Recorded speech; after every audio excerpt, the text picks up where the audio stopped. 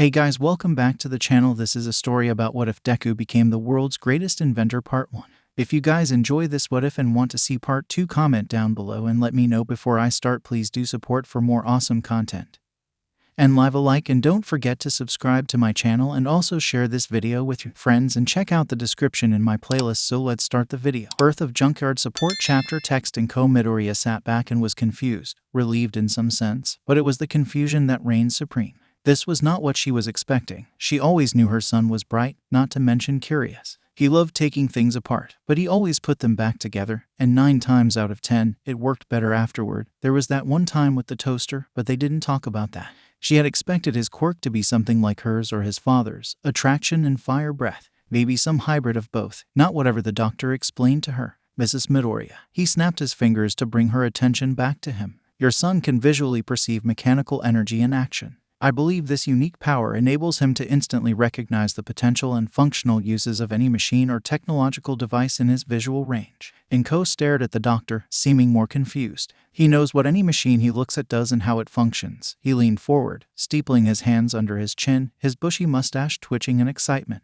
He can be the greatest inventor of the quirk era. 𝗏𝐽 looked at her son, who was sitting playing with his All Might figure. Does this mean I can't be a hero? You could, but… 𝗏𝐽 paused. You could design things to help every hero in the world. You can make the world better. I could still save people. His words came out slowly. But more people. Yes, 𝗏𝐽 said, maybe a little too quickly, but Izuku was 4, he didn't catch on. You could save so many more people and heroes as well. Izuku seemed to be in deep contemplation about the whole situation. 𝗏𝐽 felt terrible, but she was very protective of Izuku and didn't want him to get hurt, so if he was in a workshop creating things, what could go wrong? The god of fate began to laugh maniacally. Plots were hatched, and the unforeseen was ready to be put into motion. How dare she call him out? She would mock him. An unforeseen smack up the back of his head made him turn first in anger. There before him was his wife, the goddess of love. An immediate kibosh was put on anything evil or sinister. Instead, a new plan was put into motion. She reached and distributed 3 marks, and with a smile, she kissed her husband's forehead to soothe the pain she had caused him. 𝗏𝐽 suddenly felt hopeful for a future where she had many grandkids. Not knowing why she felt this way, she dismissed it as just a passing fancy. Do you have any suggestions, doctor? Yes, mechanical, electrical, fabrication, blueprints. Anything you can get into his hands and into that brain of his is going to do nothing but benefit him. The doctor's mustache was still twitching. Yes, let him create. 𝗏𝐽 nodded. Taking her smiling little boy's hand, she led him from the office. Mom, since I got my quirk, can we have katsuden? He asked. Of course, anything for my little inventor. The next day what lame quirk did you get? 𝗏𝗨 or Katsuki? Hugo asked his friend, classmate. Something about mechanical energy. I haven't thought of a name for it. Izuku replied as he wondered what he should call his quirk. That doesn't sound like something you can be a hero with. The boy with the quirk explosion pointed out. His quirk was perfect for being a hero. He could blow up the villains without a problem. No, my mom says I am going to be an inventor, that I can make stuff to save heroes and everyone and stuff, Izuku replied, holding his arms wide. I can save more people that way, she says. Yay, how? 𝗏𝗨 put his hands on his hips. How would your lame quirk help me? Izuku thought for a moment. How could he help 𝗏𝗨? Maybe help him make bigger explosions. He likes to make bigger explosions. 𝗏𝗨's quirk used his sweat. The more sweat, the bigger the explosion. So he just needed something to collect it. The image began to form in his head. And as everything came together, Izuku felt like he could make the item if he had the stuff. Gauntlets, he said. 𝗏𝗨 looked at him, confused. Izuku grabbed a stick and made a crude drawing of a hand with a big old grenade around it. You can store your sweat in the gauntlet. There can be chambers so you can store up for a super mega explosion or just a super one. And we can put a pin that releases the sweat like a real grenade. That would be super cool, 𝗏𝗨 said as he was thinking over what Izuku said. A super mega explosion sounded great. Can you make them? Not now, but if I get the stuff one day, I can, Izuku said with a smile. And I can make something for your ears, so maybe they won't hurt when you make the super mega explosion. 𝗏𝗨's ears sometimes hurt from the explosions. Okay then, you make my stuff, and I will be the best hero ever. Even better than All Might. No one is better than All Might. Izuku stated the undisputed fact. You just watch Deku. I will be, 𝗏𝗨 said, striking his best All Might pose. No more Deku. I have a quirk. I won't make your stuff if you call me Deku. Izuku turned his back on 𝗏𝗨. 𝗏𝗨 wanted to protest. But he wanted those gauntlets. Fine, no more Deku. But you better make me those hand things. 𝗏𝗄. That is what the doctor said. How dare you? Fine, you want a paternity test. You can have one. 𝗏𝗏 slammed the phone down. I wonder why I married that man. 𝐭 took a deep breath. She needed to calm down. She was looking at possible schools for Izuku to attend when he got a little older that would specialize in the kind of thing he would be doing. And they weren't the most expensive things she had ever seen, but it wasn't going to be cheap. They said he would need a workshop and couldn't have that living in an apartment. They were going to need a house, something that had a shed or a garage he could work in. I wonder if inventors make any money. She mused, then laughed. It was not like her little Izuku would make something that would change the world anytime soon. He was 4. The god of fate giggled into his hands before his wife would notice he just gave things a little push. That would teach this mortal to mock him. Izuku was lost. He wasn't sure how he got lost, but he was lost. He didn't know where to go or what to do, so he started to cry. He was, after all, just 4 years old, and all around him were broken things, cars, and pieces of things, like washing machines. He was looking at the broken things trying to calm down, thinking of how he fixed them, or maybe make a better one. Thinking about that kind of stuff made him calm down. The washing machines caught his attention. He wondered how he could make it better. Maybe he could make a washing machine that washed and dried clothes so you didn't have to put them lying outside. It would save so much time. He stopped crying. He started looking at the broken machines, slowly. He walked over to a broken washing machine. He could do it. He would need to take this piece from here, maybe a piece from there. "What are you doing?" A voice rang out, making him jump. He spun around, ready to scream for his life. Instead, he saw a girl his age. She was a relatively short girl with salmon pink shoulder-length hair styled into thick dreadlocks and swept to her right side. Her eyes are wide and sloped upwards, with notably long upper eyelashes. The irises are green-yellow with a cross in the center, giving them the appearance of scope lenses. A pair of goggles sat on her head. She wore overalls and a t-shirt. In nothing, I got lost, and I was scared. But then I was looking at this washing machine and wondering if I could make something. Maybe a machine to wash and dry the clothes at the same time. Kind of stupid. He looked down. No, that is kind of cool. It would be cooler if it had laser guns and maybe a rocket launcher. She moved closer to him. But it's a washing machine. He was baffled. Yeah, but it could also like defend the house in case someone comes in to rob the place. Wouldn't you wish your washing machine could fight? She was even closer now. Nobody would expect it. I mean, keeping your home safe is important. He kept looking at her. He tried to look away, but he couldn't see anything. Her eyes were mesmerizing. And he noticed she was also staring at him until he looked away. "I win," she proclaimed. "Wait, win?" "Yeah, we were having a staring contest. And I won." She put her hands on her hips. "Undefeated grand champion of the world." "But," he began to protest. "Nope, it's done. You can only challenge the champ once a day." "Then the rules," she proclaimed, looking at the washing machine. "Where do you live?" Izuku recited his address. "Nope, I have no idea where that is, but I am sure my dad does. He knows where everything is." She grabbed his hand and began to tug him along. "Wait, I don't even know your name." She was surprisingly strong. "Oh, I'm May." She didn't look back or stop moving. "Izuku," he managed as she led him through this maze of parts and broken things, past piles of all kinds of stuff. He knew it all, though, what it did, how to fix it. He could do a lot here till they came around a hill of televisions. And he saw the lights of a house. As they got closer, a woman with the same hairstyle but red stood in the doorway. "May, what did you find now?" the woman called as she wiped her hands on an apron. He was lost and wanted to play with the washing machines. He says he can make one that washes and dries like those fancy ones on TV. I asked him where he lives, but I have no idea where that is, so I was bringing him to Daddy. May said with a hint of pride in her voice. "That is a good idea.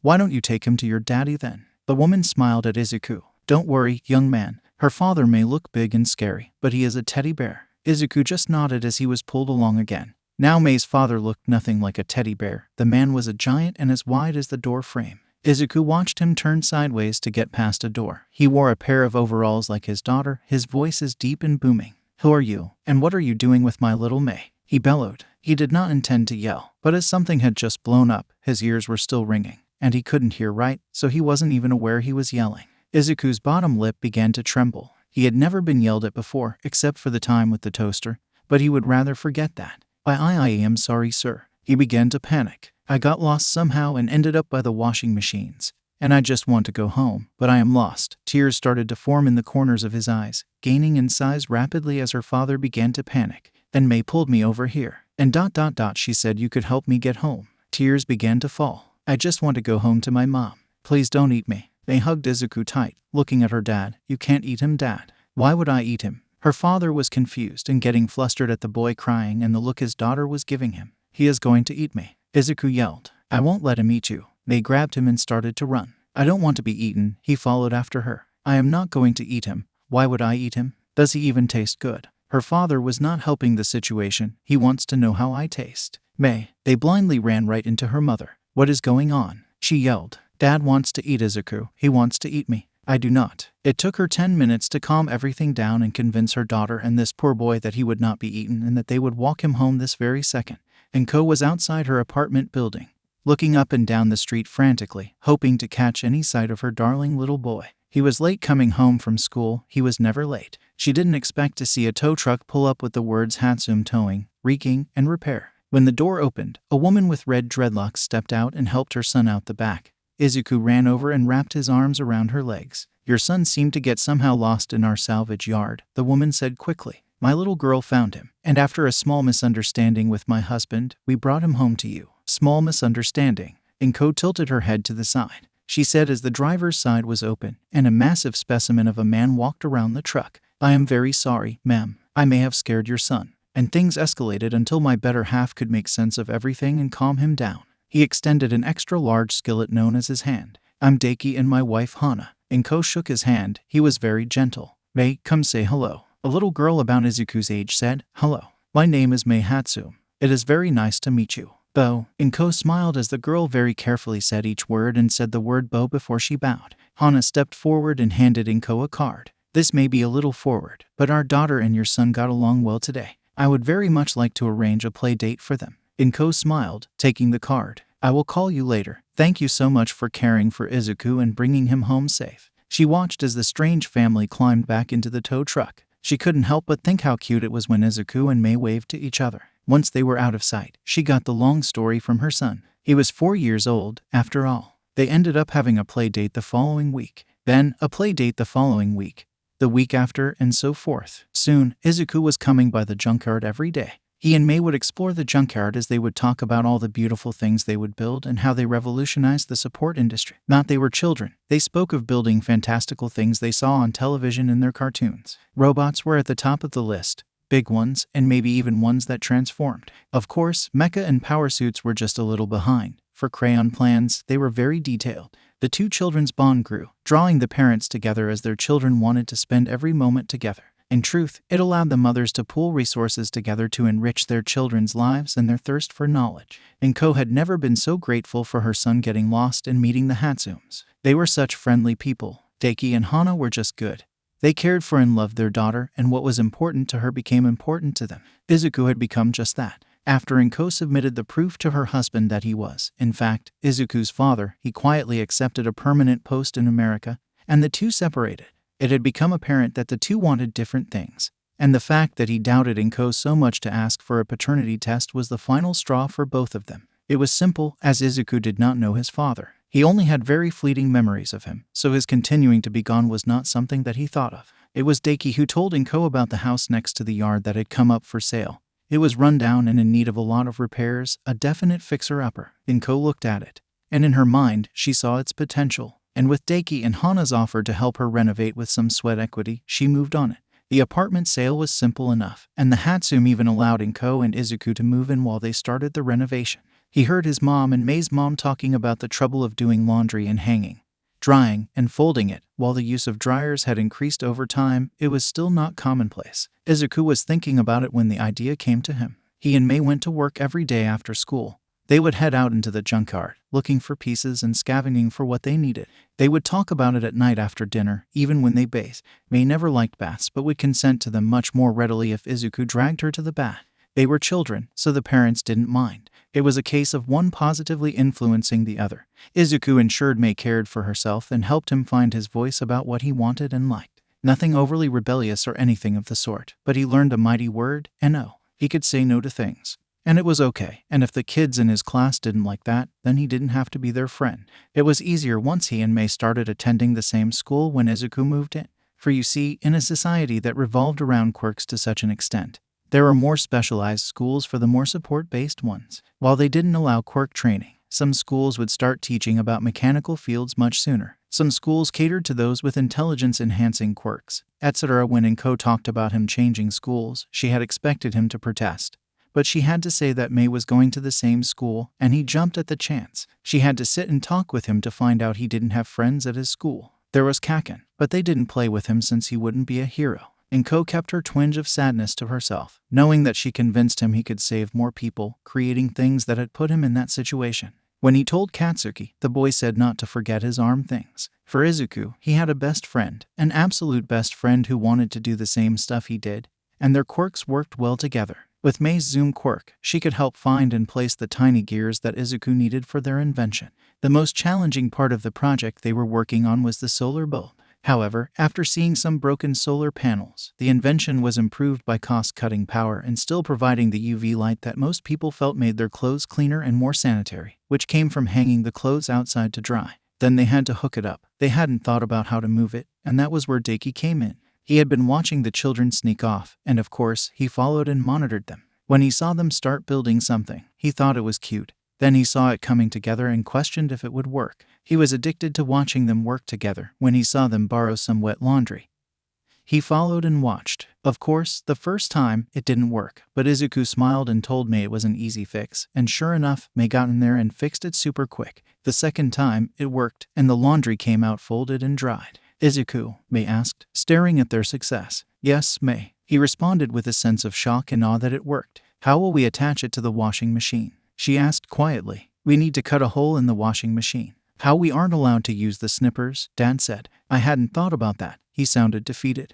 Then how about I help? Deku said, stepping out. The kids, of course, jumped, worried they were in trouble, but they could tell from the look on the man's face that they were not in trouble. So, Phase 2 began, designing a new washing machine to work with their invention. With Deku's help, they soon became a little band of creators working every day on the creation of the machine. With an adult there, it helped as he could ask the questions children didn't think of, such as function, aesthetic, and everything else, water sealing the basics. It took a year before they were done. Deku stood there and was amazed at how it had all come together. The washing machine would sit on top of the dryer, folder, and after the wash was done, it would drop into the machine and be dried and folded. Deku knew that his little girl was special, but Izuku, to not only conceive of this but build one out of junk was beyond his comprehension. He did the best thing he could think of. He took all of Izuku's designs and sat down with the boy and redrew them in a professional blueprint. And then they took it down to get it patented and registered with the patent office. Of course, they demonstrated the whole thing for 𝐭 and Hana, who were blown away. Even when they took the laundry, it had the faint odor of the outside. The women were already offering their suggestions for V2, with all the things Deku didn't think of, and of course, there were no consequences to the children. Izuku, could you make them bigger? 𝐭 asked. Like how big? The little boy asked. Big enough for an industrial washing machine. 𝐭 asked, her finger near her mouth. Deku and Hana looked at her questioningly. Hotels, hospitals, retirement centers, they all use massive commercial washers and dryers. Now, if they could be folded automatically, it would free up so much time for the laundry person. I don't see why not, he said, looking up at her. Do you want me to make one? If you could. Okay, mommy. He smiled. The first offer for his invention came about 2 months after the patent was filed. They held out. The offers came in rather quickly, and they soon sold the rights to the 𝐒𝐬𝐽 Corporation for a life-changing sum. The 𝗧𝗵𝗲s and 𝐭 couldn't believe what was happening. We should start a company for the kids to work under, Hana said, staring at the check with an ungodly number of zeros. That way, we can put money away under it for them. What would we call it? 𝐭, staring at the same check. How about Junkyard Support? Deku said. The kids walked in very dirty from outside. What's Junkyard Support, Daddy? They asked as they were standing in front of the washing machine, stripping out of their clothing.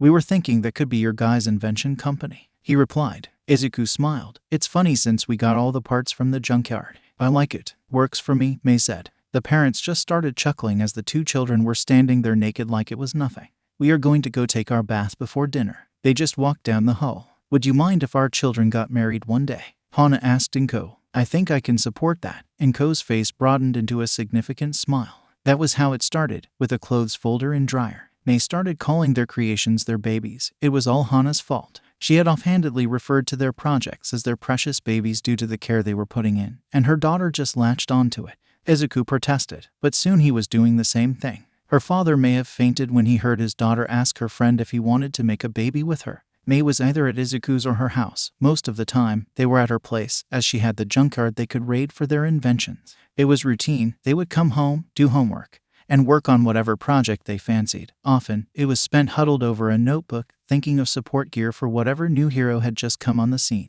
The first explosion happened when they were 8. Mei and Izuku came stumbling out of the workshop covered in soot and coughing. The answer had been simple. It was designed to blow up. It worked too well. The inventing became increasingly their lives as Mei and Izuku were obsessed with building and creating. Thankfully, 𝗏𝗏 and Hana were right there to rein them in. They had only snuck out of bed once to keep working for the mothers to ground them from inventing and each other for a week for that to never happen again. Skip a meal, and they would face the same punishment. It was an effective tool. The problem or the wonderful thing about two intelligent, creative children is that one could figure out how to make anything. Even if he didn't understand how he did it, he could make things. And then he had no idea how they did it. Mei wasn't much help in that fashion as she was so dialed into what they were doing that she wasn't sure how they got there. That was how the capture grenade was created. They didn't know how the substance was made or even how it had all come together. They had to take it apart to figure out how they did it. It was Izuku's quirk. Izuku possesses an innate talent for inventing mechanical devices, further enhanced by his ability to visually perceive mechanical energy in action. This unique power enabled him to instantly recognize the potential and functional uses of any machine or technological device in his visual range. Combined with his and Mei's natural intelligence and aptitude, this skill allows him to conceive, design, and build highly advanced mechanical devices. He could also operate, modify, and disassemble existing technology or create countermeasures. It's worth noting that Izuku's superhuman talent for invention doesn't necessarily mean that he has a superhuman intellect. Even a genius inventor must consciously work out the theoretical principles behind their inventions and then design them through a series of logical steps. In Izuku's case, however, his subconscious mind works out many of these logical steps, meaning he might be aware of how the invention was created, forcing him to take it apart to figure it out. The capture grenade would burst upon contact with whatever it hit, causing a white foam to explode and harden extremely fast, trapping whoever or whatever it hit. Thankfully, they made something to dissolve it but couldn't tell you what either substance was made of.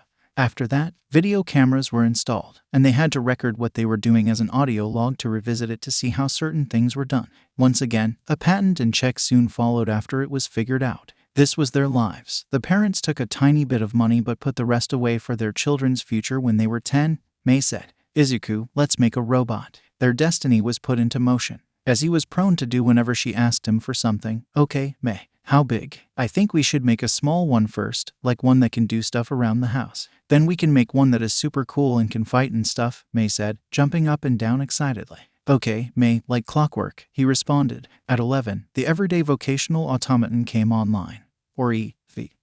𝗏𝗏 and Hana nearly fainted at the unveiling, and 𝗧𝗃𝗃 just sat dumbfounded. "How?" was all he said. "You are going to have to check the tapes." Izuku shrugged. "Why don't you invent a scanner that creates blueprints of what you make?" he said, dumbfounded. "I hadn't thought of that," Izuku said sheepishly. "Next project," Mei said, smiling. "Next project," he said, and they just walked back in, leaving the 𝗵𝗃 sitting there. Now, 𝗵𝗃 was round, kind of like a trash can, and had arms that extended out, allowing it to do household tasks. It had a computer screen that displayed a set of eyes and a robotic girl-sounding voice. It sounded like an old movie the kids were watching about trash and space robots. 𝗵𝗃 patent was submitted, and once the blueprints were finalized, the kids used it for their final project in school. Blowing away the competition, they went on to win the prefecture and then nationals. This earned them a trip to Island, and the two children were over the moon at the thought of going to the Center of Technological Innovation. The announcement that first place at the national would earn the trip got them to submit 𝗵𝗃 for competition.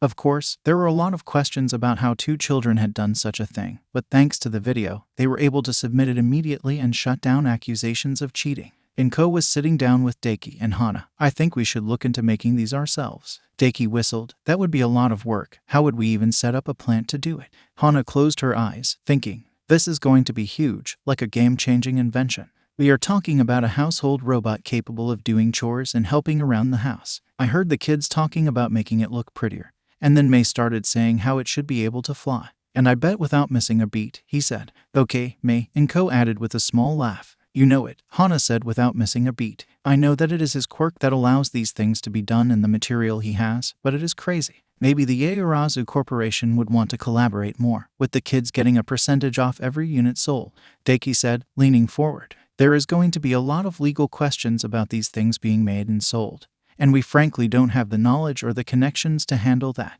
We can talk more about it later. We have to get packed for the trip to Island," Hana said, getting up from the table. Island, if there was a definition of paradise, this may have been it for the parents and the children. They stepped off the plane, happy to see a woman holding a sign with their names. The woman's name was 𝗧𝗃𝗃, and she was there to take them to the hotel and get them familiar with the itinerary. They would present even in the main hall and on the expo floor. It was a 3-day event, giving them 4 days to enjoy the island afterward. The kids were more excited about walking the floor. Izuku was bouncing in his chair with such excitement that it was a concern that he might catch fire. The people of Island didn't know what had been unleashed in their midst. Combined with Mei's curiosity, the 2 kids were about to explode. The problem was overload for Izuku, as they found out on the way to the hotel. With all the technology around them, things that didn't exist in Japan, his quirk was filling his head with all information about everything he was seeing. Mei noticed before anyone else and pulled him away from looking out the window, alerting 𝐭 that he didn't look well. The bloody nose from the overload took them over an hour to calm down.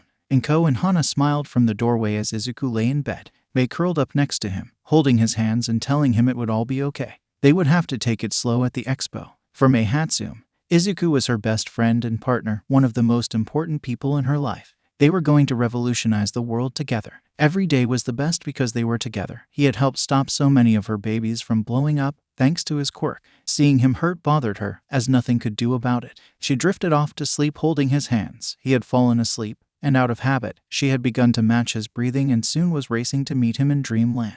Izuku woke up feeling much better. He opened his eyes and found them immediately gazing upon the sleeping form of his best friend. Mei was peacefully asleep, still holding his hands. He slowly extracted his hands with skill as this was not the first time. There was an issue when Izuku and Mei woke up with a perfectly round sphere in the middle of them with a red button, and neither of them was sure how it got there. When Mei, unable to control her urges, pushed Izuku to the side, laughing maniacally to press the button, it was pure chaos in the most fun way possible. A small missile-like object launched from the sphere, followed by hundreds more. The explosions of confetti and mini fireworks were excellent and very loud, waking the whole house. As Mei and Izuku were on the floor looking at everything in awe, a banner suddenly unfolded. Happy birthday, Mei. From 𝐒𝐭𝐴𝐲, Izuku wasn't allowed to watch Star Wars for a month the second time.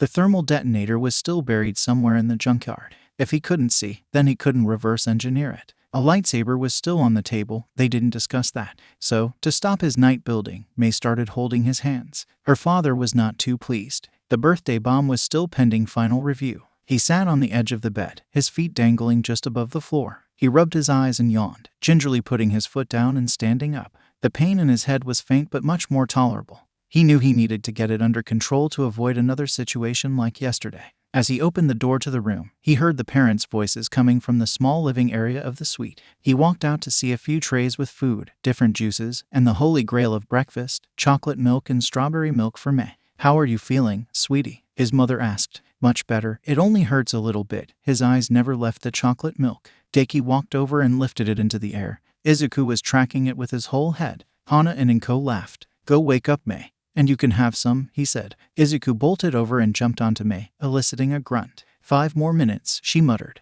throwing her arms around Izuku and wrapping her legs around him like a spider monkey. Mei, 𝗬𝗏𝗵𝗲 milk, he said. Her eyes bolted open. "Dad says if you get up right now, you get strawberry milk. I saw it. There are like 4 bottles. Mei Hatsum loves strawberry milk." Now she would trip a small child to get to strawberry milk or trap Izuku with a capture weapon. She could also be trapped under a box with a stick holding it up for the stuff. The last one was a proven fact but should be kept from polite company. "She is up," he yelled, scrambling off the bed to claim his prize. He came out to see Mei tearing the top off a bottle and guzzling it. He soon did the same.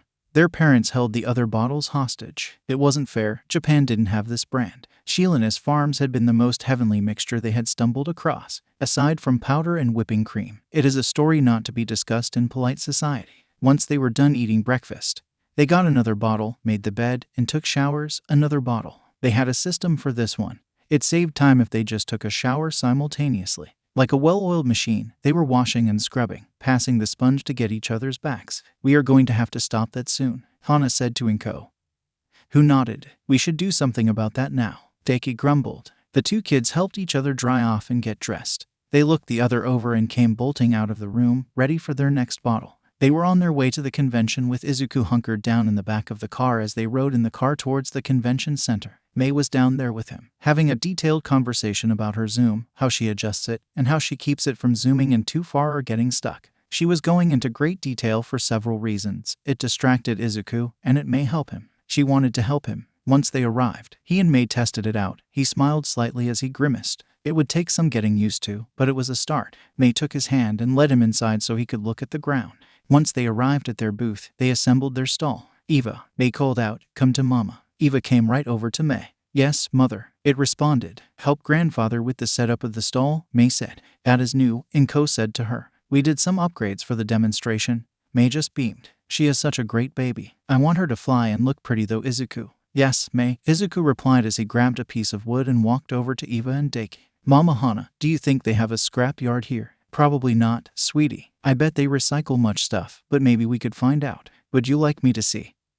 Hana responded, looking at him sweetly. She loved 𝗧𝗂 like he was her own. How he and May were was precious. She knew she wanted two of them to marry and make real babies one day. 𝗏𝗏 and she had talked about it one night. Deku protested but saw her husband melt when 𝗧𝗂 called him dad for the first time. Hana moved off to explore as the rest of the group kept working. 𝗏𝗏 was more of a supervisor, May was the foreman, and 𝗧𝗂, Deku, and 𝗂𝗏 were the laborers. 𝗏𝗏 kept her comments to herself as 𝗧𝗂 and May shared a water bottle like it was nothing. She wondered how much longer this innocence between them would last. Hana came running back with 𝗧𝗂. They grabbed a bin and ran off with 𝗂𝗏 in tow. When they returned, their bin was full of small parts in this shiny, bendable white metal. May squealed, "Can we do it? I think we can redo her body, and I can make her hover but not fly yet." "Not with these parts, and her arms are far off, too," 𝗧𝗂 said. "Good enough for me," May exclaimed. "Where did you find this stuff?" Deku said to his wife. "Dumpster in the back, recycling dumpster." "But the same thing," Hana said with a grin. "We may not have all the fancy stuff, but our kids know how to make it from what they got." Once the booth was set up, they watched the kids go to work. They would rope in the adults occasionally. 𝗏𝗏 used her attraction to help pull and shape 𝗂𝗏's new body. Deku was called to punch through the seams so they could be secured in place. Hana was having fun working with her daughter, who had the same quirk. Usually, it was just the kids, but they wanted to involve the parents this time. Watching the kids work was so fascinating to behold. They were off in their world, using words that no one knew or gestures. The other would react or grab what the other needed. The exhibit had opened, but the kids didn't notice as they kept working away on 𝗂𝗏. They would step back. 𝗧𝗂 would look something over and say what seemed like nonsense to May, who would nod and do the precision work. They didn't even notice the crowd gathered to watch them work. Hana and 𝗏𝗏 had expected to hear some cutting remarks from those watching, but instead, they were all theorizing and talking about what the kids were doing. The ladies listened to the word primitive, which raised their hackles, but she heard others talking about what these kids could do with a proper facility. One little girl about May and 𝗧𝗂's age, blonde, was at the front and mesmerized by what was happening. They even heard the girl say something, and May or 𝗧𝗂 nodded and did what she suggested. 𝗧𝗂 wiped some sweat from his brow and stepped back. May did the same. She looked at him with pleading eyes, waiting for him to give her the okay. When he nodded, May gave to command, "Time to wake up, 𝗂𝗏." With the command, 𝗂𝗏 now resembled her cartoon counterpart more. She was slick white metal that tapered to a point, and spider-like legs held her in place as her display screen came on. The whole unit was one piece, so there was no floating head, but as 𝗂𝗏 woke up, the legs retracted, and it was there floating. It maneuvered around the stall, some getting its bearings to the crowd's oohs and ahs. That caught the kids' attention as they finally noticed they were not alone. The blonde girl stepped up and asked 𝗧𝗂 and May questions. It became this rapid-fire exchange. When the adults started asking questions, that was when the kids shanked back some, so the adults stepped in to promote the demonstration in Auditorium B. 𝗧𝗂 was the first to realize that he didn't know her name. "I am 𝗧𝗂 Midoriya, and this is May Hatsum. What is your name?" "I am sorry." The girl giggled and stuck out her hand. "Melissa Shield, pleased to meet you. Are you an inventor as well?" May said, jumping forward. "I like your hair color, it is beautiful." "Thank you. I like your guys as well." Melissa said. "Yes, I made a collapsible mechanical pogo stick." She pulled out a stick that was about 2½ inches round and about 2 feet long. "I want to make it even smaller, but I haven't figured it out yet." Melissa tapped a button, and it sprang to life about the size of her. It has an internal stabilizer making it harder for you to fall, and the mechanism in the base helps store and transmit the kinetic energy when you jump, allowing it to do 75% of the work for you. Melissa beamed. "That is so cool." 𝗧𝗂 and May both exclaimed, looking as Melissa bounced around. "I never knew that microchambers with that material would be able to store energy like that," 𝗧𝗂 said, making Melissa stop. "How did you know that?" She said, "Sorry, my quirk. I can see the mechanical energy and how it flows and distributes. It also tells me how a machine works," he said sheepishly. "You mean you can tell me how any machine works just by looking at it?" she said in wonder. 𝗧𝗂 nodded, glad she wasn't mad at him, "and it tells me how to counter it." "What does your quirk do?" Melissa looked sad. "I don't have a quirk." She had been hoping to avoid the topic some. People treated her differently when they found out she didn't have a quirk. It was not as bad as some other places. Island was a different kind of place, and the father has shepherded her from most to the bad parts. "That is so cool," May said. That is what I love about making babies. If you put your mind to it, anyone can do it and make some amazing stuff. May pointed to her eyes. Zoom lets me zoom in. Nothing all that special. It helps with precision work, but you know, I think it's amazing as well. Melissa, Izuku said. Do you want to walk around with us? Melissa nodded. After May and Izuku got permission, they walked off with Melissa, who volunteered to show them around the convention. Melissa was curious, though, when the women told Izuku to go slow and not to strain himself, but she waited till they were out of earshot. What did they mean about not straining yourself? She asked. My quirk will automatically tell me all the information about any mechanical device I see, Izuku said. And there are so many awesome and new things on my island that it overloaded me yesterday when we arrived. So I told him how I keep my zoom quirk from automatically zooming in or getting stuck on zoom. May said, it helped some, but it is still a work in progress. Is your dad like David Shield of Shield Industries? Izuku asked. Melissa nodded. She wondered how they would react to that news. That is so cool. Did he make all of All Might's costumes and gear for a while? Did you ever get to meet All Might? Melissa smiled. I have met him a bunch of times. When I was little, I didn't really know who he was, but I started calling him Uncle Might, and it just stuck. That is so cool. May said, I would love to meet him. Melissa smiled as Izuku nodded his head enthusiastically. The trio smiled and started talking about the differences between their lives. May and Izuku were so jealous when they discovered she had her lab. She invited them to check it out sometime. Melissa was floored when she heard that everything they invented and had made, even Eva, was from May's family business. They had upgraded the robot with just spare parts from the recycling bin. Finding out that they had already created things and sold the patents was astonishing to her. It lit a competitive fire in her. All this available material surrounded her, and she was making pogo sticks. Next year, she would make something to blow their socks off. May would lead Izuku by the hand, with him putting his head down some when it started to overwhelm him, cutting it off before it got too bad. Melissa and May would describe the invention to him so he could decide if he wanted to look it over himself. It wasn't too soon that Melissa led him around when May saw something she wanted to look at more. Melissa was a little self-conscious when May just passed Izuku's hand. She had never held hands with a boy, except her dad and uncle, but they didn't count. She found that she enjoyed it and that talking with Izuku was easy. Melissa wasn't surprised about them wanting to go into making support gear, not with what they were already doing. The talk of the UA interested her. She knew that was where her uncle had gone and graduated. Their support course was well respected worldwide. A few of the inventors and scientists that her father employed had come from the UA. They were sitting down, having just enjoyed a hot dog. May had excused herself to go to the bathroom. A question had been building up in Melissa. The more she heard about Izuku's quirk, the more she began to wonder. Izuku, do you think there could ever be a quirkless hero? Melissa said hesitantly. I think anyone could be a hero. A quirkless hero would have to work harder at it, he responded quickly. They would have to rely on gadgets. I would love to work with someone like that.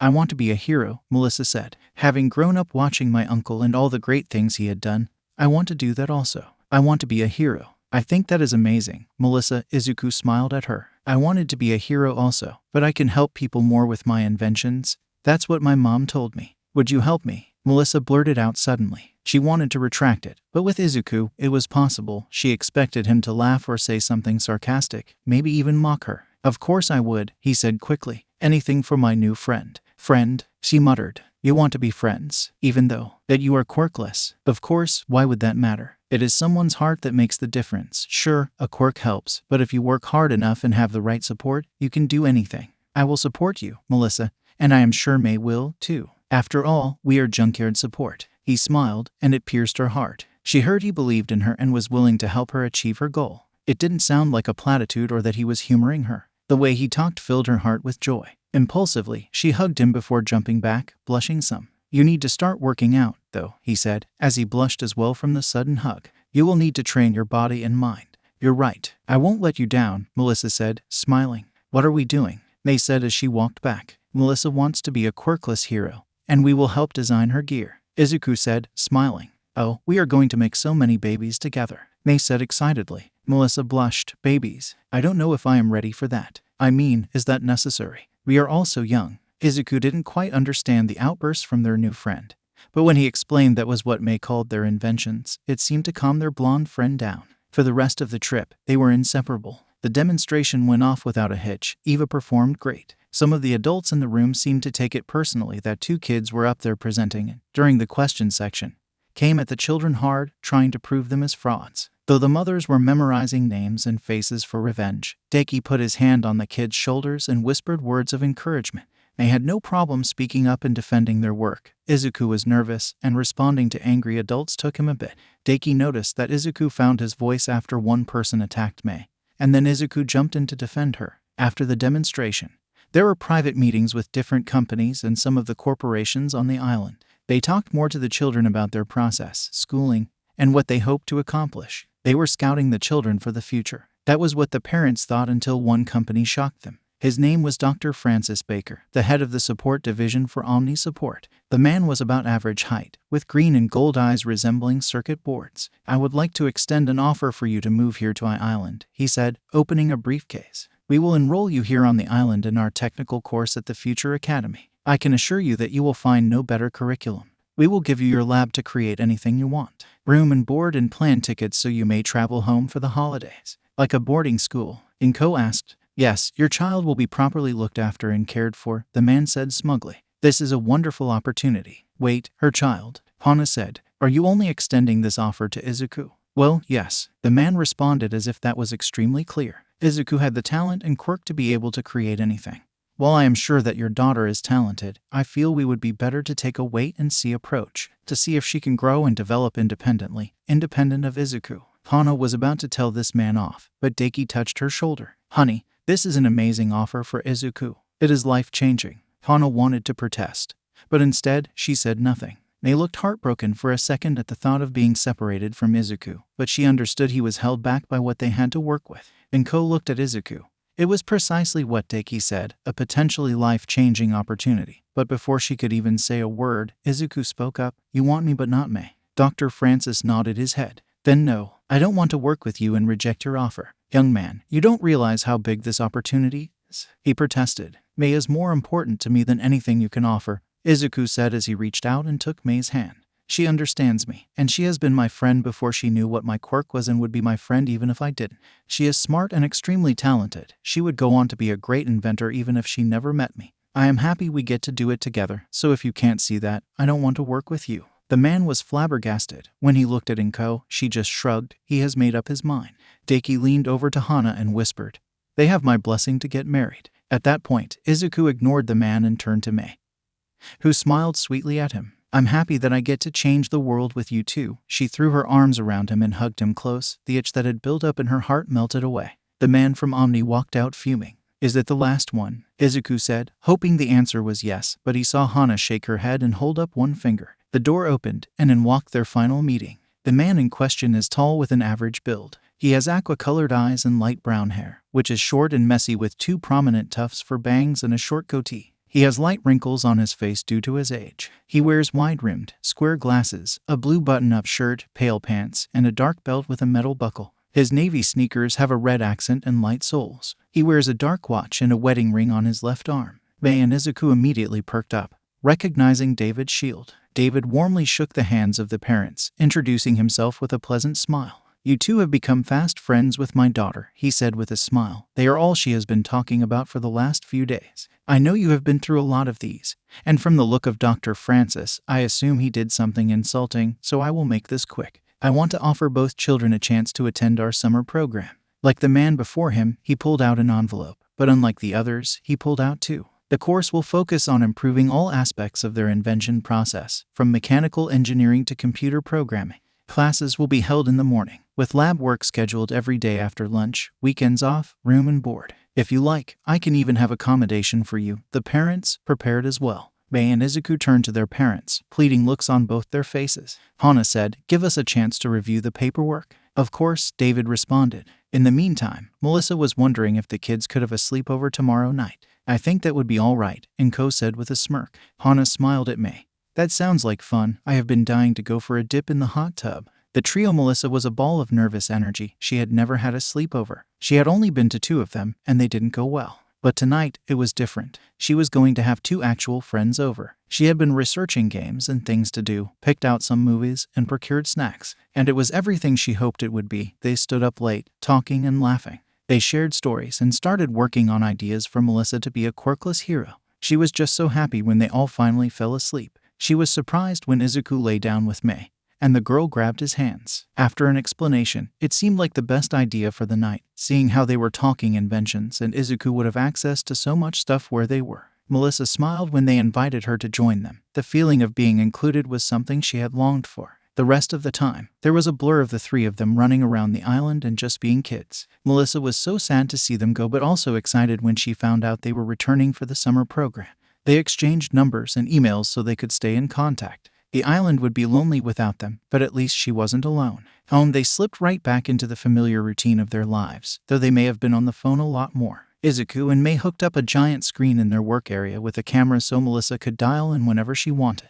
Soon, Melissa had the same thing, and despite the difference, they worked on small projects together. When he turned to Deku, 𝗧𝗂 was frustrated with the metal he wanted to use for a piece. "Can you teach me how to forge metal?" Deku thought about it. He had enjoyed doing it in his youth. And in fact, he had done so for years after he got married. But now he was just so busy with the business that his shop had turned into a storage unit.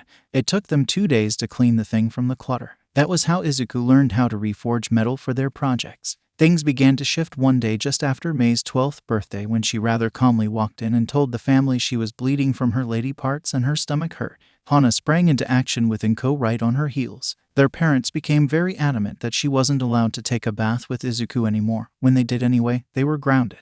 They were grounded again when they found 𝗧𝗂 holding ice to May's chest because she said it was sore. Neither of them knew why. The introduction of the training bra followed shortly after that. May was not happy about the medieval torture device she was being forced to wear. Their parents didn't want them sleeping in the same bed anymore. They had 𝗧𝗂 design gauntlets that would keep him from sleep inventing. It was a strange time. May and he seemed to be even more aware of each other. They were before, but something about this was different. That summer, they returned to Island with 𝗏 in tow. She only stood with them for a few weeks. She returned home knowing they were safe once she saw that everything was quiet. Melissa was listening to May talk and complained about how weird her parents and 𝗏 were being. Melissa tried to explain it to May, but May said she didn't care about that. Melissa sighed. She didn't understand the massive deal with it either. The two girls changed into swimsuits and headed out of the changing room. Then Melissa saw 𝗧𝗂 without a shirt. For about a year, he had been working with the forge and working out in general. It had been Deku's suggestion to keep him and May separated.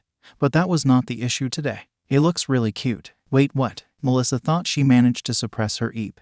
Though she did turn red. May just smiled. She liked seeing him without his shirt, but she was unsure why. 𝗧𝗂 failed to notice anything. Promises. 𝗧𝗂 was focused on the forge, working out a design to fulfill a promise in his mind. He was sitting in his desk chair, spinning in a circle with a pencil curled on his upper lip. He closed his eyes and let his mind drift with the singular focus of fulfilling his promise. Explosives and metal are a dangerous combination. His head was leaned all the way back. When he opened his eyes, May was staring down at him. They stood like that till he blinked, and her smile slowly spread. "Still the champ." He sat up and spun to face her. She was wearing her standard overalls, but one of the buckles was undone, leaving it hanging down, revealing her bra to him. She had graduated from a training bra, and when it happened, 𝗧𝗂 couldn't have cared less. But the summer they turned 13, he noticed that both May and Melissa had breasts. He tried not to stare, but he couldn't stop himself, and when his body reacted in an unexpected way, he fled into the water. It had been difficult. He had woken up, and his voice had decided it couldn't decide on a pitch. It was Deku who had the pleasure of sitting 𝗧𝗂 down and explaining the changes that were going on and would go on. 𝗧𝗂 was a scientist, an inventor, trial and error, plan and plans. This newly awakened appendage between his legs did not want to follow any rhyme or reason to its reactions. Seeing Melissa or May in a stage of undress or a swimsuit, other women walking around in that same style, people kissing on television, tight clothing, skits fluttering, a stiff fucking breeze, and it seemed to decide that now was a good time for it to stand up and try and draw attention to itself. The worst was when he saw Hana in a bikini at the beach. He stayed in the water for most of the day. Okay, that wasn't the worst. May and he had fallen asleep together a few weeks while working on homework. When he woke up, she had done her impression of a spider monkey, but his head was nestled in her developing chest, and his not-so-best friend had decided to wake up and poke into May's parts. He felt like he was betraying May and her parents, so he did his best to ensure that didn't happen again. The only good thing about all this was that he had gotten slightly taller. So now May was staring at him with her bra exposed. He blushed and covered his eyes. "May, I see you 𝗏. She yelled back sarcastically. "Cover up," he said. "What, they are smaller than Melissa's?" She laughed when he protested. With that not being the point, she snapped the other side. "They're better now." May had unsnapped the other part right as she walked in. She knew it would get him flustered and make him blush. For some reason, knowing that she did that to him made her happy. She wasn't pleased with him for refusing to let her sleep in his room after a scary movie last week. And even when they would spend the summer on an island, he wouldn't. It was all right because May could cuddle with Melissa. For some reason, Melissa would protest but always give in the end. What are you working on? And will we finish up waste allocation loader excavation for the convention this year? May huffed at him. I want to finish the gauntlets first. Then we can finish Wally, he said, readjusting how he was sitting. What is the problem? May walked over, threw her arms around him from behind, and leaned over his shoulder. He loved and hated it when she did this. The smell of her, mixed with metal and cleaner, made his friend stand up. She saw all the designs for the gauntlets, but she didn't understand them. For some reason, Izuku was laboring over this one. He could have just let his quirk take over and made something. But he refused. May looked at the designs. You should combine this one and this one, she said, pointing at two different ones. This one will give it like a revolver-type function. The shots can focus his explosion, giving it a more concentrated targeting. And as he gets stronger, maybe even help with armor piercing. Then he can open all the chambers by pulling the pin in massive explosion. If you focus on the barrels, it can still be controlled somewhat.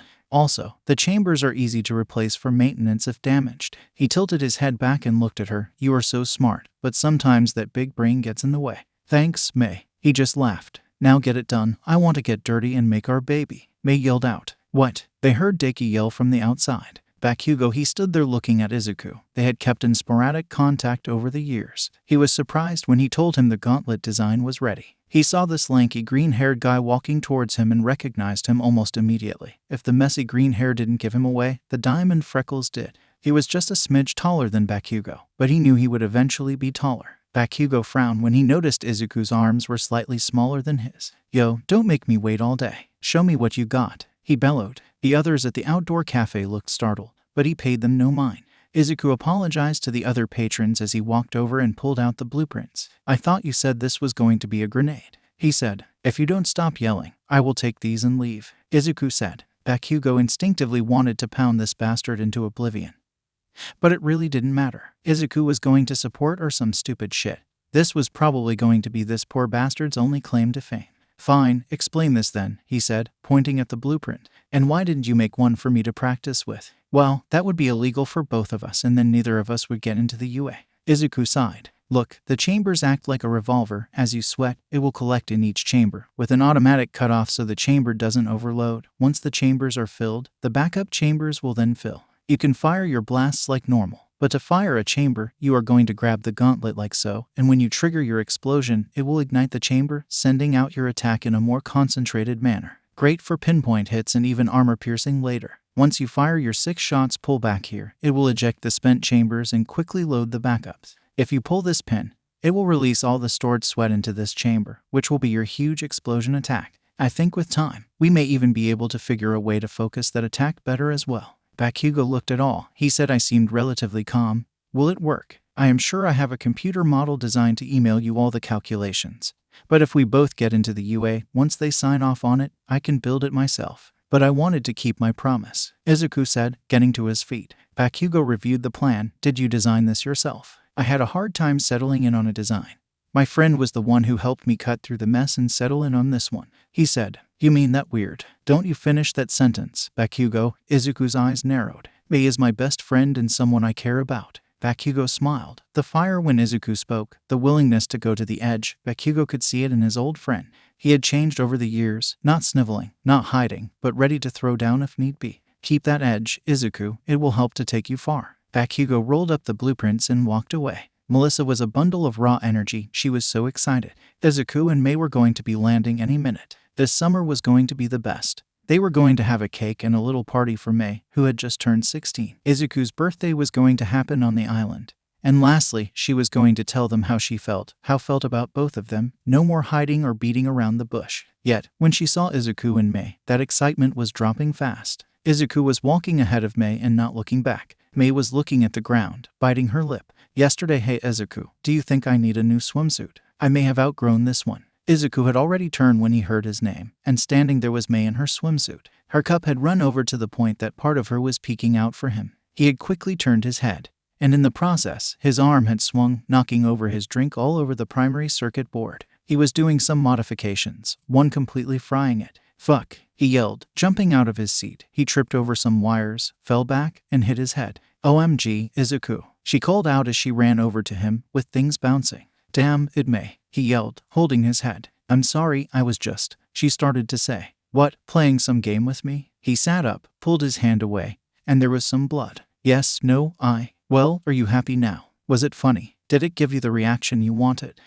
He said, his voice rich with anger. I'm sorry, 𝗵𝗃 said, stepping back. He had never yelled at her. She was doing this to get a reaction out of him, but she was annoyed that he had seemingly been avoiding her, avoiding looking at her, spending time with her, and not wanting to sit on the couch and cuddle to watch movies. But he was talking about going to the planetarium with Melissa, working out with her, going on runs. They had invited 𝗵𝗃, but she didn't want to go. But that was beside the point. She just wanted the two most influential people to be with her always. Why was that so bad? She tried to get cuddled by them and take baths with them. 𝗧𝗑 wouldn't do it anymore, and that made her mad. Melissa would. She would take baths with her, though 𝗵𝗃 would have to argue and pout about it. She just wanted 𝗧𝗑 and Melissa at all times. Why was that so difficult? They could share a bed, take baths together, and work on inventions all day. He wouldn't even hold her hand. Last year, she had seen Melissa and 𝗧𝗑 doing it while watching some boring movie about people kissing and stuff. But when they got caught, they jumped away from each other like they had been electric shock. You happy now? He yelled. Now I have to rebuild that whole thing before we leave tomorrow for 𝐼-Island.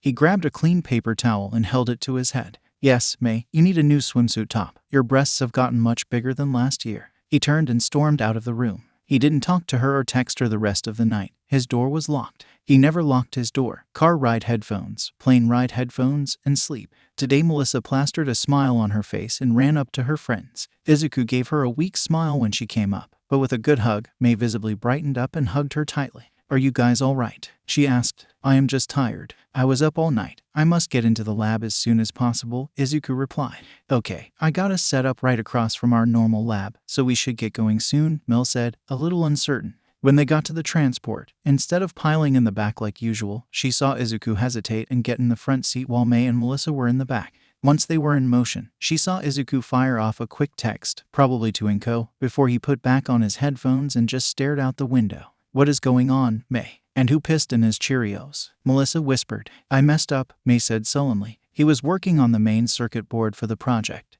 and I wanted to tease him. Her shoulders sank, the circuit board got fried, and he fell and cut his head. It was bleeding. He yelled at me. I have never seen him so mad at me. 𝗵𝗃, Melissa sighed. What? He won't hold my hand like he did with you. He gets weird about cuddling. He won't let me take a bath with him. He let me sleep with him. He won't join me in the hot tub. He won't stop talking to 𝗧𝗑 𝗧𝗍 at school. He even went to her house. Without me. 𝗵𝗃 was getting more upset. I just wanted to tease him and make him get all red. Okay, hold on. Who is 𝗧𝗑 𝗧𝗍?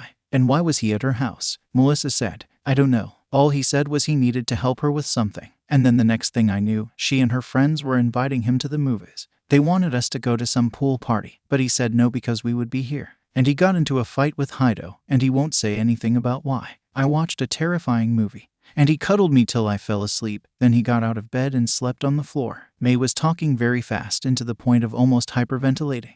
Melissa wanted to know more about this 𝗧𝗑, but that would have to wait. She put her arm around 𝗵𝗃, pulling her into a hug. What if he doesn't want to be my friend anymore? 𝗵𝗃, he is upset, and maybe he has some reasons why. Melissa responded. He cares about you. He is just mad. That's all. Let him cool off, and you try to relax. I will talk to him. Once they arrived, 𝗧𝗑 went to his door and just set his bag inside, grabbed a box, and went straight to the lab. 𝗵𝗃 just went off to her room to unpack. 𝗵𝗃 kept her company for a while before she sucked it up and went to check on 𝗧𝗑. He was sitting at the work counter running the board through some calibrations and in a tight black compression shirt that read Shield Industries. It was a workout shirt she had given him. It was doing him justice. Over the years, while Melissa had started working out, it had taken off once her uncle had given her a training regimen and had whipped up one for 𝗧𝗑, her workout partner. They would send each other messages daily after they worked out or to motivate each other. It was not an excuse to send a boy she thought were cute selfies of her abs or the cute workout uniform she had just bought. Nor was it encouraging him to return the favor so she could monitor his progress. The video from 𝗵𝗃 of him working in the forge at home, bare-chested, sweaty, with some soot on his face and chest was because she was just curious about the type of work. She did not log into her camera feed to watch him and 𝗵𝗃 in their overalls, all sweaty, working on some creation in the middle of the night instead of sleeping,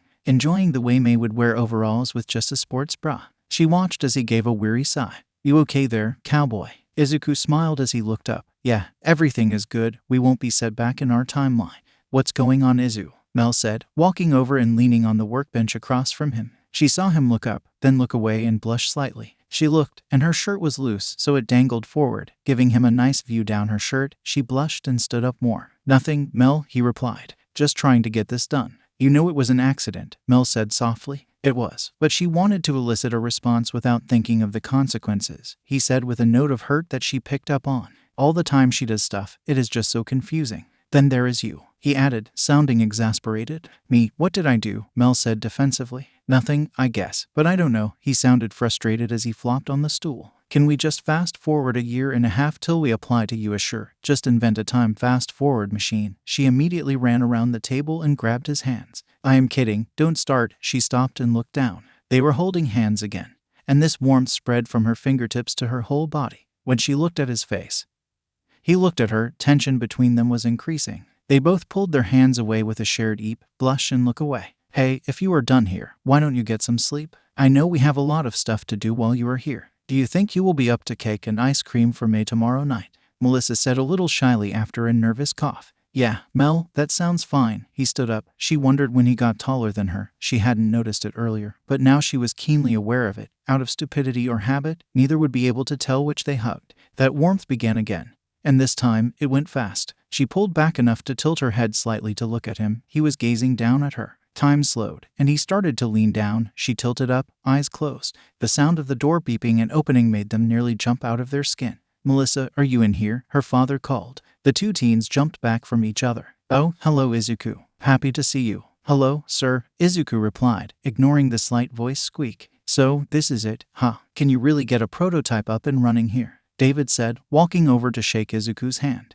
Yes, sir, 𝐬𝐻𝐸 replied, with a firm handshake and smile. If it doesn't clear the benchmarks I set forth, then we are going to put a stop to this hero nonsense, he said, directed to Melissa. Sir, I understand your concern, but with the capture weapons we have designed, and the amount of physical work Melissa has put in, 𝐬𝐻𝐸 countered. Melissa was surprised at his reaction. Typically, he was reticent about things. Are you her father? David said, his voice tinged with anger. No, sir, obviously I am not. Keep to your inventing, and let me handle my daughter, David said, cutting him off. You can tell Melissa that she cannot be a hero all you want, but in the end, she will be 18 and can decide for herself what course she wants her life to take. 𝐬𝐻𝐸 fired back. She doesn't need your blessing or mine. All she is asking for is support in following her dream, something I pledged to her years ago. Listen, 𝐬𝐻𝐸, I don't know what has gotten into you today, but I will overlook it. David nearly sneered at the young man. If you want to continue to run your mouth, then we can have another conversation about your stay on this island. 𝐬𝐻𝐸 was about to talk when Melissa stepped in between them and took 𝐬𝐻𝐸's hand. She had her back to her father and pleaded with him with her eyes. I apologize, Mr. Shield. I am jet-lagged and tired. Please forgive my outburst, 𝐬𝐻𝐸 said with a bow. I shall seek my bed, he said, stepping past and walking out of the lab. You better talk with him, Melissa, David said once the door was closed. I will, father, but nothing. You are my only daughter, and I will not let you risk your life foolishly. David's voice was raised. He paused and took a deep breath. Melissa, I see how hard you have worked and how much effort you, May, and 𝐬𝐻𝐸 have put in. I had hoped that this was nothing but a flight of fancy or a childhood dream that would run its course, but that doesn't seem to be the case with every passing year. You are going to be 17 years old this year. I wish you focus on the work here rather than chasing some dream of heroics where you can get hurt or possibly killed. But you said we had to prove it was viable. You gave us benchmarks we had to reach. Melissa replied. I did, he said. Melissa, I am a man of my word. It doesn't mean that I have to agree with a smile on my face. But if we do it, then we can talk after that. David touched her shoulder. You should get to bed. He kissed her forehead before leaving the room. 𝐬𝐻𝐸, he walked into his room and rubbed his face. What happened? He thought. Was I about to kiss Melissa? Jesus, what is wrong with me? Did she want me to kiss her? Do I want to kiss her? Do I want to kiss May? Wait, why am I thinking about kissing May? For just talking back to her dad. What is wrong with me? He sank to the ground on the other side of the door. His knees curled up. He folded his arms and rested his head on them. I don't like fighting with May, but fuck. He got to his feet and stared at the empty room. He grabbed his hoodie and left the room. He exited the facility and walked off into the night of Island. This wasn't dangerous. The island was more secure and safe. They had invested heavily in their safety and security, and it showed. Not wanting to be around too many people, he headed to the shore. It was late, and he wouldn't bump into many people. The boardwalk on this side of the island was closed at this time of night. It catered more to the private residences on that side of the island. He wandered towards the shops, stopping to pick up a broken toy he saw sticking out of the bin. He grabbed a few more items he saw that he could use to tinker with it. Of course, he had a mini tool kit in his pocket. Sitting on the sand, he stared out over the water, not even looking at what he was doing, his quirk guiding his hands. It wasn't something he did often, but he liked to do it when his mind was clouded and he needed to drift off. The moon was high, still in the night sky, bathing the beach in its light. He looked out over the waves, trying to figure out what was wrong with him. It was about when his hands stopped moving that he realized he wasn't alone. There was a girl about his age, he thought, but she looked like she had stepped out of a beauty magazine. Her pale skin glowed in the moonlight. A red flowing dress fluttered lightly in the night breeze, her black hair trailing behind her matching the dress. He would look for the fan machine and photo crew if he knew that no one else was there. She hadn't noticed him as he was honestly enthralled with her. He had never wanted to take up photography, but he understood that desire. Then they noticed her wiping her eyes like she had been crying. She saw her look at her phone, and he could visibly see her steady herself. "No, father, I have no intention of coming back to the party. I will not be marrying that disgusting pig. I am going to go into heroics. I don't care. No, father, I don't. If that is your wish, then fine. I will have to figure it out. I don't know ... Tell mother I love her, and wish you a wonderful life." She stared at the phone before completely breaking down. She crouched down and buried her face in her hands, crying. Izuku set what he was tinkering aside and ran over to her. "Miss, are you all right?" She looked up, started, and fell back on her butt. Up close, she was even more beautiful. Her dress had a plunging neckline. He looked up as he offered her his hand. "I am sorry. I didn't mean to startle you, but you were crying and seemed upset." She immediately put her hand on her chest.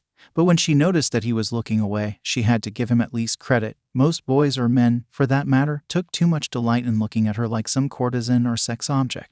Izuku reached into his pocket and pulled out a tissue pack. "Here, so you dry your eyes," he said. She looked at the simple gesture, and it made her smile. It reminded her of her books at home, of the knight coming to help the fair maiden. Home, she thought. She didn't have a home. She didn't have anything. She sniffed again. She took the tissue in his hand as he helped her up. She pulled one from the pack and dabbed at her eyes. "Thank you, sir," she said. "Are you always out along the beach at night looking to provide tissues to crying girls?" "No, I was just..." He paused. "Are you all right? There is a vending machine over that way. I can buy you a water or something." "Why would you do that?" She wondered aloud. "You are crying," he said. "I may not be able to fix or even help, but I can at least listen if you are willing to talk." She watched as he removed his jacket and offered it to her. "Here, you can wear that if you are cold." She was a bit chilled. Gratefully, she took the interesting jacket and put it on.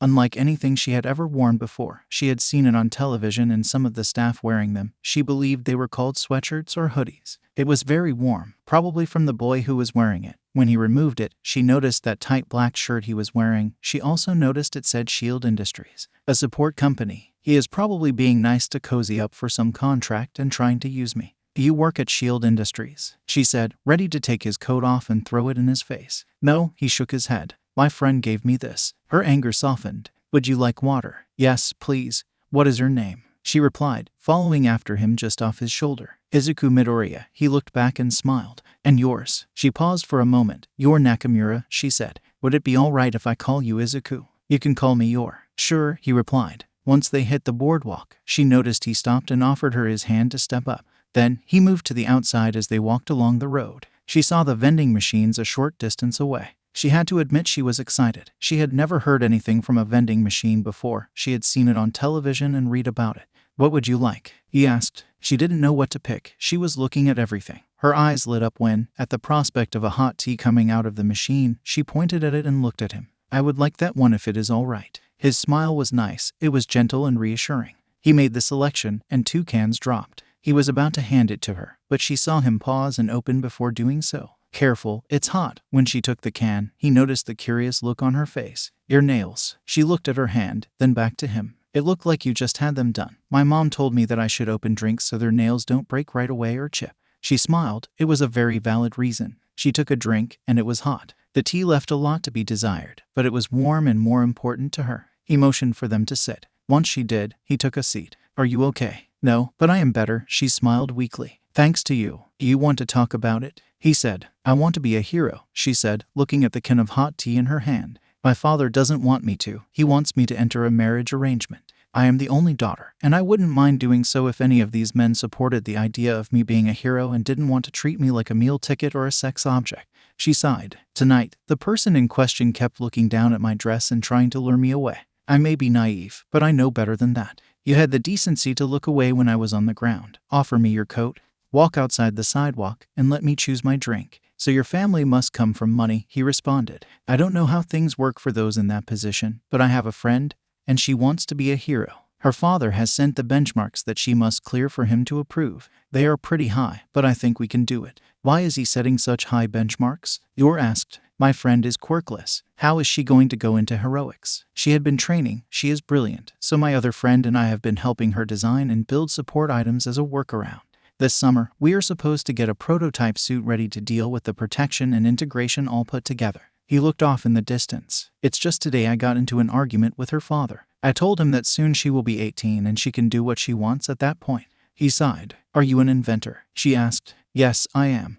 My friend May and even Melissa are. Melissa wants to be a hero. We met her on an island when we were 12, and she told us about her dream, and I thought it was amazing. He looked at Yor and smiled. Does your quirk help with inventing? She mused, taking a drink of the tea, wondering how it was hot, but the can was only warm. Yeah, I wanted to be a hero when I was little, but my mom told me that I could help more people by being an inventor, so I want to help people. If you have the heart and passion, you can do anything. You may need some help, but that doesn't make it any less tangible. I hate people telling others they can't do something because of something as stupid as the type of quirk you have. He was getting fired up and passionate. Yor couldn't help but be drawn in. I don't know what your quirk is, but if you want to be a hero, then you should try for it. He looked at her. Maybe you will pass the test, or maybe you won't. The same goes for Melissa. I don't know if she will pass, but I know I can help her achieve her dream. I want to help people, heroes or not. What if I asked for your help? Yor asked. Okay, how can I help? He said quickly. But I don't have money or anything I can pay you with. She responded. I am not getting paid now. He laughed. Not for helping Melissa. I am sure the patents and inventions will help me in the future, but that is not why I am doing it. But if you succeed, then she will be a huge advertisement for your work, Yor pointed out. Also, if she can do it with your inventions, then everyone can with your inventions. Suppose you can elevate a quirkless student to the ranks of hero and have that hero graduate from UA, especially if they do well and break into the higher ranks. They will break down your door to get your inventions and help. Izuku looked at her, shocked he hadn't thought about that. I hadn't thought about that. Yor was shocked. One would assume he was lying, that he had hedged his bets on making this Melissa his key to wealth and glory, but the look on her face told her otherwise. Would you still help me? I also plan on going to you. Next year. What if you help me and your friend doesn't get in? Or what happens when she gets in and someone else with a quirk doesn't? What kind of uproar will happen when the first quirkless hero takes the stage? You and your friends will set the world on its head. Then let the world be set on its head, he responded. Good. If a quirkless person can be a hero, why can't anyone? That is very noble of you, she replied. Not sound business, but noble nonetheless. What makes you sure you can make something so your friend could be a hero? My quirk, he responded. I can make anything. Yor's eyes widened. Do you wave your hand, and it just appears? She said in surprise, wondering if his quirk was like hers. No, I wish, he said. I still need the materials. So if you have the materials, you can make anything. She said. He nodded. Do you need to know how to make it? He shook his head. He pulled out his phone and showed her a photo of the sphere with the red button after a moment of searching. She saw a girl referred to as May and heard Izuku's voice, though it sounded much younger, as the girl dived forward, hitting the red button. The chaos that occurred made Yor jump some, but she was enthralled and laughing as many fireworks and confetti, the laughter and the happiness of the duo, then the birthday banner. Once it was over, Izuku smiled. I made that in my sleep. Yor's eyes widened. I don't even know how I built the rocket or designed fireworks. We had to reverse engineer it so I could understand it. So, with unlimited supplies, you could design anything. He nodded. A giant robot to smash a city. He nodded. May wants a mecha, so that is on the list. May and I already built 2 robots. Eva and Wally, he showed her pictures and videos. Last year, we finished the design for Eva. He showed the evolution to the triangle body, floating head, and the arms that came seamlessly out of her body, showing her flying. It is just like the movie, Yor said in wonder. What about 𝗵𝗃𝗲? She waved her hands around like she was holding an imaginary sword. Izuku leaned close and saw him dig deep into folders on his phone. A video filled the screen. It was shot at night and very dark wherever it was. Okay, it should last 30 seconds before the power source fries, she heard Izuku say. The giggling response must have been May. Yor guessed. Do it. You nearly fell off the bench when it came alive. Brilliant blue. She watched as it cut through some metal at a junkyard. It made all the noise before it sparked and died. You just stared at him. He smirked at her. I know, right? He snapped his fingers. I wonder what I built on the beach. Wait, you built something on the beach? Yeah, I found this broken toy and some other stuff, and I just let my quirk make something while thinking. Then I saw you and forgot about it. He rubbed his head sheepishly. Wait here. I'll go get it. You nodded as he ran off. He was nice, she thought, but most of all, he just seemed natural. And real was something Yor had a hard time encountering. He was naive in some ways regarding business but seemed sweet. She would agree to marry him. He would be a perfect support, and she could be his ideal support. She could provide him with any material he needed to make anything. Imagine if they had a child that possessed a merged version of their quirks. She had to be careful of what she made as she could destabilize the economy with fake gems. She grew a little sad at the thought of how empty her life had been. A boy she met on the beach who treated her like a person and not a thing was one of the best people she had ever met. But he didn't know her name or what she could do. She would tell him, but not now. She just wanted to be Yor for a little bit longer. He came running back a few moments later. She was relieved to see him and wondered if he had ditched her. He was holding a metal white sphere with a silver band around it. Do you know what it is? She asked dubiously. He laughed. I do. My quirk will tell me what a machine is, how to break it down, counter it. Sometimes, it doesn't when I make something in my sleep, but we are okay this time. Hold out your hand. Somewhat hesitantly, she held out her hand, placed the sphere in her hand, and hit a small button. Sphere recognize new command owner. Recognize new command owner. A robotic voice resonated from the sphere. Okay, talk. Izuku told Yor excitedly. What do I say? Yor responded. New voice command recognized. The sphere said. Yor nearly dropped it. Tell it to activate, Izuku said. Activate, Yor said unsure. The orb suddenly lit up and floated off her hand. Yor moved her hand, which followed her palm, hovering away from it. Yor started to laugh and smile. Tell it to circle 2 meters out. Izuku whispered. Circle 2 meters out. Yor said. Confirmed. What else can it do? Yor asked in wonder as it circled her. She walked towards it, and it moved with her. Simple commands, he replied. Go and come back. It has a range of about 3 meters or so. It should last about 3 hours before the batter on it dies. This is amazing. Yor turned and had the sphere go up above her head. This would be amazing for rescue heroes in dark areas. It could help guide lost people. I would need some upgrades. I know I was thinking the same thing. I also think I could give it a sensor to examine rubble looking for heat signatures. Imagine if a hero gets on a disaster scene and can let 20 of these things go and start looking for survivors, he said excitedly. Or checking for structural weaknesses in a damaged building. Yor responded excitedly. Or a body cam for police and heroes, so if they are not doing things right, the public has proof, or the hero can defend themselves from allegations. Some storage, maybe, he said. First aid or some small items. Two-way communication. Yor added. You can record a message and send it to someone as if the communications get jammed. I could maybe even give it a projector so it could relay visual messages or project a map that the other ones have made by scouting so the hero can see where things are, he said excitedly. Like a heads-up display. Almost a floating map. Yor responded, her excitement growing. How much could you boost the range? I could boost it quite a bit. That is just limited by what I had to work with, he smiled brightly. This can be something cool. It could. That is amazing. Izuku, Yor returned his smile. I don't know why you were out here tonight, but I am glad you were. I still don't know what I will do, but I have hope. Do you have any money? He said gently. No, she said as she began to think more about being out in the world with nowhere to live and no money to survive. I could always make some. I know it would be counterfeiting, but I can give you some money. His voice brought her out of her thoughts. I can ask Melissa and May. They could help us get you some clothes, but that would need to wait until morning. You can't sleep out here. You can spend the night in my room. Yor was about to say something. There is a lock on the door, and I can sleep on the couch, he said quickly. It is like a small suite. I wasn't trying to do anything. He waved his hand defensively in the air and blushed. Yor felt relieved. She had noticed him looking at her, but he looked mainly at her face and looked her in the eyes. He seemed so nice and decent that she worried he might be just like others she had met. Why would you do so much? She asked. You need some help, was his response. And I can help. I may not be rich, but I have some money. I can only ensure you are safe for the night. Melissa and May will help. I would love for you to meet them. I think I would like to meet them as well, Yor responded. She was about to say more, but headlights on the empty road gave them pause. She smiled when Izuku stepped before her, his attention on the car approaching significantly after it slowed down. Yor looked up and called the sphere back to her hand and told it to deactivate, which it did. The vehicle stopped before them. Izuku could tell it was an expensive car, and Yor could tell it was her family car. The front door opened and out stepped a bald man with sunglasses who was not welcome. Izuku knew that there was no way he could take the man in the fight.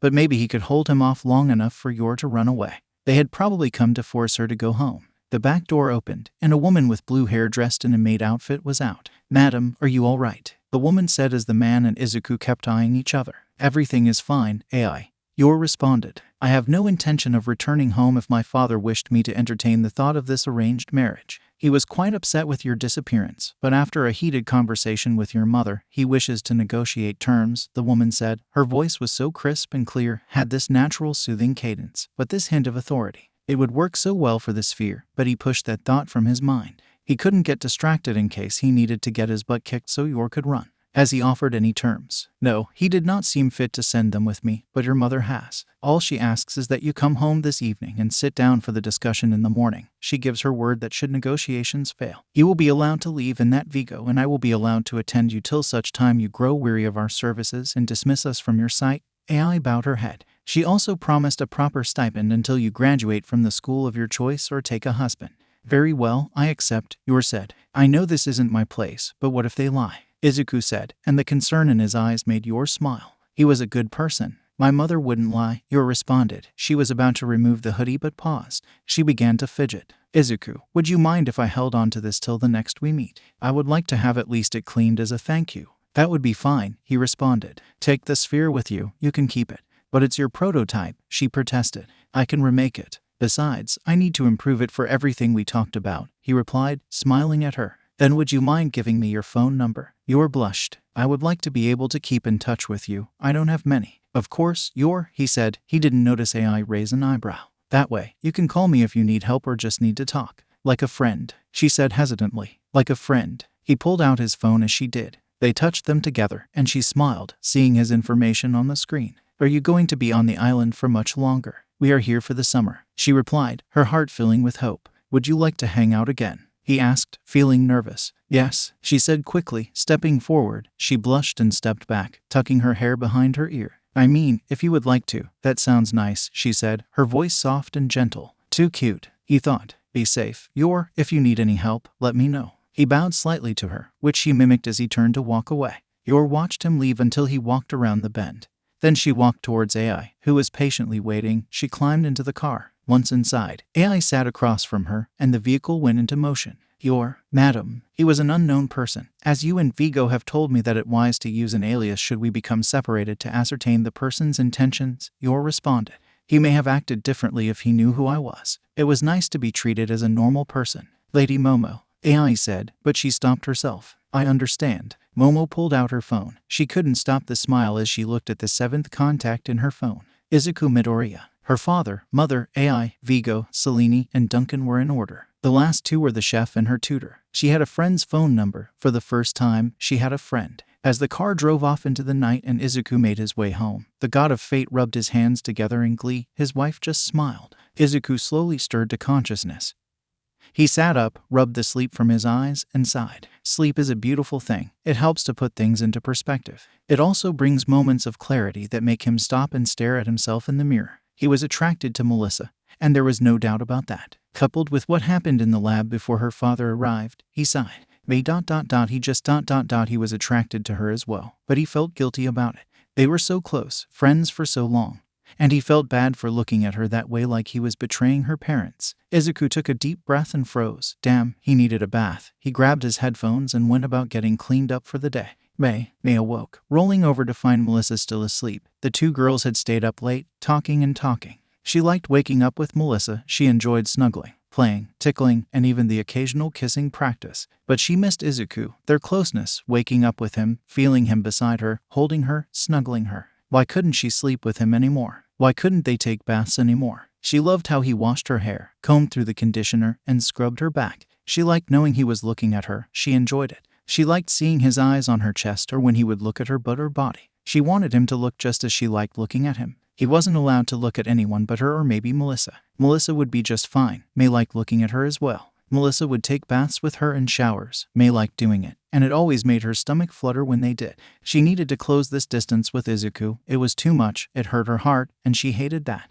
She slipped out of bed and snuck over, taking the master key from Melissa's bag, grabbed a change of clothes, tucked them under her arm, and sneaked out of the room. May walked over to his door, using the key, and opened the door as quietly as she could. Once inside, she poked her head into his room and saw the bed empty, but obviously, it had been slept in. She heard some noise from the bathroom, so she called him out, but there wasn't any answer. She walked over, peeked in, and saw him sitting in the bath with his headphones on. She smiled. She had made those for him. For his birthday last year. She was going to close this gap between them. They needed to reconnect, and what would be a better way than taking a bath together? Sadly, she didn't need her hair washed. Mel had taken care of that last night, but she would join him in the tub. She smiled. Perfect, she thought. They could close the gap, she could apologize, and he would wrap his arms around her and hold her tight. She quickly threw off her oversized shirt, discarded her panties, and slipped into the bathroom.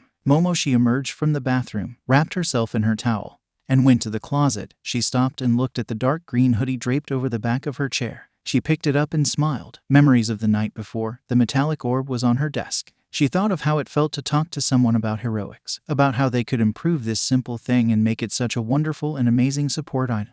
The enthusiasm and excitement of a shared passion, of being able to express herself in a way she normally couldn't.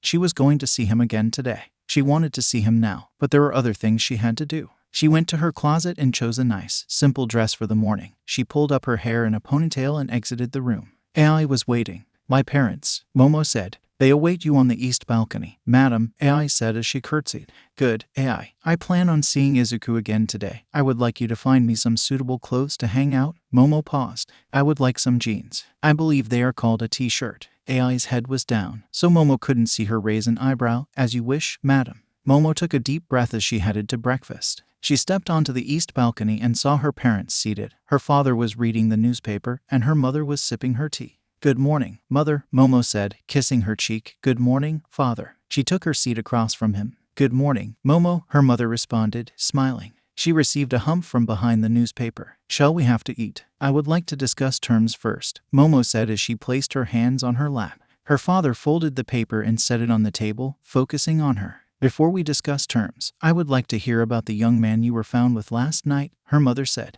I trust that he behaved. Indeed, he did, mother, Momo said proudly. I would say he behaved far better than any of the other suitors I have been forced to meet. He did not let his eyes wander. He extended his hand to help me step onto the road, walked along the outside, and allowed me to choose my drink. Her emphasis on me made her father's gaze harden momentarily, and offered me his aid. He probably did so in hopes of lowering your guard or earning favor, her father said dismissively. According to 𝗲𝗂, he was wearing a Shield Industries shirt. Yes, I questioned him about that, and he said it was a friend's gift. Also, I gave him a false name, so he would have had to know me on sight. I didn't recognize his name from any of the lists you had me memorize, Momo responded, doing her best to keep her tone neutral. What did he reveal about himself? Her mother asked warmly, trying to keep the conversation from descending into a fight before terms could be reached. He is an inventor, a rather capable one, to be exact. If what he said in regards to his quirk, I dare say he may be one of if not the greatest of not only my generation but will find his place in the history annuals, Momo said, her voice much warmer when talking to her mother.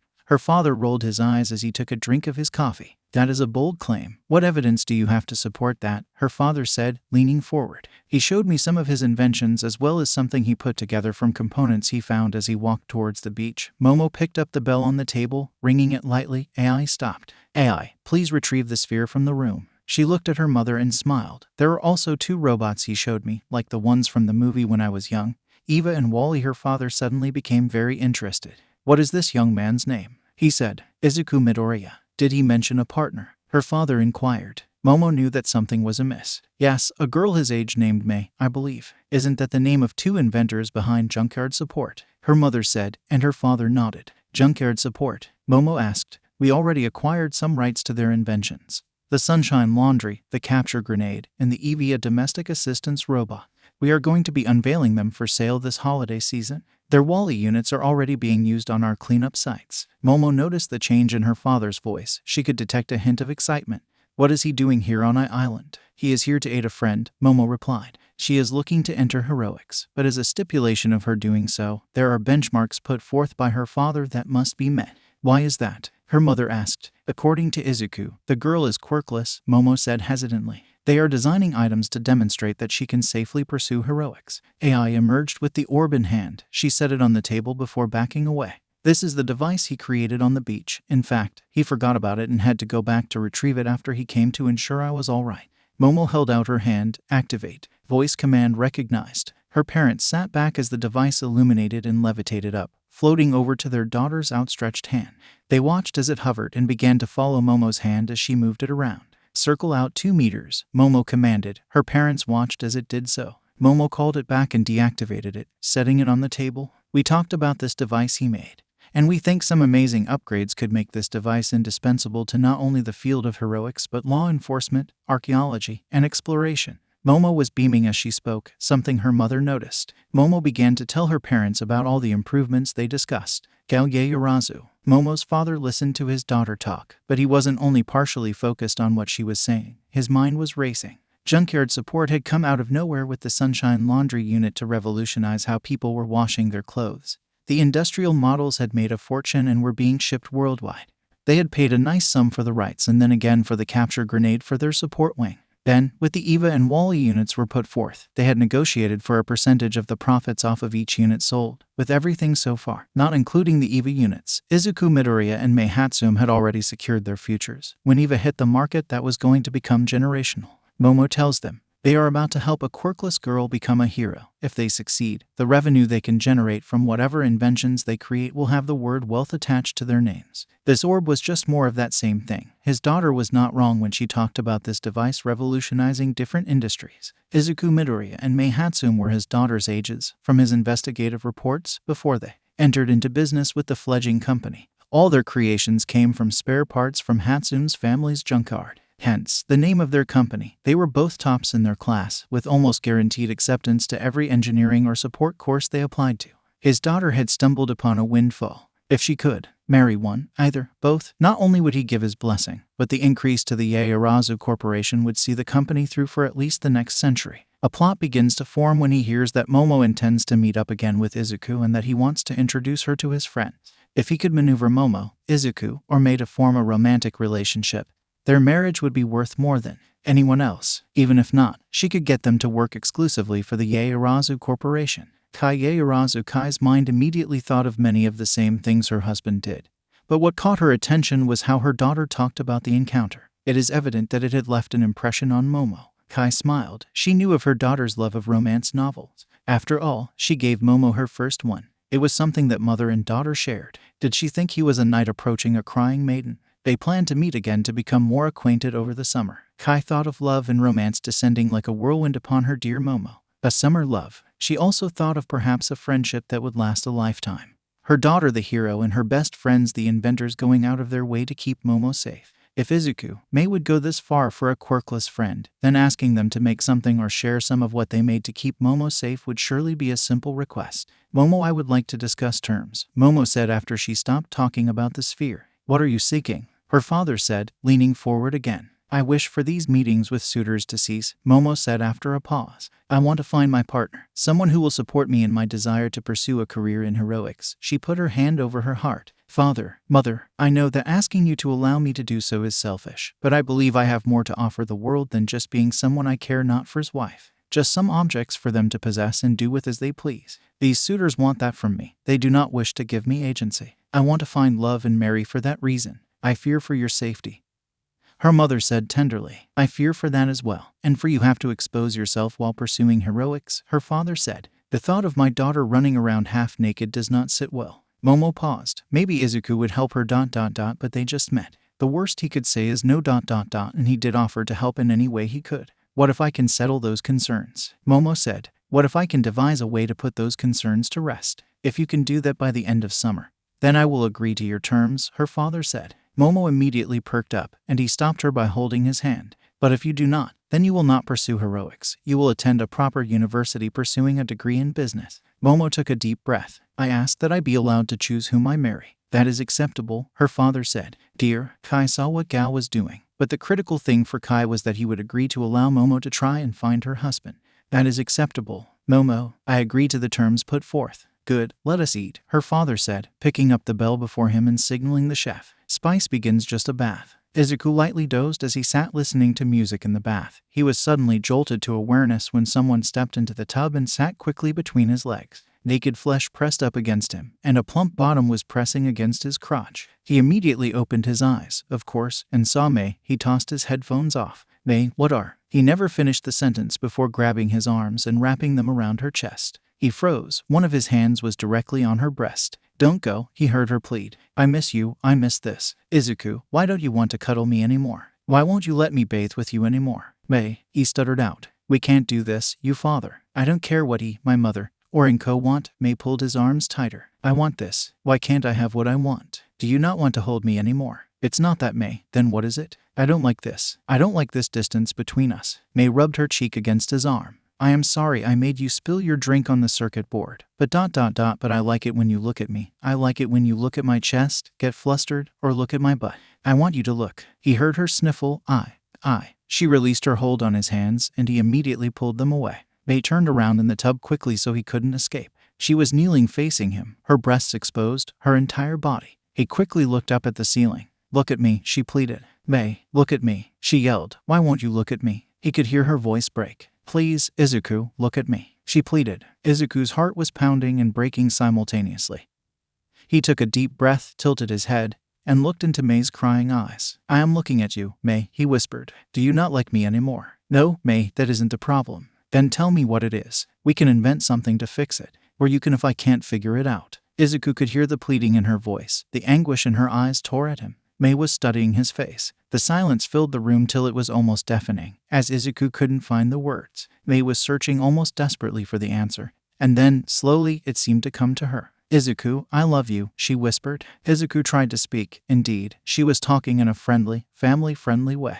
𝗧𝗑𝗧, I love you, I love you, I love Melissa. Do you like Melissa? I mean, do you want to kiss her? He could only nod. Do you want to kiss me? Not practice kissing, but really kiss me. He would have to file that one away for later. I want to kiss you. 𝗧𝗑𝗧 watched as she leaned forward and closed her eyes. A million things ran through his head. 𝗵 had just confessed to him that she loved him and loved Melissa. He felt the same, there was no denying that. How had she figured all this out in the bathtub with him? Was it wrong for him to love 𝗵 like this, his childhood friend, his partner? That made him stop. She was his partner. She held his hands at night, pushed him further, and helped with his quirk. That day, all those years ago, when he first got lost in her family's junkyard. She was his past, his present, and his future. He wanted her to be with him forever. He would have to explain to her parents how much he cared for her, but that was later. Right now, one of the girls he loved had just confessed to loving him and asked to be kissed. 𝗧𝗑𝗧 leaned forward and answered her request. 𝗵's arms immediately went around his neck and pulled him tighter, deepening their kiss. 𝗧𝗑𝗧 had never kissed or kissed anyone before. When she opened her mouth, he hesitantly did the same. A bolt of electricity ran through him when 𝗵 took him to the country of France for kissing lessons. He clumsily tried to return the favor. 𝗵 was now straddling him, her breast mashed up against him, his hand on her naked back, her crotch pressed against his. Now that there was no crying or fear, instead, it was two naked wet people making out. His extra appendage woke up.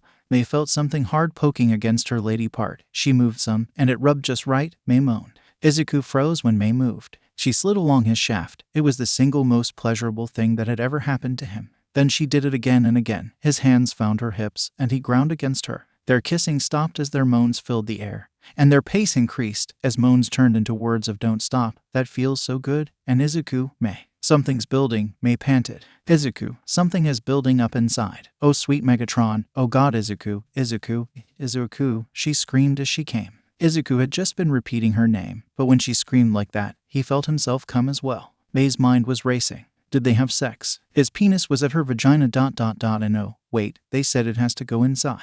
She remembered that much from that boring class. She had been working on a design for most of the class. If that felt that good, then sex would feel even better. Mom said she had to be unique the first time to ensure she was in love. She loved 𝗧𝗑𝗧, and the thought of any other boy doing this made her want to vomit. But if it was 𝗧𝗑𝗧, do you want to have sex with me? 𝗵 asked as her head rested on his shoulder. Again 𝗧𝗑𝗧 froze up some. His dick was still hard, and she was right there. He could feel her sex right against him. It wouldn't take much. I do, but not yet, he said, though somewhat reluctantly. Why not? She said. She loved feeling him against her. This was even better than cuddling. I want to, but I need to tell your parents how I feel about you, 𝗧𝗑𝗧 said. I owe your father that. I am not sure I understand, but okay, 𝗵 responded. Can we do this with Melissa, too? 𝗧𝗑𝗧 had to reboot. Once he did, 𝗵 started to grind again.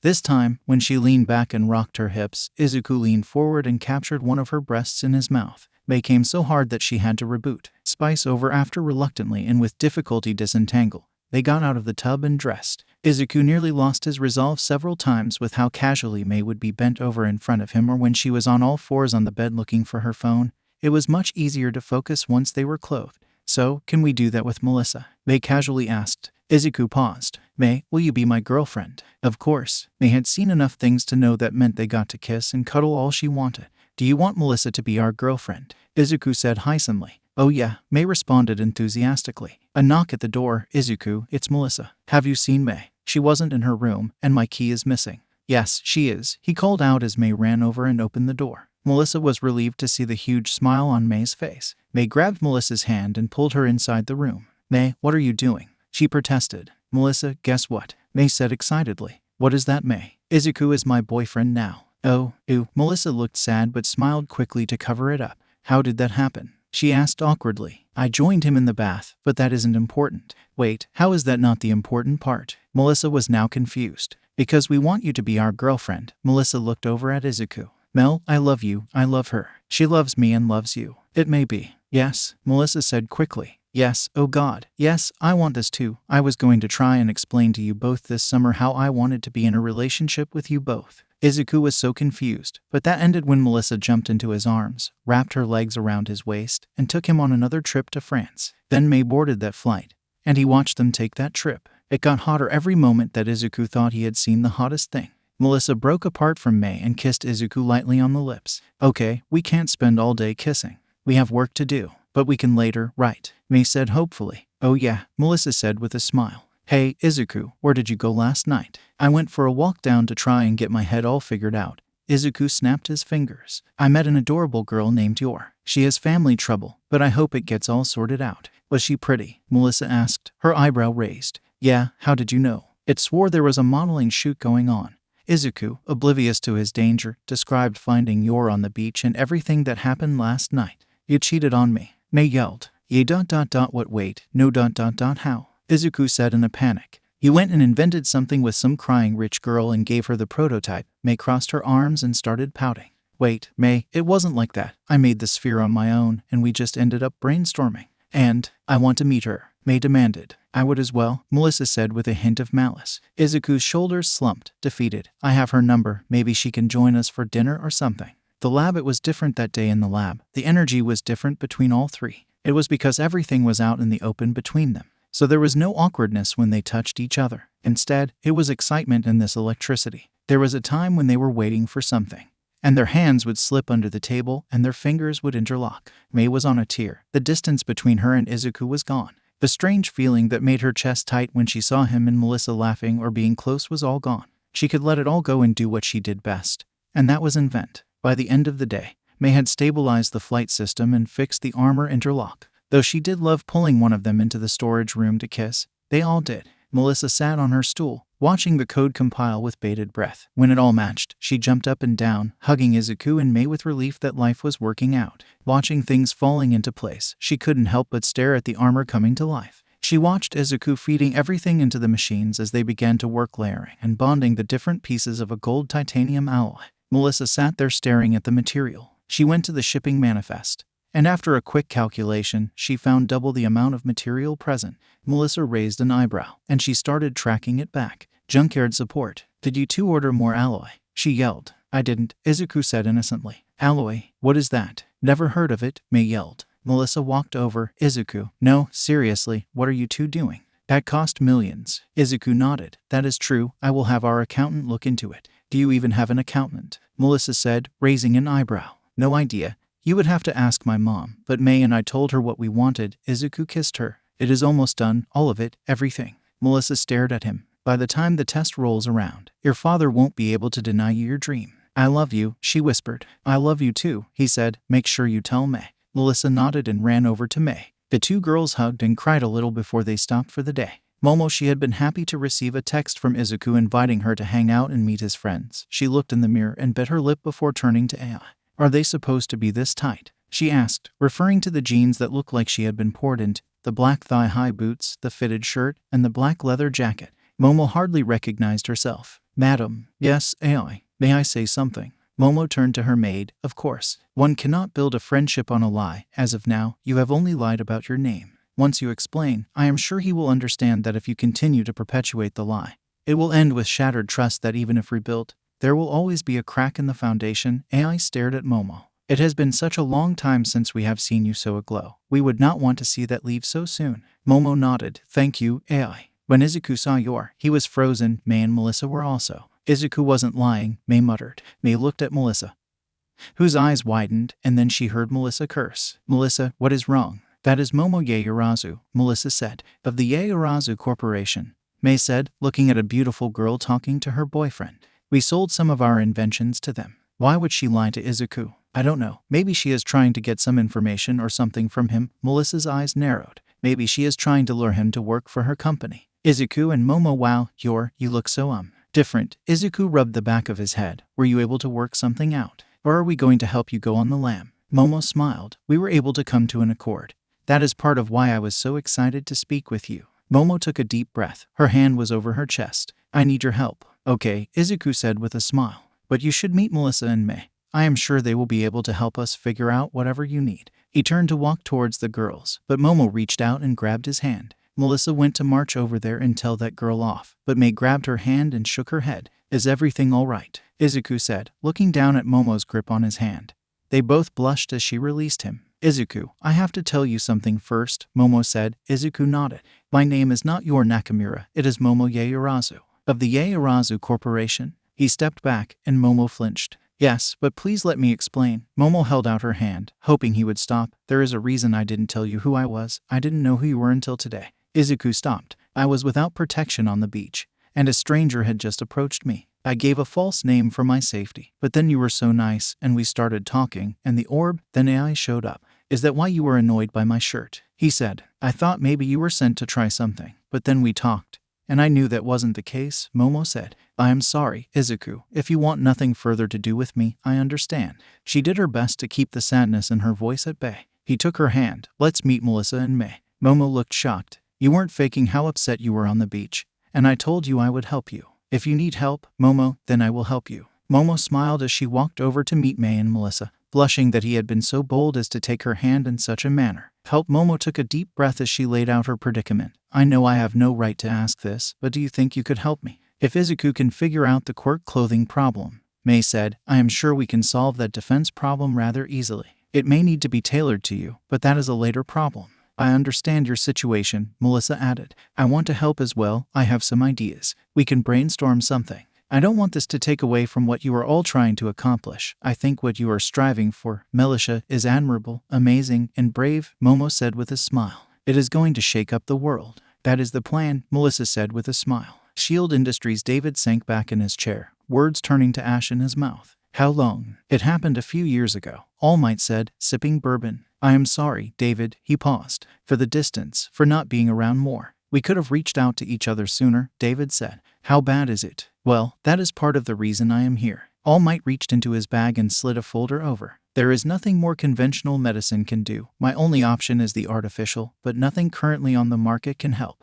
And what about one for all? David said as he began to read over the file. Do not fear, David. I remember the promise I made to you, All Might said. Well, it may have all been in vain, David sighed. She wants to be a quirkless hero, still at that. That is a difficult path, All Might said. She had been working out a lot. She emails asking me for tips and advice. But how is she going to work around not having a quirk? She and her friends are working on an exoskeletal suit. 𝐒𝐬𝐽𝐵.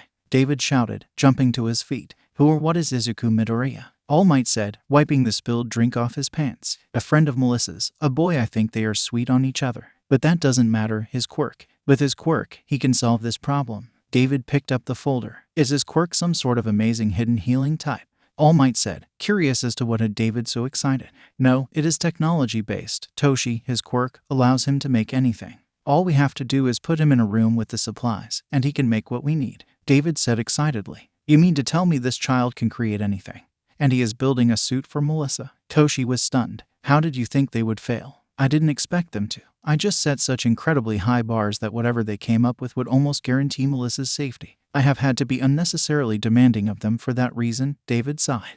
But, yes, he doesn't even need the materials. But since we have him designing artificial organs, we need to make sure he has access to everything he could need, David said, talking very fast. I will just get Lab 2 activated, and he can access everything from there. But are you sure he will help? All Might said, trying not to allow his hopes to rise too high. I could manipulate the situation, but I won't need to. He is a good kid, him and his friend May. David smiled. If you tell him the truth, and we allow him to keep the rights for the organs and whatever else he figures out, I am sure that should be more than amenable. I can talk to him later. They stay with Melissa for the summer. How long? All Might said. I don't know if he has what he needs. From my understanding, The process goes very fast, so by the end of the week, they should be ready to go, David said with a smile. They may not get you back into fighting shape, but it should allow you to begin to recover and find a successor. Let's meet with him tonight then. Though I feel strange asking such a thing of but a young man, All Might sighed. Meeting All Might, Momo departed back home after the group had a chance to eat and walk around, taking in some of the shops near the beach. A schedule of sorts was set with them to work on Melissa's suit during the week, Momo's problems on the weekend, and of course try to hang out and have some fun.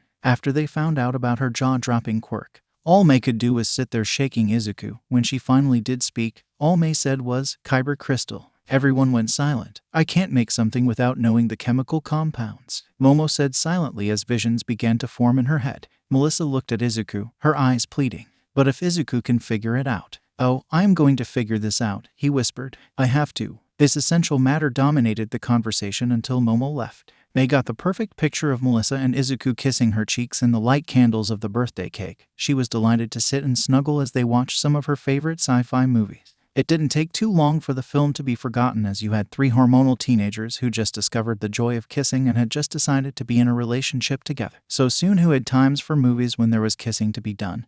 And maybe some touching, over the clothes of course. The knock came at the door when the birthday girl was kneeling on the center of the couch. She and Melissa were kissing. Izuku was kissing her neck, and his hand was on her stomach, inching upward. At the sound of the knocking, they all jumped away from each other, with Izuku falling off the couch. Then the girls laughed, Melissa stumbling to the door, wiping a tear from her eye. She opened it and yelled, "Uncle Might." Izuku scrambled to his feet. May leaped over the couch, and sure enough, standing there hugging Melissa was All Might. And David, but All Might. "Hello, young ones. I hope we are not intruding on your celebration." All Might suppressed a laugh when May and Izuku shook their head vigorously. "I did bring a signed photo for the birthday girl and some limited edition clothing, as I heard you were both big fans." Once the adults came in and ate a piece of cake, the mandatory photo was taken with number 1, and the actual topic for the visit was brought up. "Uncle Might, what are you doing here? I didn't know you were coming," Melissa said, handing him a bottle of water. "That is part of why we came over this evening," David said. "Please, David, allow me." All Might leaned forward, his elbows on the table. "I ask that what we discuss here be kept between us. I can't have this information going public." "Of course, Uncle Might," Melissa said, reaching to touch his hand. Izuku and May both assured the hero that they wouldn't disclose anything. "A few years ago I was injured," All Might said. "It was quite severe and nearly cost me my life." Melissa put her hand to her mouth. "As a result, I may not be able to continue as the symbol of peace much longer." "What do you mean, All Might?" Izuku asked. There was a puff of smoke, and there was no longer the strong symbol of peace. Instead, a skeletal man was in his place wearing his clothes. "Oh my God, Uncle Might," Melissa managed to say. "Oh fuck," May yelled. Izuku was silent. "What you see now is me," the skeletal All Might said. "I can no longer maintain my other form for more than a few hours a day. And with every passing day that time limit seems to shorten." He slowly lifted his shirt. Melissa felt the tears forming. "In the battle, I lost one of my lungs, my stomach, a kidney, as well as most of my intestine." Melissa didn't say anything but walked over, wrapped her arms around her uncle, and cried softly on his shoulder. "There is nothing modern medicine or healing quirks can do for me." All Might looked at Izuku. "I came here to see my old friend David in the hopes that he knew of something in the way of artificial organs that could help me. Without a lung, your body isn't getting enough oxygen. No stomach, not enough nutrients, so your muscles are collapsing. You can survive on one kidney," Izuku said, looking at him. "You want me to create artificial organs for you? Mr. Shield must have told you about my quirk." "I did, Izuku, but you can understand why," David said. "Yes, that is correct, young Midoriya," All Might said. "I do not ask this lightly. I will compensate you. You will have access to every material we have, all the dates you need to make them, and you can retain all rights, patents, and everything. If you can do this, Izuku, not only would you be helping All Might, but once these are approved, all the other people are out there waiting for organs, and you can save millions of lives." David's voice wavered. Izuku looked at both men and then at Melissa's crying, pleading face.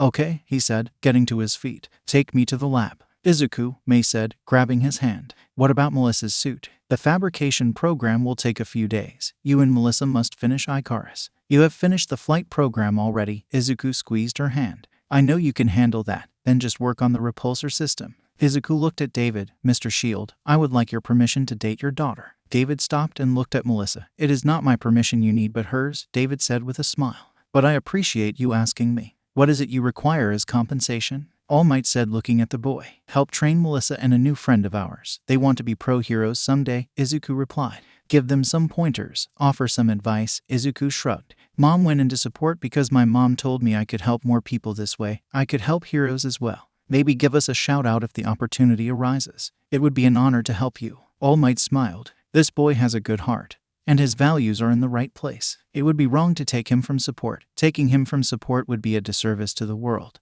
And I promised David I wouldn't pass one for all to Melissa, he thought. Thank you, young Midoriya. All Might watched as David explained a few things to Izuku before he exited the lab. He saw Melissa and May kiss his cheek before they stepped out. He saw the boy look around, then crack his knuckles. He watched as Izuku sat in front of a computer and closed his eyes for a second. Then Izuku just started going to work. All Might didn't have much of a clue as to what he was doing, but it was fascinating to watch. When everyone joined him, he looked at May. Do you know how his quirk works? May's gaze was transfixed on the screen. He explained that if he thinks of what he wants, his quirk will take over and build it. He doesn't even need to know how. When he sometimes builds things in his sleep, he has to reverse engineer to figure out how he did it. But since his quirk also tells him how machines work, even how to counter them if need be. May pointed to a computer. It is running a program we designed. It is an auto blue printer, and it records what he is putting in where before we would have to watch a video like this to help figure stuff out. He does it in his sleep sometimes, Melissa added. It seems the limit sometimes is what he has available, but even then, it would adapt. The problem is once he starts, it won't stop. It is beautiful to watch, May said as she leaned on Melissa's shoulder. Does he need to have an understanding of the sciences involved? David asked. No, Melissa answered. Izuku could pump out anything he wanted that way, but he doesn't, he works at it. The girls sat there for a few hours before leaving the room to go to bed. They had work that needed to be done. Izuku trusted them to finish certain things, and they wouldn't disappoint him. Melissa patched the feed into her room so they could still watch him. By the fourth day, May was on the verge of freaking out. When she saw him smile and lie down on the floor, she bolted from where she and Melissa were working, yelling for Melissa to grab liquids. May lifted his head and placed it in her lap as Melissa helped her get him to drink some water. All Might lifted him and carried him to his room, as May instructed. They ensured his bedside had food, water, and sports drinks. He would wake up, eat, drink, maybe stumble to the bathroom and then fall asleep, in a moment of clarity. He told May and Melissa, who happened to be there, that the tests could not be interrupted. Momo had messaged the girls when Izuku didn't respond, concerned that she had upset him in some fashion. But they told her that he was using his quirk to create something important so he would be out of contact for a bit.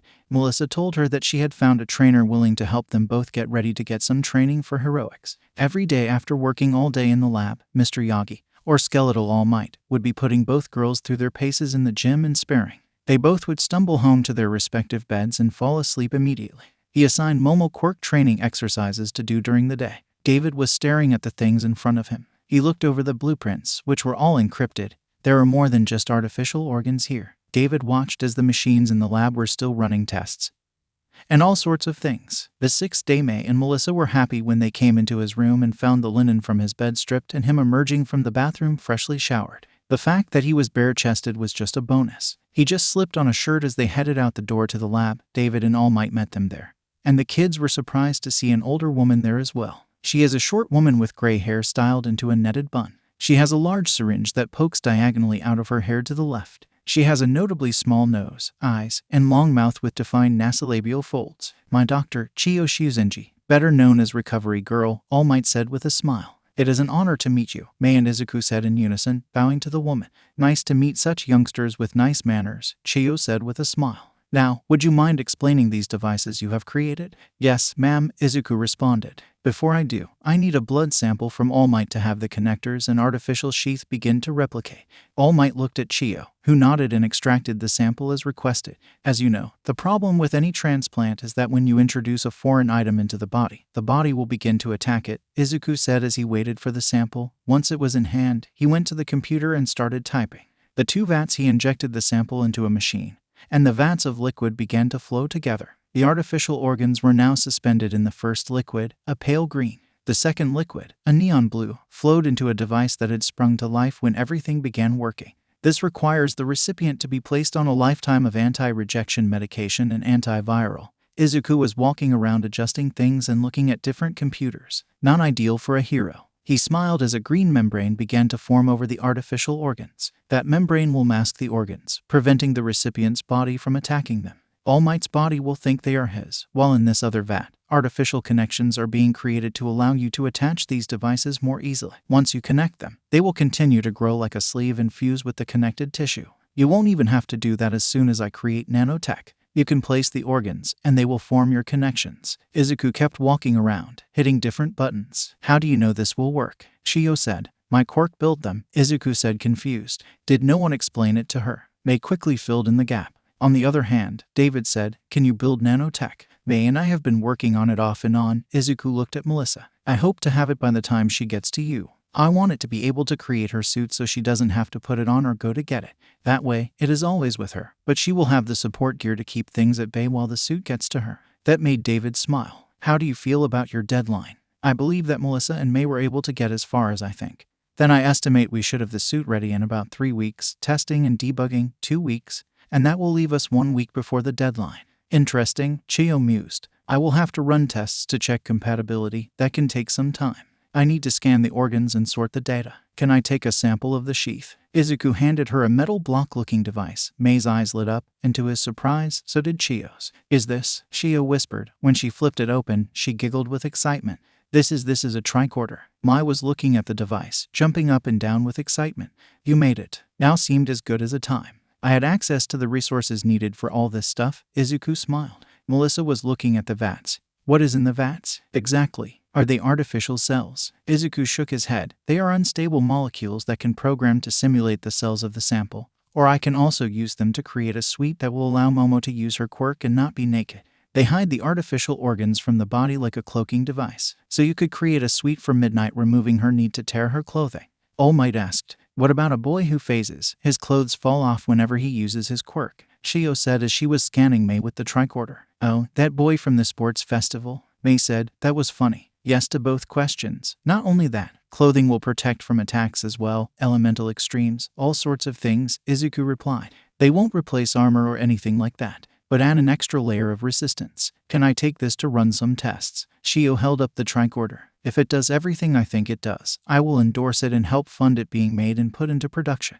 It would allow for field diagnosis or just in a hospital setting. A nurse could use this to help the more serious patients be treated first. I would be honored, Izuku said with a bow. Send me your data on the organs. I still want to run a physical sample of the membrane for my peace of mind to compare it to the tricorders for testing. Chiyo turned to All Might. I wouldn't want to risk these things being damaged in transport. If they check out, we should do the surgery here. I agree. Thank you, young Midoriya. All Might shook the boy's hand as the adults left the room. You know, if you integrate the tricorder into that orb, Mei said with a smirk. Let's call Momo and see if she wants to hang out, Izuku said with a smile. That sounds good. But first, why don't we go back to my room and make out for a bit? She grabbed Mei and Izuku's hands, leading away for a bit of fun. A quirkless girl can fly chapter text. Izuku took a deep breath and stared at the image of Deiki, Hana, and his mother on the screen. Mr. and Mrs. 𝗵𝗃, he bowed his head. I would like your blessing to date Mei. The mothers' faces were neutral, but they grabbed each other's hands under the table and tried to stay away like you asked, sir, but it hurt us both.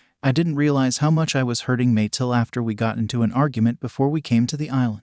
He raised his head to look at them. I mean no disrespect by asking this, but Mei is my partner, she is my constant. She is my past, present, and, God willing, my future. I wouldn't be where I am today without the 𝗵𝗃 family. Deiki wanted to go into overprotective mode internally, but he knew it was just him being a father. Izuku was a good kid. He looked after Mei and knew he cared about her. It was inevitable since the day he came into their lives, the way they were attached at the hip, how they were moving towards the future so fast. Izuku had also changed their lives. The money from their inventions stabilized their lives. The bank account with his daughter's name on it was already an excellent start for her life and was set to boom even more when the EVAS went on sale. That wasn't even considering whatever they were building on the island. He knew they were building a suit for Melissa, but even he was unsure of the scope or what it entailed. Do you love her? He asked. Yes, sir, Izuku responded with an unconscious smile. Then make sure you keep her safe, Deiki said. You take good care of my little girl. I will, sir, I promise, Izuku bowed. I will make sure we call you tomorrow. I just wanted to talk to you alone first. We look forward to it, Hana said. I love you, Izuku, 𝗃 added. Love you to Mom, he said, reaching out to end the call. Hana reached out and placed her hand on Deiki's shoulder. You did very good, honey. I am so proud of you. Yes, Deiki, thank you for blessing him, 𝗃 said. Deiki smiled as the women began to discuss the wedding they had been planning for years. Lab 2 okay. I need you to strip and get into the chamber, Izuku said from behind a monitor. 𝗃 Momo said, her hands wrapping around her chest protectively. I don't think that is appropriate, Izuku, she said, shocked. Why? He responded, not looking up. You have to be naked so I can form and program your suit for you. Oh, she said, finally understanding. But are you going to be able to see me? She couldn't contain her blush. Izuku finally looked up, saw her blushing like crazy, and realized his words. And no, I can't see you, only your head, feet, and everything else will be covered. The wave of relief that washed over Momo was visible. Izuku started blushing as his mind filled with very inappropriate thoughts. He noticed that these thoughts came easier and faster since that day in the tub with May. It wasn't helped by the fact that every night Melissa, May, and him would sit on a couch, watch something, and start kissing. Then there was last night when May was topless, and he was worshipping her breasts, and Melissa's hand was down his pants. As this image played through his mind, the thought of Momo on his other side nearly made him blue screen. He swore his extra appendage was slowly taking over his mind.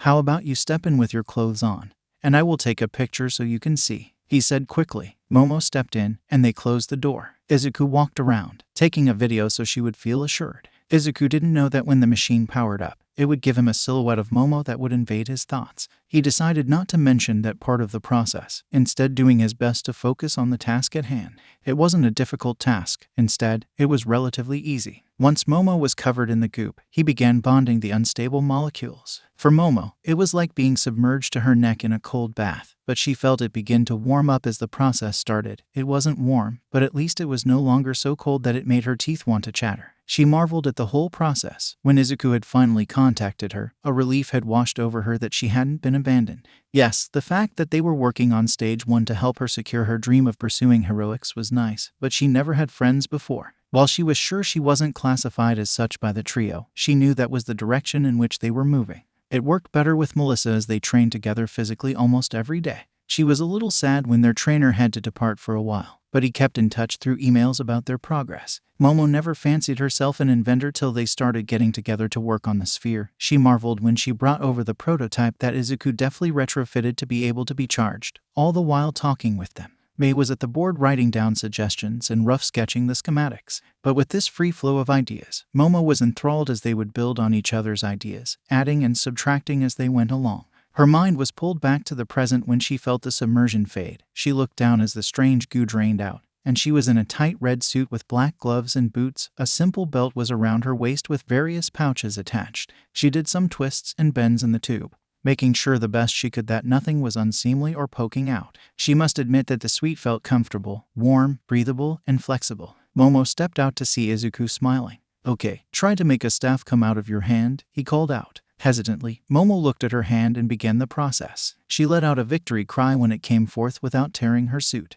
Izuku couldn't find the words when he saw her smiling and excitedly jumping as Russian nesting dolls emerged everywhere. Once she regained her composure, she blushed and coughed into her hand. So, how do I take it off? You remove the gloves and boots like normal. There is a zipper on the back of this model. It is just a basic suit, more proof of concept, he responded.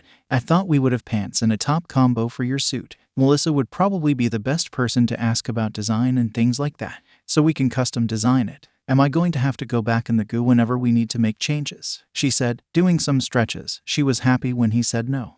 Can I wear undergarments with this? She blushed. Izuku nodded his head vigorously, telling her that she most definitely could. He blushed and looked away. Momo took a deep breath, ran over, and hugged Izuku. Thank you so much, Izuku. I mean it, thank you. Izuku hugged her back. You are very welcome, Momo. The door opened to the lab as Melissa and May entered. Are we doing hugs now? May shouted, running over to join in the hug. Melissa smiled as they all looked at her. She shook her head but walked over to be pulled into the group hug. Spicy time, girl time. Melissa couldn't stop the electricity that ran through her body as May was across from her in the bath. Their legs were scissored against each other as they moved their lower half against each other. Their moans filled the bathroom as they worked their way towards climax. Melissa had tried to explain to May that maybe taking a bath together was not wise. But like a bulldozer through wet tissue paper, May blew past those protests leading to this. It feels so good when you rub against me like this, May moaned out. Oh God, May, oh God, Melissa responded. Don't stop moving. May and Melissa were lost in the haze of pleasure as they edged closer and closer to that edge or release. May's moans began to increase, turning to screams as she ground harder against her lover. This had the same effect on Melissa. When May's scream of "Oh sweet Megatron" erupted, The knowledge that filled Melissa that she had helped to bring May to orgasm sent her over the edge. Melissa's legs began to quake and tremble. Her core locked up, her arms stiffened, and she could only grip the sides of the bath in desperation as her mind went blank. It kept building throughout her body, building and building. She didn't know if she cried out for May not to stop or only thought it. May's cry to Megatron was her trigger. Suddenly, her body spasmed, and the tension was finally released. The sudden feeling of her entire body letting go washed over Melissa, a pleasure that she had never felt. Not even on the nights she would slip her hand between her legs when tormented with lustful thoughts, nor when the secret toy under her bed would find its way to her most sacred of places.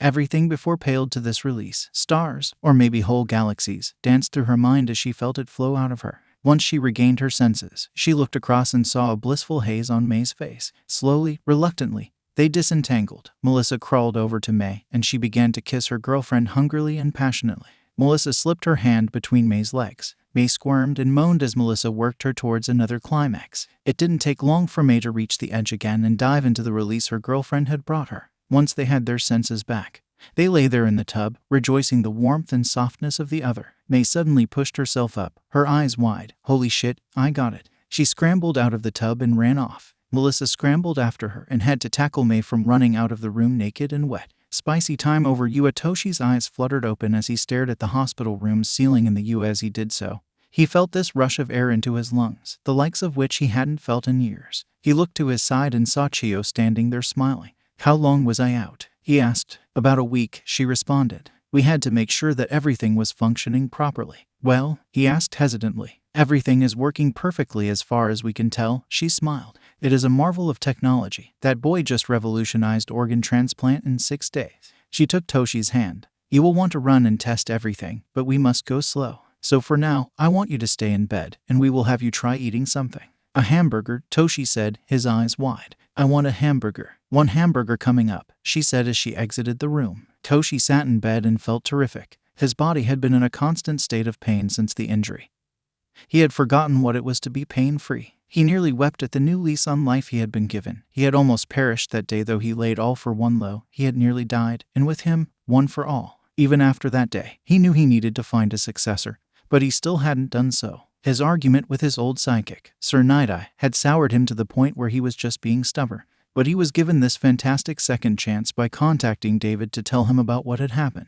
He sighed, his head falling back onto the pillows. As his gaze dropped to the nightstand, he saw his phone. He reached out and dialed a number by heart. I didn't think I would ever hear from you again, All Might, the voice answered, clean, crisp. A tragic thing that we both felt was that our last words to each other were in anger. Mirai, Toshi responded.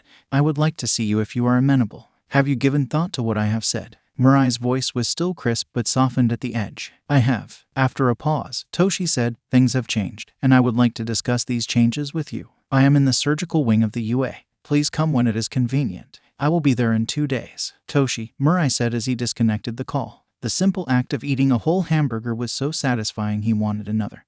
But as this was his first test of solid food, they had to see how the artificial organs would react. Toshi did laugh, though, as he felt his stomach rumble in a way he had only been able to dream about, when everything seemed to process cleanly. He did all he could to contain his excitement. It started with a simple walk, then a light jog around the track. When he felt the rush of drawing full breaths, it just happened. He suddenly went buff and raced around the track at full speed like a kid. He ignored the calls for him to stop. He couldn't. He didn't realize how many times he ran around the track when he finally did stop. All he could do was smile through the chastisement. Chiyo and Nezu decided, as they had told him, to maintain his form for as long as he could. In for a penny, in for a pound, he thought. With a nervous energy, he watched the clock as it neared when he would either have to shut it down or forcibly extend it. He was hooked up to machines as they were getting all the readings they could. And when the timer beeped, he involuntarily shut his eyes. His body didn't shake.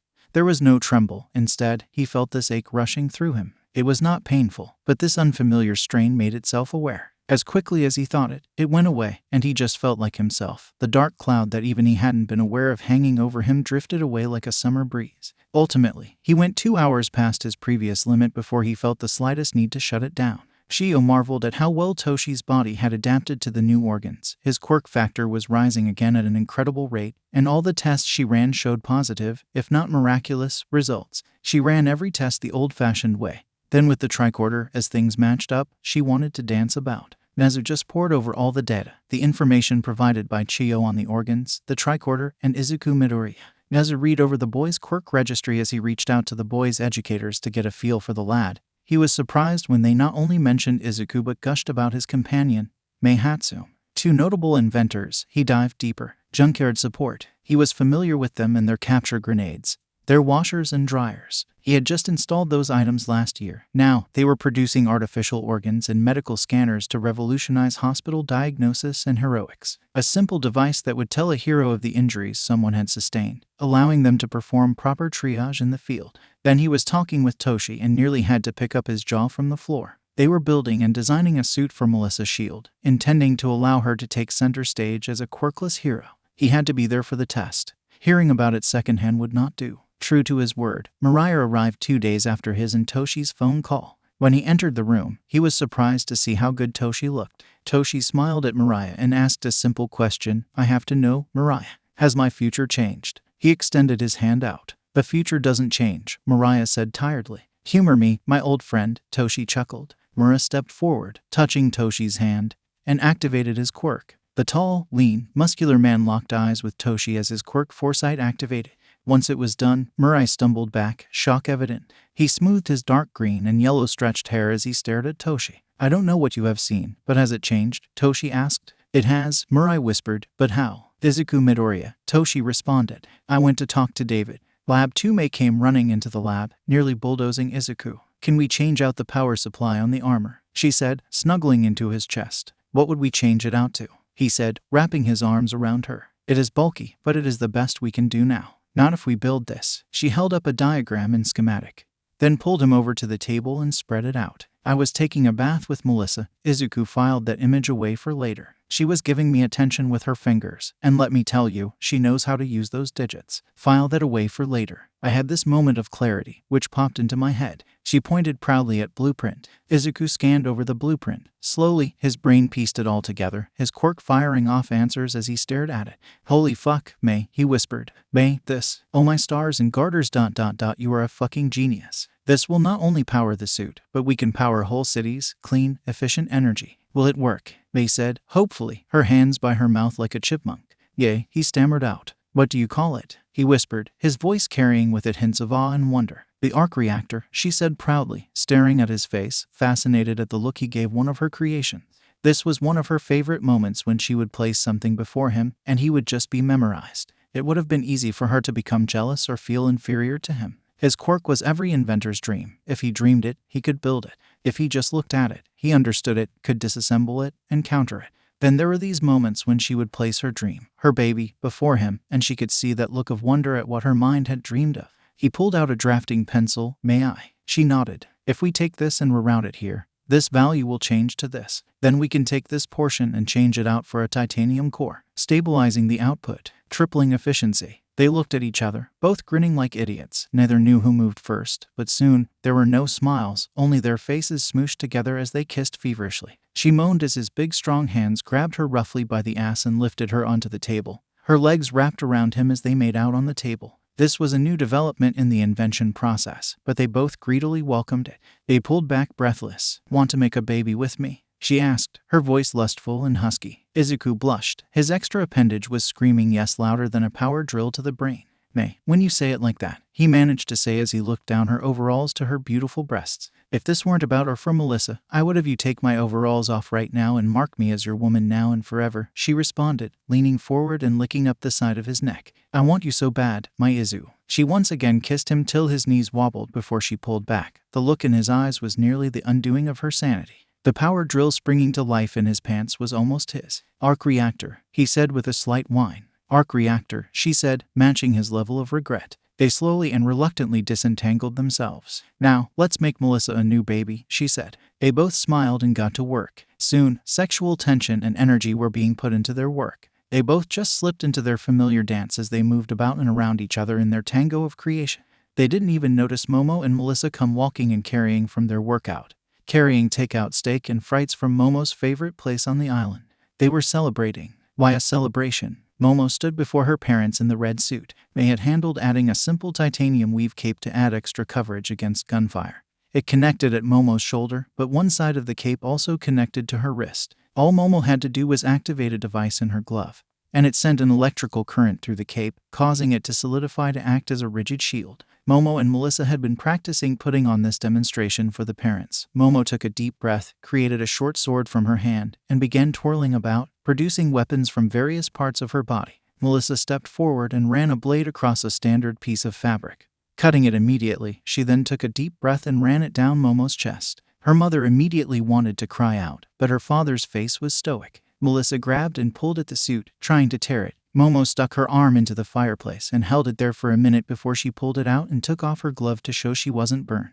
The final thing they presented was the data run from inside the lab of 𝐒𝐭𝐽 and AI firing guns at the dummy to demonstrate their defensive capabilities. A different machine measures how much pressure a blade would exert to penetrate. They presented the data to her parents, showing that while not bulletproof from lower caliber weapons, it provided protection equivalent to a bulletproof vest. When the lights came up, Momo stepped forward. This is the prototype. It can be modified and, of course, will be redesigned, with a small amount of skin to be shown and to add much needed style, Momo said with a small smile. Now for the second demonstration. The staff came in and cleared out the furniture, and Momo engaged in hand-to-hand combat with 𝗲𝗀. Her parents knew it was no light spar as they made full contact. Gao knew that 𝗲𝗀 and AI would train Momo in hand-to-hand combat, and that recently his daughter had started working out with Melissa's shield. He made sure to sign off on that arrangement, hoping to foster the relationship not only between Ms. Shield but with Mr. Midoriya and Ms. Hatsune.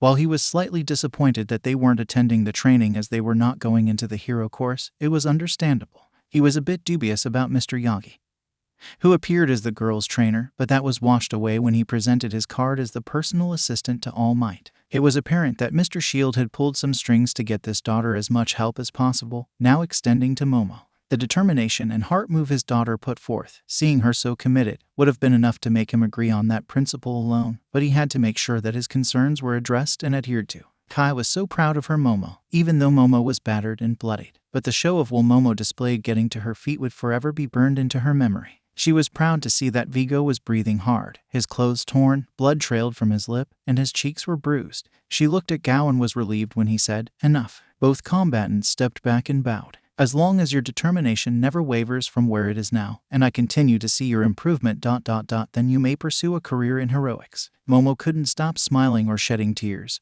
though both actions hurt. "Thank you, father." Her parents rose and bowed slightly to Momo and Melissa before they exited the room. Momo turned and hugged Melissa, who was jumping up and down in joy. Melissa couldn't help but let the exuberating feeling take over as they celebrated. "Back to the lab, what are they building?" Momo whispered as they set the food, dessert, and drinks down before walking to the drafting table. Melissa and she looked down at the schematic, turning it around so they could get a better look at it. "Is it some sort of power source?" "I think it is," Melissa said, studying the design. Melissa's eyes widened as her brain put it all together. She looked over at Momo's mouth, a gap, and saw the same realization coming over the heiress. "No fucking way," Melissa said, stepping back, stunned. "Melissa, is it even possible?" One of Momo's hands was over her pounding heart, and the other was lightly over her mouth as she looked down at the blueprint and then at the two inventors, oblivious to their presence. All Melissa could do was nod her head at first. "I would tell you no, but with Izuku." Melissa looked at her boyfriend and was just dumbfounded. "That is Mei's name," Momo pointed out. "Maybe there are some notes from Izuku or corrections. Mei had it almost there, and he just tweaked it to pull it over the finish line," Melissa whispered. She looked it over some more. "It is for the suite." She almost wanted to cry. "It is a power core for the suit. The battery was the biggest sticking point," Momo said. "I remember him talking about it while working on the sphere. It was large and clunky, but it was the best they could do now. Mei just solved the problem." "Izuku, we have been building it upside down," Mei said as she walked over and looked at the blueprint.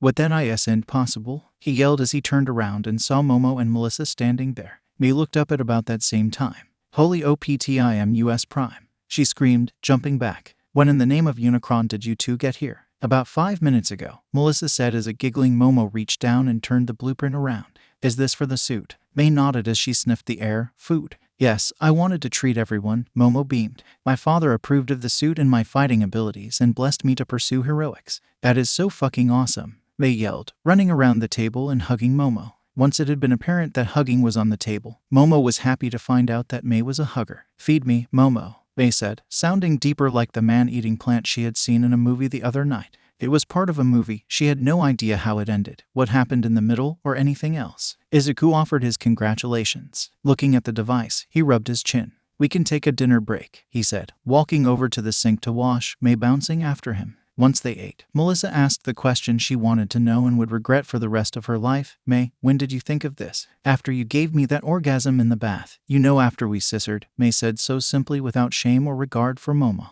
It was so good, and everything was so clear. Then boom, it popped into my head. May looked up to the sputtering tomato known as Momo. This is good, she commented and went back to eating. Momo looked at 𝗧𝗑 and did her best to reboot. We all are dating, he said sheepishly, focusing on his plate. Hey, all, Momo managed to sputter out. Melissa, who was hiding her face in her hands, nodded. And you are taking baths together. Melissa nodded, and doing things. Momo's mind went to the scene in the bathtub, added 𝗧𝗑, and went well beyond that. At the end of her fantasy, Momo was sitting watching the whole thing while they did things ... and she did things to herself ... Then Momo's mind shut down. I hope everything works out well for you, Momo said once she rebooted. Like the others, she was solely focused on her food, the destructive force that May struck again. You should take a bath with us. May smiled. Melissa does the thing when she washes my hair. Oh, by the primes, is it magical? Momo shut down. Melissa was trying to get the earth to swallow her whole, and 𝗧𝗑's unruly friend provided the image of all three girls in the bathtub,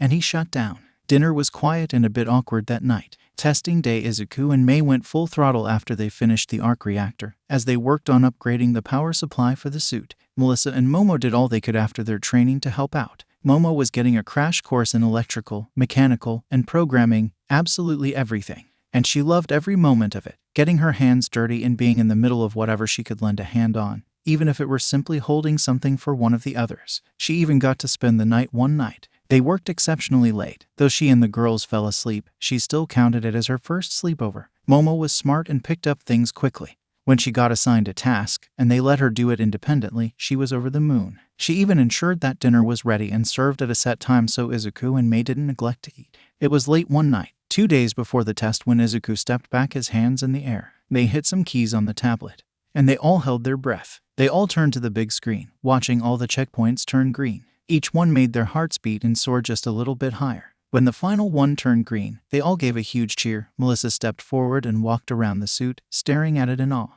A full-body armored suit sat on the rack, sleek and beautiful, blue trimmed in gold. The gold mask shined like a mirror as she lightly ran her fingers down it, and the chest plate hummed with the glow of arc reactor. She felt the tears begin to slide down her cheeks as she stood looking at her dream. She turned and smiled at the group before she walked over and wrapped May and 𝗧𝗑 tightly and just bawled. Momo was about to step away when May grabbed her and pulled her in. You don't get to run away, May said. You were a big help down the stretch. We wouldn't have made it without you. Momo tried to protest, but May hushed her and pulled her in. You're a good friend. Momo melted as they told her the same thing. She had friends. She hid her face in someone's shoulder as a few tears of happiness slid down her cheeks. She offered a prayer to whatever God had put 𝗧𝗑 in her path. The next day, they all just relaxed. May and 𝗧𝗑 were exhausted. Momo enjoyed the lazy day, watching movies and eating snacks with her friends. The word would ring in her head when she thought about it or told her parents her plans for the day. I'm going to spend the day with my friends. Not to mention when Melissa asked if she would be there for the test for moral support.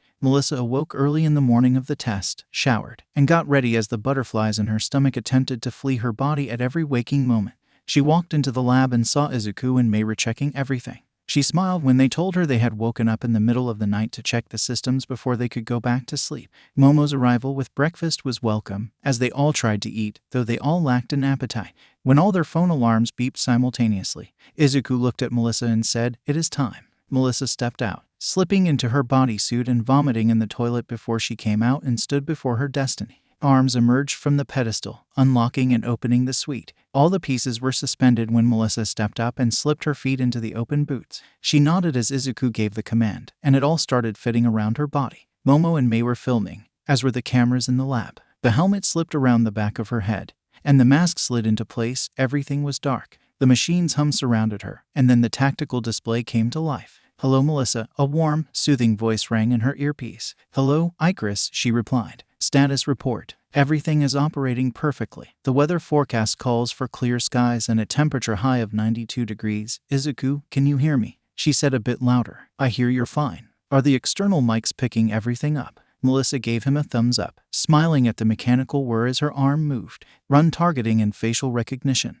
Icarus, targeting and facial recognition, she commanded as information began to fill the screen. "Good, now, let's walk to the lift and get this show on the road," 𝗧𝗑 said. We will see you topside, 𝗵𝗲 called out. You got this, May yelled as they exited the room. 𝗵𝗲 and May rode the elevator to the testing area. Of course, they saw David and were surprised to see All Might, Recovery Girl, 𝗧𝗵𝗲, and Hannah. Oh, and the freaking principal of you. 𝗵𝗲 bowed deeply to their surprised guests. It is truly an honor to be in your presence. I am 𝗵𝗲 𝐒𝐻𝑢𝐫. She then handed out data pads to the group. We do apologize that some of you may have to share, as there are more people than we expected. May just smiled and said hello as she walked over to where all the monitors were set up and started streaming the telemetry.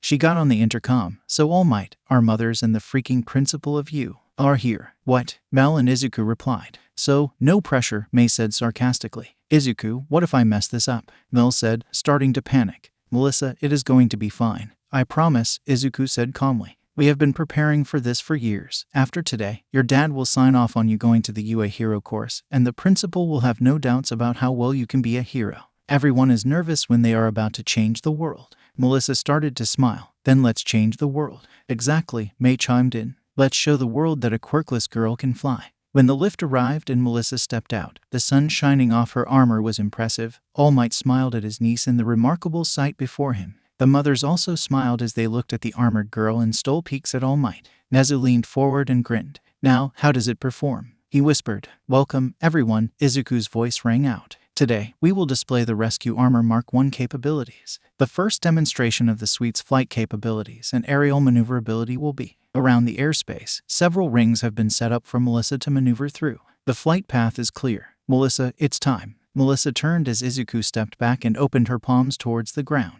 Icarus, give me 10% thrust, map out our route, and show them what we can do. With pleasure, Melissa. Melissa lifted off as the mothers cheered. She began with slow speed maneuvering around the field before she saluted the crowd. The repulsor roared to life, and she shot off like a bullet. May and Izuku heard Melissa yell, exhilarating as she rocketed into the blue skies. She had worked this in simulation and some of the simple maneuvers in the lab.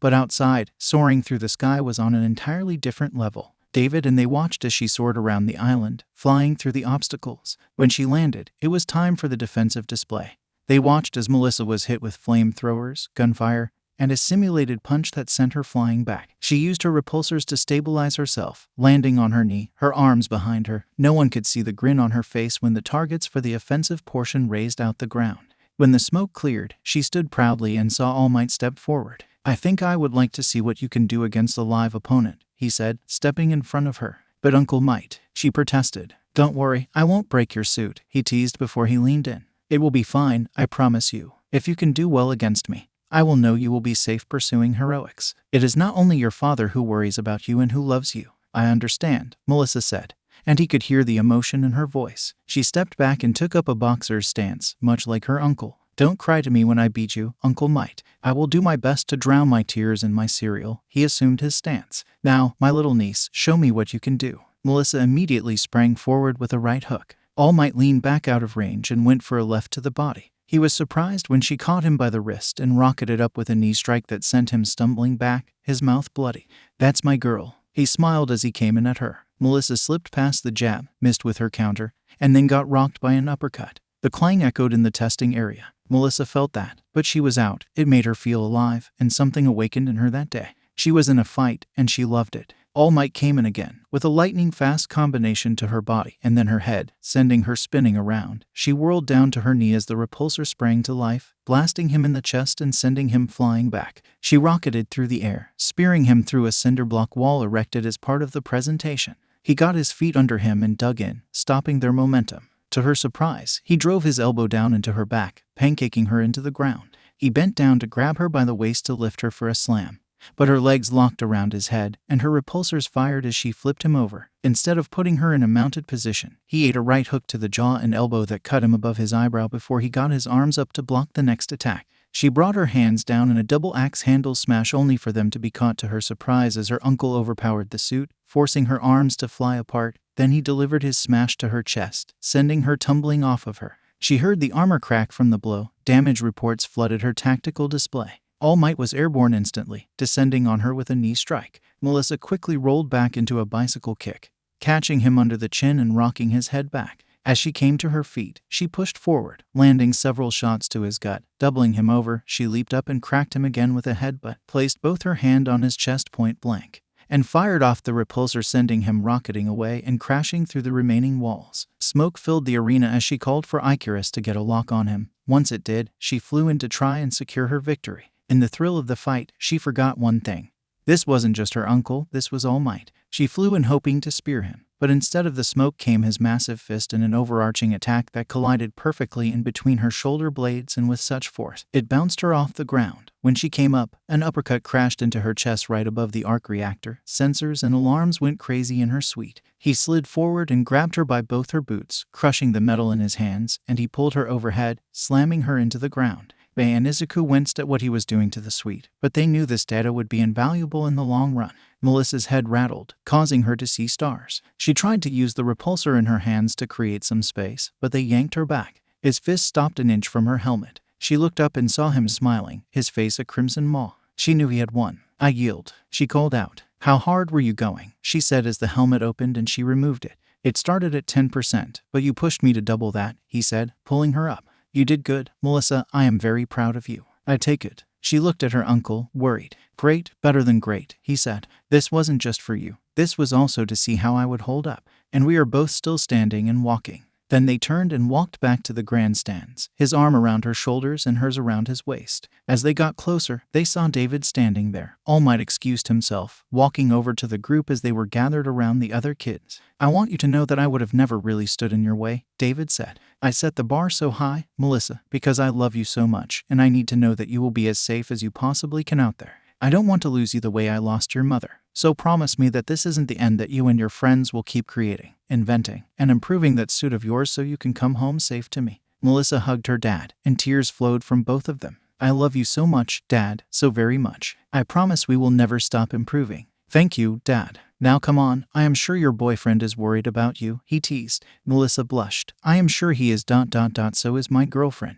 David froze. "I am sorry. What did you say?" "I am not just dating Izuku. I am involved with 𝗵 as well." Melissa took a deep breath. "I am bisexual, Dad." David rubbed the back of his head. "Okay," he said slowly. "So," he just shrugged. "I have nothing to add to that. Be careful, and ... be careful. Melissa, I want you to know that I will always love you no matter what. I don't care who you love or are in love with, as long as they treat you right, and you treat them right. That is all that matters to me." "Thanks, Dad," she said as they joined the group. "Congratulations are for you, my dear inventors," Nezu said as he leaped up to the control panel. "Am I a bear, a mouse, or the principal of the UA? I am most interested in sitting down with you both, and you, Ms. Yaoyorozu. But worry not about that now. Celebrate your accomplishments." When Melissa got there, she went over to receive congratulations from her friends. Izuku and 𝗵 took her hand and looked at their parents. "Mom, this is Melissa, our girlfriend," Izuku declared. 𝗵 nodded happily and kissed Melissa on the cheek. Hannah just started laughing, and 𝐭 looked about ready to burst. It was Recovery Girl who made everyone break out laughing. "Ah, the vigor of youth. I remember those days." Everyone looked at her. "What? I wasn't always old." Consequences: it would have been enough to draw unwanted attention just by making someone fly, to elevate someone to a higher power level. But to do so with a quirkless girl was a challenge that some would be eager to accept. On an island predicated on the development of technology, there was no way such a demonstration would have gone unnoticed. While specific answers may have eluded those watching, enough would be gleaned that interested parties would be willing to take higher levels of risk upon themselves. When setting about changing the world, few people stop to ask if they should, nor do they dare consider the backlash when they do. Up until now, Junkyard support had updated the way people did laundry, provided and revolutionized the area of construction and salvage cleanup, was about to lift the area of household assistance to fantasy levels, and had assisted the world of law and safety with the introduction of their capture grenades. This excluded the creation of the world's first quirkless hero, artificial organs, hero costumes, flight control, AI, weapons program, medical diagnostics, search and rescue, and the breakthrough they were about to make with communications. Enough had already been done to draw attention. An armored suit flying around the island that may have been a giant neon sign signaling that a new buffet had been opened. Nothing happens overnight. Well, that is a lie. Many things do, but it takes a bit of planning to eat at the buffet and take it for yourself. Factor in what is believed to be a limited window. Some begin to overextend themselves, bringing in other parties whose views and desires do not align with the original party's desires. The desire for revenge for yesterday's perceived slights and failed product launches had ruined Omni support. Dr. Francis Baker made the error of contacting the Syndicate. Once upon a time, the Syndicate was a feared organization, with even those not within the organization claiming membership to tread upon their name. Now, to do so in folly would earn a deadly reprimand. Their folly was to run afoul of the genuine terror in the darkness and the symbol of peace. A brutal campaign was waged underground and above. As many historians and military commanders would tell you, engagement with two fierce enemies on two fronts would not only hasten your end but ensure it. In the end, there was left a broken shell of the one who had started it all. They had lived while everything around them had been left in ruin. In their survival, they rambled and raved, their mad words of glory and revenge tainting whatever hope their children would have of finding peace. It was from the ashes of this fallen empire that Christian Xanthar was raised. Words and dreams of yesteryear and a deep-seated desire for revenge, for the respect and glory that was once held. Desperate to bring back the syndicate, he had rebuilt them. He would bring them back, shake the world to its knees, and repair the crumbling walls of the once magnificent house he grew up in. Unlike those before him, he knew that the answer lay in technology. That finding or breeding the quirk necessary was unreliable. His opponents were lost in pure quirks, and he would rebuild the empire by combining them both. When Dr. Baker reached out, he saw the opportunity. Baker would be his pawn. In this one swoop, he would take the technology he needed to arm his new army, break the inventor whom Baker called for, and capture a nice trophy as well. All construction projects needed capital to begin genuinely. Valuable trophies were just the way to generate that capital. Every resource, every penny, every ounce of blood, sweat, and tears would be put forth. This operation was an all-in situation. Failure would not be an option. There would be either glory or death after tomorrow. The night before tomorrow, after spending so much time on the island, Izuku didn't have to worry about being overwhelmed by his quirk nearly as much. The convention was hit and miss if it caused him a headache. And aside from the nerves he still got when they had to present, it was always an enjoyable time. This summer, though, would go down in his mind as the best, worst, most unforgettable summer. It was the defining summer of his life to this point, one that would shape and mold the rest of his life and those ladies who had become the suns upon which he orbited. Melissa, May, and slowly, Momo have been in this fixture since the night on the beach. With the training, Melissa and Momo were building a bond, one that was forged in the fire with blood, sweat, and the occasional tears. It helped them to become close. May and in the labs, a place so familiar and peaceful now that the tension and problems had been removed. The group would spend mornings together. Momo and Melissa would leave after lunch, eat dinner most nights, and be teenagers. Momo was having the time of her life. She could relax with them, and there weren't any walls she needed to hide behind or erect between them. Momo found the love they all shared warm. Seeing how they all cared for each other and did simple things for each other made her drift to dreams of romance and the novels she would read before bed. May cuddling her on the couch made her feel warm, like when Izuku had fallen asleep and his head was in her lap. She couldn't help herself as she lightly ran her hands through his hair. The end of their summer was approaching, with none of them wanting it to end. Melissa, most of all, May and Izuku would return home together. Momo would be moving near them in preparation for the entrance exam, leaving the girl in a bit of a funk as her father told her she would stay home. It wasn't malicious. She understood when he said he just wanted more time with her before she ran off into the sunset to start her life, and he wouldn't be there every day to watch over her. Plans were being made for special nights. Melissa wanted to give her first to Izuku before he left, make love to May, and enjoy the company of both. They were always experimenting and touching each other, moving closer and closer. It was on the eve of the Island Summer Festival that everything changed. The god of fate reminded them that payment was owed. The girls were all dressed in kimonos, just visions of beauty. Izuku took 2 whole minutes even to get a word out when they stepped out. His other brain was taking all the blood and didn't want to share. It had been decided that this would be a special night, that tonight May and him would be together. May and Momo would have a girls' night while this happened. So seeing them all looking so beautiful and the blush and nervousness that radiated off of May was doing things to them both. He nearly fainted when May whispered that she felt it was traditional not to wear anything under her kimono that night. The night carried with it that hint of magic, the promise of what was to come, and the festival was alive. The mix of tradition with the technology the island was known for brought this neon glow mixed with lantern light. They played games, watched a play, and ate all the food they could find. They laughed and smiled so much their faces hurt. The unseen blush when Izuku took Momo's hand to lead her through the crowd, the stolen kisses between the couple when something happened. And tomorrow it would all happen again, topped with fireworks, or a light and fire show extravaganza as it was billed. There was tension on the ride back as May and Izuku fidgeted, Melissa teased, and Momo blushed. When they separated, May walked away with Izuku, and the demureness she exuded, looking down and blushing, was so out of character for the rambunctious May they all knew. Melissa kissed both cheeks and whispered something to them as Momo stood apart. They nodded and kissed her back before they walked away. "Please forgive me if this is rude," Momo said as she walked towards Melissa's room. "But are you upset that they are?" Momo began to blush, unable to finish her sentence. "No and yes," Melissa said. We talked about this a lot. Izuku will only be a virgin once. He only has one first time to give while May and Momo nodded. Part of me wants to be the one that he gives it to, but they have loved each other for so long. Though they didn't know it, they fought unknowingly against it. May and I have our own first to give to each other, and we have. I love them and want to be with them, but this is a special moment we each need to share on our own. Izuku wasn't there for things May and I did, etc., but you love them both, Momo said as they entered Melissa's room. And this is such an important moment, a special moment that you want to be there to share it. Exactly, Melissa said with a faint blush. It sounds much naughtier than I mean it, even to bear witness, to see that moment.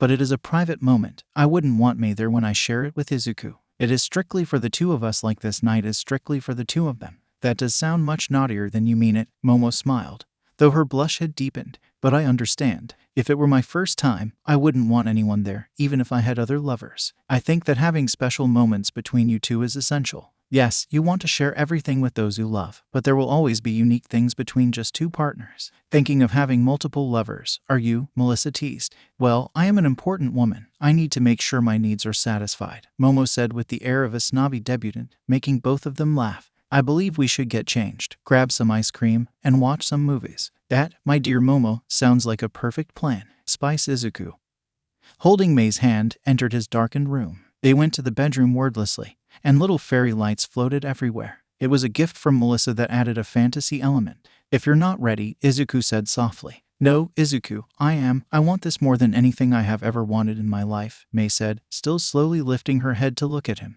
I love you so much, Izuku. I hate the thought of my life without you. You accept me. You have always accepted me. There is no one else I want to spend this night with. This is special for both of us. We have done other things, but I have wanted this since our first bath together. I love you, May, Izuku said. I wish I were a poet or had better words, but then show me with actions, May whispered as he closed the distance between them. Their kiss was soft, tender, and full of want and desire. Her arms slipped around his neck as it deepened, pulling him in deeper. He pulled her in closer as they tumbled back on the bed, his hand going to her leg and slowly caressing up her thigh. May was not lying. She was not wearing anything underneath. As his hand discovered this, his growing erection rushed to full staff. May straddled his lap, reaching up to unpin her hair. Letting it all free, he could feel how wet she was as she rocked her hips lightly against him. He watched almost dreamily as she reached down and untied his kimono. Running her hands over his bare chest, she looked down at her sash. Izuku tugged at it, and it came free like a bow from a present. He sat up, holding her steady as she continued to rock against him.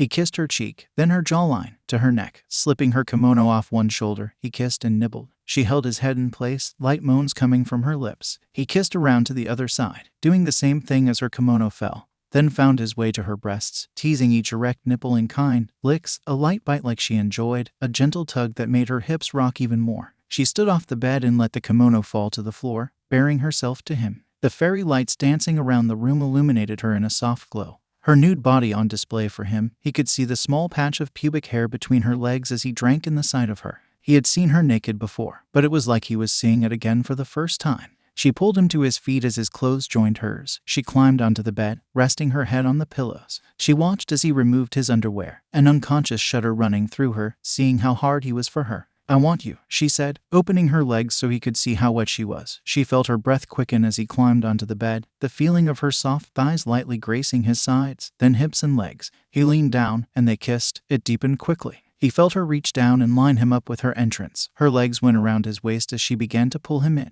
As he began to enter her, he shuddered in pleasure. The girls had pleased him with their breasts, even their mouths, but this was on a whole different level. He felt like he would explode immediately, but she stopped. He could feel her adjusting to him. They never stopped kissing. Izuku let her set the pace, letting her pull him in. Izuku felt her tense when he passed that final barrier, but she never stopped kissing him. Instead, he heard her moan and pull him in further, bringing him fully into her. She broke the kiss, and he sat up a little bit. They could both see the pleasure etched on their faces, the desire in each other's eyes. Show me, Izuku, she whispered. Show me, make love to me. She felt him pull back. She closed her eyes and whimpered slightly, but when he came back fully into her, that whimper became a moan. Like that, Izuku, just like that, she called out. Oh May, a fuck, she heard him say as he moved inside of her. Long, slow, deep thrusts sent jolts every time he hilted himself into her, coursing through her body. It began to be too much. She rolled her hips to meet his. More, Izuku, she begged, her legs pulling him back harder. More, I want you. Show me you want me, how I make you feel. His pace began to quicken. He came back harder, and she screamed in pleasure. Just like that, baby. Oh, just like that, May moaned. Don't stop, Izuku. God, please don't stop. I need you. I want to feel you come inside me. One day, we are going to make a baby for real. On the day you marry me, I want you to put a baby in me. She lost her voice as their pace became feverish.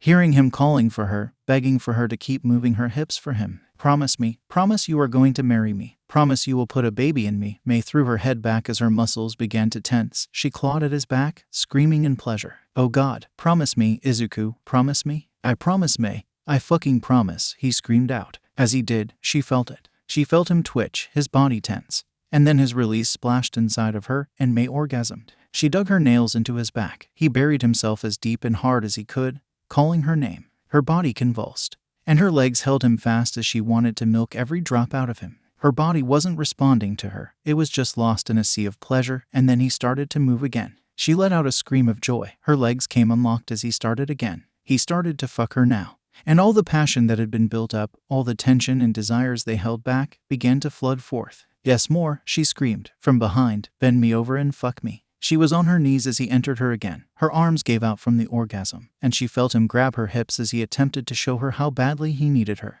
She could only scream in pleasure at the animalistic way he was claiming her. Orgasm after orgasm coursed through her body. She almost begged him to stop, but every time he came inside of her, she just wanted more, needed more. Her knees gave out. He was on top of her, pressing her into the bed. She clawed at the sheets and wiggled against him. Her hands were above her head. He grabbed them with one hand and held her in place as he ravaged her. All she could see was more, begging for more. His scream of pleasure echoed off the walls as he fell onto top of her. She could feel his seed seeping out of her as his cock slipped out. Oh God, oh May, she heard him say. Oh my, Izuku, my darling, I love you so, May managed to say before she passed out exhausted. Spice and Izuku's and May's morning started with the fulfillment of fantasy.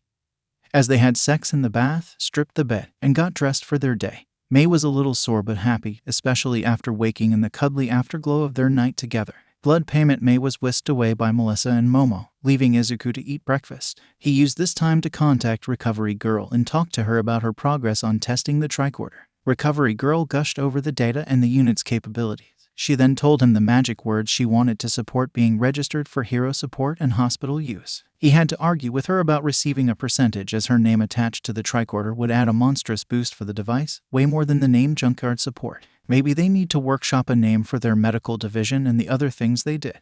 Junkyard support would still be there, but it would sound better if something you put into your body didn't have the word Junkyard attached. He was still talking to Recovery Girl when all hell broke loose. I will send you a few more tricorders for field testing. The building was suddenly rocked by an explosion. Izuku, what was that? Recovery Girl said. Izuku had barely managed to avoid being knocked from his seat. Then the alarm sounded. Attention all personnel, Code 1. Code 1. This is not a drill. A robotic voice rang throughout the facility. Izuku, what is a Code 1? Recovery Girl shouted. Hostile forces, Izuku said, getting to his feet. I have to go. I need to get the girls. I will radio it in and inform All Might. She yelled. She was about to say something when his screen wavered and suddenly became static. His quirk told him the answer. They were being jammed. Momo was blushing and giggling as May shared the story of her night with Izuku. They were enjoying a big breakfast when the explosion knocked May down.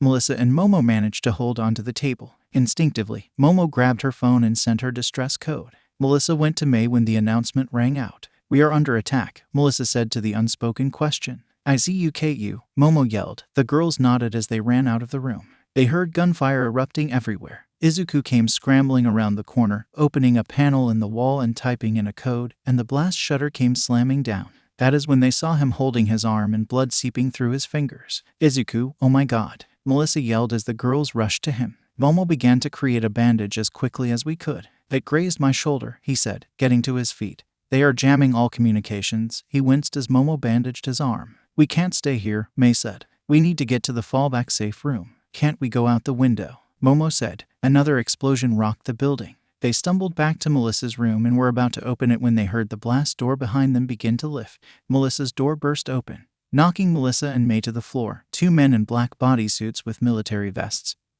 and rifles burst into the hall, targets 𝗂𝗓𝗄𝐼RED. They heard them call out. Momo created a baton and swung at the man closest to her. He deflected the attack with his rifle and went to use the butt of the gun to stun her. She tilted her head back, and as another baton sprang to her hand, she went low and connected with a bone-cracking blow to the man's knee. Izuku saw the second begin to lower his weapon at Melissa and May.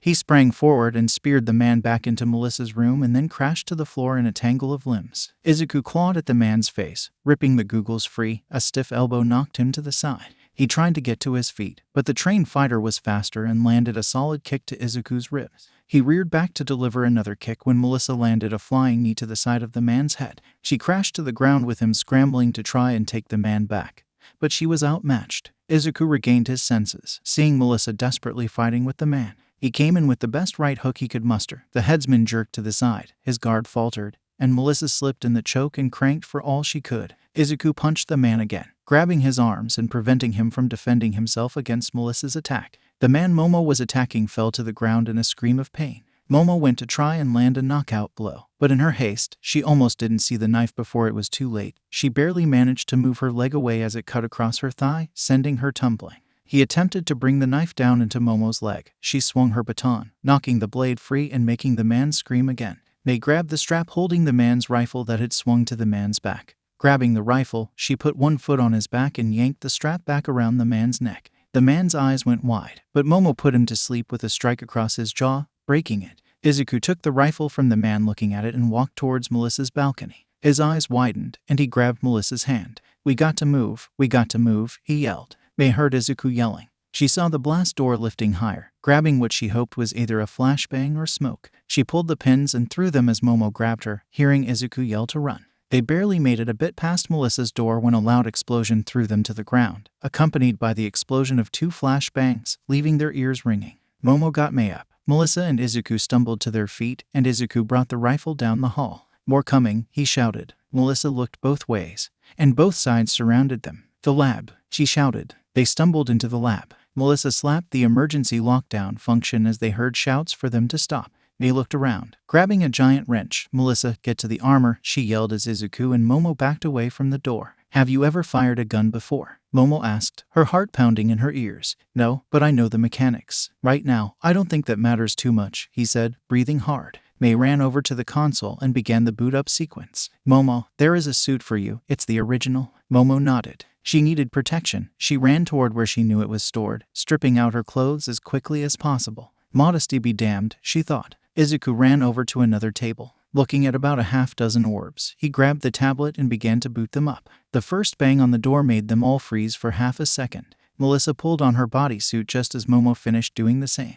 The two girls looked at each other and then at 𝗧𝗂 and May. Momo and Melissa at least had some training, but May had a bit of self-defense, and May's dad taught 𝗧𝗂 boxing lessons. They knew that they had to defend those two at all costs. 𝗧𝗂, can you bypass the jamming signal? Melissa yelled out, climbing into her armor. Not from here, he yelled. It is on the roof, he called back. She could see a look of panic cross his face. Then he stopped and grabbed a paper. She watched as he took a deep, calming breath and started to draw something.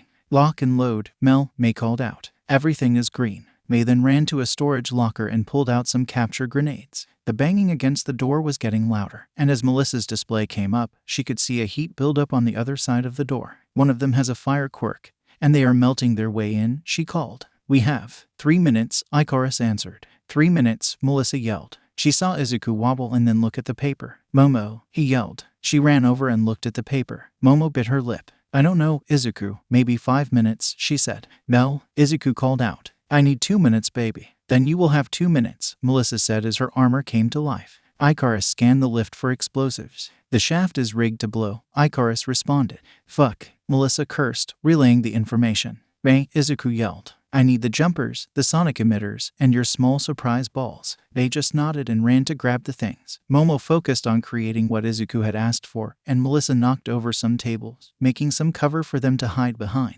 Once May got everything 𝗧𝗂 needed, she ran to the mainframe and began typing in commands. Fuck you, protocols are initiated, she yelled to 𝗧𝗂. They are not getting the VATS or the molecules. They are flushing as we speak, data downloading to backup. What are they after? Momo said aloud. You, me, Mel, May, 𝗧𝗂 responds frantically, working on something. They said targets were acquired. They could be after 2 or all 4 of us. I was on the phone with Recovery Girl when it all started. She was going to radio and before we lost communication. We need to hold out until then. 𝗧𝗂 knelt next to Momo. You make sure they get out. Momo's eyes widened. 𝗧𝗂, she protested. Momo, promise me you will do everything possible to save them. If it comes down to them or me, you choose them, he said fiercely. Please, Momo. I promise, Izuku, she said. I have imagined there are 18 of them out there and something else. A large device of some sort, Melissa said. Ikoris can't identify it. I know I am working on it, Izuku said, muttering a curse as he continued to work. Mei ran over as he said a few words. She nodded and got to work on the second module. Ikoris, what would happen if we fired a full repulsor blast at the door 20 seconds before they came through? Melissa asked. The molten steel would go outward, disabling at least 5 members of the assault team. The damage would be severe if not most certainly fatal, Ikoris responded. If I were going to come after us, I would only be interested in Momo and Izuku. They may kill Mei, Melissa muttered. I do not find fault in your conclusion, Ikoris said. Power it up, Melissa commanded. I will surprise them. Be prepared, she told her team. Melissa braced as the repulsor came to full power, and she fired. The screams were immediate. As she leaped through the opening, a hail of bullets bounced off of her. She aimed and fired her blasts down the hull as smoke pellets fell from her armor, filling the hull. Melissa did her best to use the smoke to her advantage. They couldn't see her, but she could see them thanks to her targeting display. She barreled into the first person she found spinning and used him like a club against his allies before throwing him down the hall toward the unknown device. She heard the person bounce off of some protective shield around the device. Suddenly, a woman burst through the smoke, spearing Melissa back. She stabilized and brought both hands down, but the woman kept driving her back. Melissa started to unleash punches into the woman's sides. Then, a double smash finally broke her attacker's grip. Melissa grabbed the woman's hair and drove her knee into her face. She heard a scream of pain, but the second knee silenced it. She looked and saw a few of the attackers about to throw some grenades into the room. She fired, detonating them in midair, and chaos was raining down. Mei and Izuku flinched at the sounds and explosions, but they kept working. They saw a group of soldiers about to try to get in, only for Melissa to go barreling into them, knocking them away. Gunfire interrupted. They both focused on their task. Momo didn't falter, not even when an explosion rocked the lab from the lift area. Mei and Izuku dropped behind the cover as they heard people entering the lab. Izuku fired blindly toward that area, and after some time, the returning hail of bullets sent him scrambling. He threw himself over Mei as fragments and glass broke all around them. Mei huddled under him and kept working. Don't stop, he told her. When Momo is finished, insert the cells into the center and button them up. After that, activate and call it out. Mei just nodded her head. Izuku could hear the bootsteps getting closer. He grabbed the capture grenades and threw them over their barrier. He listened to some yells, but then they became muffled. He grabbed the wrench and broke from cover, seeing one of the attackers only partially immobilized. He swung, and the sound of a metal meeting skull was heard. Contain and disable, he yelled. The orbs sprang to life and flew towards their new attackers. Melissa was thrown back when a ball of force collided with her. She got to her knee when she saw her attacker hurl a yellow ball at her. She rolled to the side, firing another blast, and the attacker slipped past, flinging more balls of force. Melissa dodged one, but it led her to the second one. She could see the man grin as the other man came in. His hands wrapped in a white glow, they weren't clenched like a fist. She swung down in a chopping motion, slid past, and fired a shot at the force ops. The knife hand took the opportunity and stabbed toward her shoulder. She screamed as it seemed to bypass her armor and plunged into her shoulder. She grabbed Knife's arm to prevent it from going any further and crushed his forearm. Izuku saw one of the attackers raise their rifle and stop. It confirmed he was a target. The attacker hesitated, but Izuku didn't and slammed his wrench into the man's head. The man wobbled. Izuku went to attack again, but he felt something grab him by the collar and throw him away.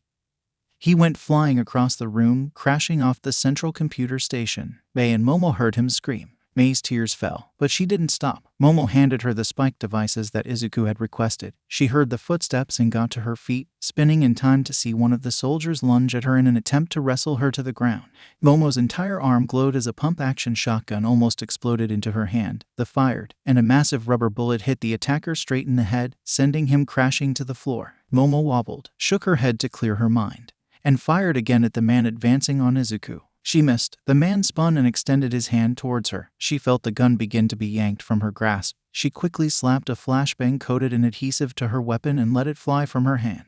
It exploded as it reached the man. He fell back, and Izuku dove off the table onto him, striking him with the wrench. As the second wave of attackers came in, the orbs dived in, crashing into them. The orbs deployed capture bolos, tripping up their attackers. One of the attackers fired a black blast from their hand, and the part where it hit the orb ceased to be. Momo ran and knocked out one of the attackers that had been tied up. She felt a net fall over her, and the electric jolt nearly sent her down. She heard a yell as Izuku tore the thing off of her, throwing it mindlessly at their attackers. A collapsible baton stuck him. Momo heard his ribs break as he fell to the ground. Melissa stumbled back. Her arm was bleeding profusely. Another orb threw her around, and a knife hand slashed at her leg, sending her down again. Warnings and data flooded her helmet. She turned them off, grabbed the knife hand by the face, and fired. Engaging her rocket boots, she barreled into Force orbs, crunching him between herself and the wall. She tried to stumble to her feet when she saw a man not wearing a uniform like the others. Instead, he wore a suit, sunglasses, dark brown hair, and chiseled features. He heard the sound of something powering up.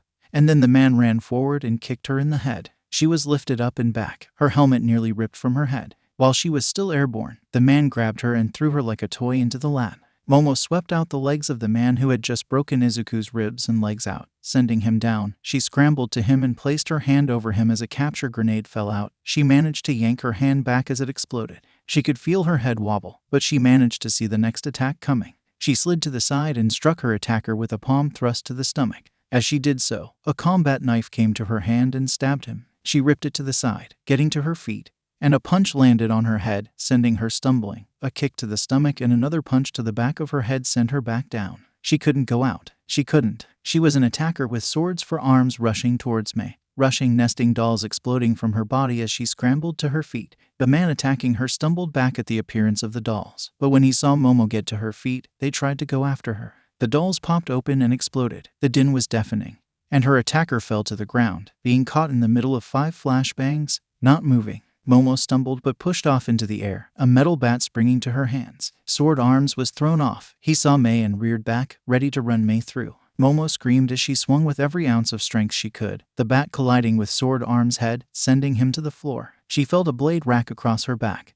But it didn't tear the suit. She just turned and swung. She couldn't see her attacker. They were distorted, but her attack and second attack were true. May was talked to the ground. She felt something sharp plunge into her arm. She yelled in pain, rolled with the attack, and brought her knee up as hard as she could. She felt her knee collide with her attacker's groin in a grunt of pain. Her eyes watered as she saw the knife sticking out of her shoulder. She grabbed the dropped screwdriver and drove down through the attacker's eye. May scrambled away towards the 2 devices, her arm hanging limply at her side. She fastened the last connection as quickly as possible. Another right hook rocked Momo. She stumbled and managed to block the following, but her counter was deflected, and Izuku plunged a jagged piece of metal into her attacker's back. A backhand sent him sprawling. Momo created a metal staff, her go-to weapon, with a quick strike that cracked the man about the head and neck, sending him down. She turned, and the blaster was standing in front of her, hands glowing. "It is over, princess." Momo saw one of her attacker's hands move towards May's direction. Melissa dodged the overhand right. She fired a repulsor point blank in the suit man's chest. He didn't move. Instead, she saw his body glow. He punched her, sending her back into a wall. She heard her armor crack. She couldn't dodge the subsequent attacks as she crumpled to the ground.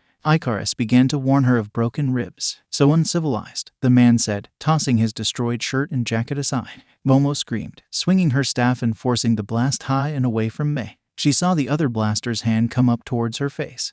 She slowed down. Out of the corner of her eye, she saw Izuku grab the blaster's hand and force it up. Then she saw Izuku's hand disappear. Blood sprayed everywhere. Izuku fell to the ground. Momo swung her staff, and the blaster ducked under. May yelled, "It's live!" She threw the devices, and they tumbled to the middle of the room. Momo spun, bringing her staff under the blaster's chin, lifting them, and covering Izuku with her body. The orbs exploded, and the pins that Momo had created shot up about 5 feet off the ground. A sudden white pulse flooded out in a circle from the devices. Momo watched as all the attackers that were struck wobbled and fell to the ground like puppets whose strings had been cut. She created a tourniquet to staunch the blood pouring from Izuku's hand. Melissa saw the man fall. She saw Momo over Izuku, who was clutching at something with a hand that wasn't there. May dragged herself to Izuku, the knife still sticking out of her arm. Then, the enormous device powered up. Izuku, tears in his eyes, sat up and looked at the device. The machine was a large cylinder surrounded by a red field. As it began to whirl to life, Izuku looked around and saw Melissa. 𝐼𝐭𝐴𝐵 𝗃𝗄𝐿𝐿. Authorization command code 𝐷𝗂𝐿𝐿. Melissa tumbled free. 𝐼𝐭𝐴𝐵, take the device and exit through the shaft. Take it 2 miles up and away from any other craft. I understand. The armor closed. The girls watched as it grabbed the divide. His burning could be heard as the metal began to be eaten away. The booster faltered, but 𝐼𝐭𝐴𝐵 took the device and raced off. They listened to a loud explosion as the building once again rocked overhead. Melissa heard her father shouting her name, and she called back to him, seeming that they needed help. Momo pulled Izuku's head into her lap. "Thank you for saving my life," she said, bandaging the wound as best she could. "Thank you for saving May," he responded. Both their eyes closed as they passed out. They crawled to a drawer, grabbing a tricorder. She ran it over where Izuku's hand used to be. He needs help. She staunched the blood loss. But he needs help, she muttered. She rested her head on his chest and began to cry. Melissa went over to them, wrapped her arms around May, and let her own tears fall as the truth of what they had just gone through washed over and through them. David Shield, along with local heroes, some emergency medical staff, and Momo's security, rushed to the absolute devastation of the combat zone. He saw his daughter and her friends huddled together, battered, bloody, and devastated. All of them. Melissa pointed to the downed attackers. She and May pulled back so the EMTs could get to work. Please save him, she said as the EMTs grabbed Izuku and got to work. Others went to May and Melissa while Momo's staff attended to her. 𝐭 and the 𝗧𝗵𝗲s were on the first flight to Island. Recovery Girl had alerted them that something was happening on the island. Their worry only increased as all attempts to call the children were met with immediate voicemail. They were airborne when Hana's phone rang. It was May. "Hey honey, what is going on?" Hana said, putting the phone on speaker. Their hearts skipped a beat, hearing May trying to collect herself. "We were attacked," May stammered out. "It was awful, and Izuku." "May, what happened to Izuku?" 𝗏 said quickly, panic and worry in her voice. "He lost his hand," May said, choking back her tears. "He lost his hand. Auntie, they are taking him into surgery." May then broke down, and they heard a male voice asking for the phone. "Hello, this is 𝐬𝐢𝐫. I am Momo's father," the man introduced himself. "Let me be concise." As May said, Shield Industries was attacked, and it appears that the children were the target of the attack. They were forced to fight back, and they were forced to make hard choices that no child should be forced to make. One of their attackers possessed a quirk in the battle that fired some energy blast. Based on the description, it seemed to disintegrate anything it came in contact with. He paused, letting the words sink in. "This vile person was about to target May when my daughter Momo deflected the attack. It then seemed that the villain was going to attack Momo. Izuku moved into action and grabbed the villain's hand, forcing it up in a way, most assuredly saving Momo's life. In the process, he lost his hand. He is being rushed into emergency surgery now to stem the blood loss." Daiki placed his arm around 𝗏. "Mr. 𝗬𝐢𝐵, has the doctor said anything?" "The doctor is concerned about the amount of blood that was lost. Also, he suffered some other injuries during the attack. Mr. Shield has instructed the doctor to stop the bleeding but not to close over the wound, instead leaving it prepared for a full prosthetic," he replied. "May was stabbed in the shoulder during the battle. The wound has been treated, and they expect her to recover fully. There will need to be some rehabilitation." 𝗏 began to sob on Daiki's shoulder. "Thank you, Mr. 𝗬𝐢𝐵, Hana said. "Can I talk to my daughter, please?" "Mommy," May said. "I am so scared. There was so much blood. Everything will be okay." "Baby, I promise," Hana said, holding her tears at bay. "We are on our way. We will be there as soon as possible, okay?" "Okay, I love you," May said. "We love you so much, May," Hana replied before the call ended. She turned and began to cry on Daiki's other shoulder. Daiki fought back his tears instead, promising bloody vengeance on whoever had attacked his kids. Izuku. He felt like he was in a dark void. He could hear the faint beep of machines, but he could also hear a voice. The princess cradled her fallen knight in her arms. "You are not allowed to leave my service. I long for many more days to have you by my side and wake in your arms again. One night together is not enough. I need hundreds, thousands, if not infinitely more. Leave me now, and I will never love another. I will hasten my departure from this world as it will have become cold and barren. A world without warmth, without love, without you." The voice said, "Come back to me, my love, and let us be joined forever, never to be apart. Please, my love, come back," the voice continued. Izuku's eyes fluttered open. Sitting next to his bed, holding his hand, was Momo. She had a book in her other hand. The princess closed her eyes as tears began to fall. She begged the old and new gods to restore her love to her. She felt the touch of a cold metal hand across her cheek. Her eyes opened, and her love was smiling up at her. His mouth parted. "No man would be satisfied with only one night in your arms," Izuku said. Momo's book tumbled from her hand as she jolted in her seat. "Izuku," she said, "you're awake. So, does the knight and princess get their happy ending?" he said, trying to get his bearings. He felt heavy and numb. "They do. In fact, they get married and have 7 children who go on to unite the land." Momo smiled. "Don't try to move. You are under heavy medication." Izuku nodded. "May and Melissa?" "May is asleep. She was by your side most of the day. Melissa is still recovering, and she came to see you as well. Your mother just landed and will be here shortly." Momo squeezed his hand. "Thank you for saving my life. Thank you for saving May. Besides, what knight could let a princess fall after such a noble gesture?" He squeezed her hand back. Momo smiled, thankful for the dark room's ability to hide her blush. "Let me get the doctor. Try not to move." Izuku nodded. He watched as Momo struggled to her feet and slowly made her way out of the room. A nurse asked him a few questions. His head was foggy, so he had difficulty answering. He looked to his left hand and saw that I was gone. A green tank was over the stub. His quirk came to life, telling him the device kept his wound clean and open to facilitate better using an artificial hand. Not long after that, 𝐭 came in. She slowly crossed over to Izuku, doing her best to hold back her tears. "Oh, my baby," she whispered, stroking his head. "Hi, Mom," he said, struggling to keep his eyes open. "I am so tired." "Then sleep." 𝐭 stroked his forehead. "I will be here when you wake up." "Okay." Izuku's eyes fell closed. "Sorry for getting hurt." 𝐭 bit her lip. Not trusting her voice, she stroked his head till he fell asleep. 𝗵𝗲 woke to her mother's gentle prodding. Once she saw her parents, she started to bawl. They wrapped her in their arms and let her pour out all her grief. Once she could compose herself, they began to coax out what had happened. Her parents remained stoic as their daughter recounted their ordeal. They both nearly lost their composure when she talked about being stabbed and what she did to save herself and keep working on the device that ended the fight. 𝗵𝗲, though, was not able to maintain her composure at the thought of having killed someone. Both Deku and Hana held her as she struggled with her actions. The words that it was them or her helped, but the result was a heavy burden for all of them. 𝗵𝗲 struggled through the end of the battle. And then, seeing Izuku missing a hand, her words began to fail her. She snuggled into her father's chest and gently cried herself to sleep. Hana took the opportunity to step out and cry away when 𝗵𝗲 could not hear her. Melissa had fainted from blood loss not long after being loaded into the ambulance. When she came through, she was in the recovery room from surgery. Her first words were to call for her friends as she bolted upright in bed. It was swiftly followed by a cry of pain as moving so quickly was not advisable. "It is all right, Melissa," her father said. She hadn't even seen him next to her bed. "All of them are safe. They are recovering." Melissa stared at him briefly. Tears welling in her eyes, she whispered, "Daddy." David immediately wrapped her in his arms as she broke down. David's heart broke as his daughter wailed, clinging to him, as he could hear between her sobs the question, "Why?" Warning: this scene involves some very brutal elements. Why? 𝗧𝗵𝗲 had not expected that level of resistance. His reports on the targets did not mention certain things, such as the full extent of Izuku Midoriya's quirk or the others. They had expected the armored suit to an extent, though they had hoped that they would be able to apprehend the targets before it came into play. Then, there was the question of those he had to bring with him to accomplish this job. The Syndicate was not the organization it once was. And though he had secured some funds for the operation, it wasn't enough to guarantee the best. His crews were not familiar with retrieval jobs, which was evident when one of his men nearly shot and killed the main target as soon as they saw him. Then there was 𝗧𝗏, and he almost killed the secondary target, which would give them the funds they needed to rebuild correctly.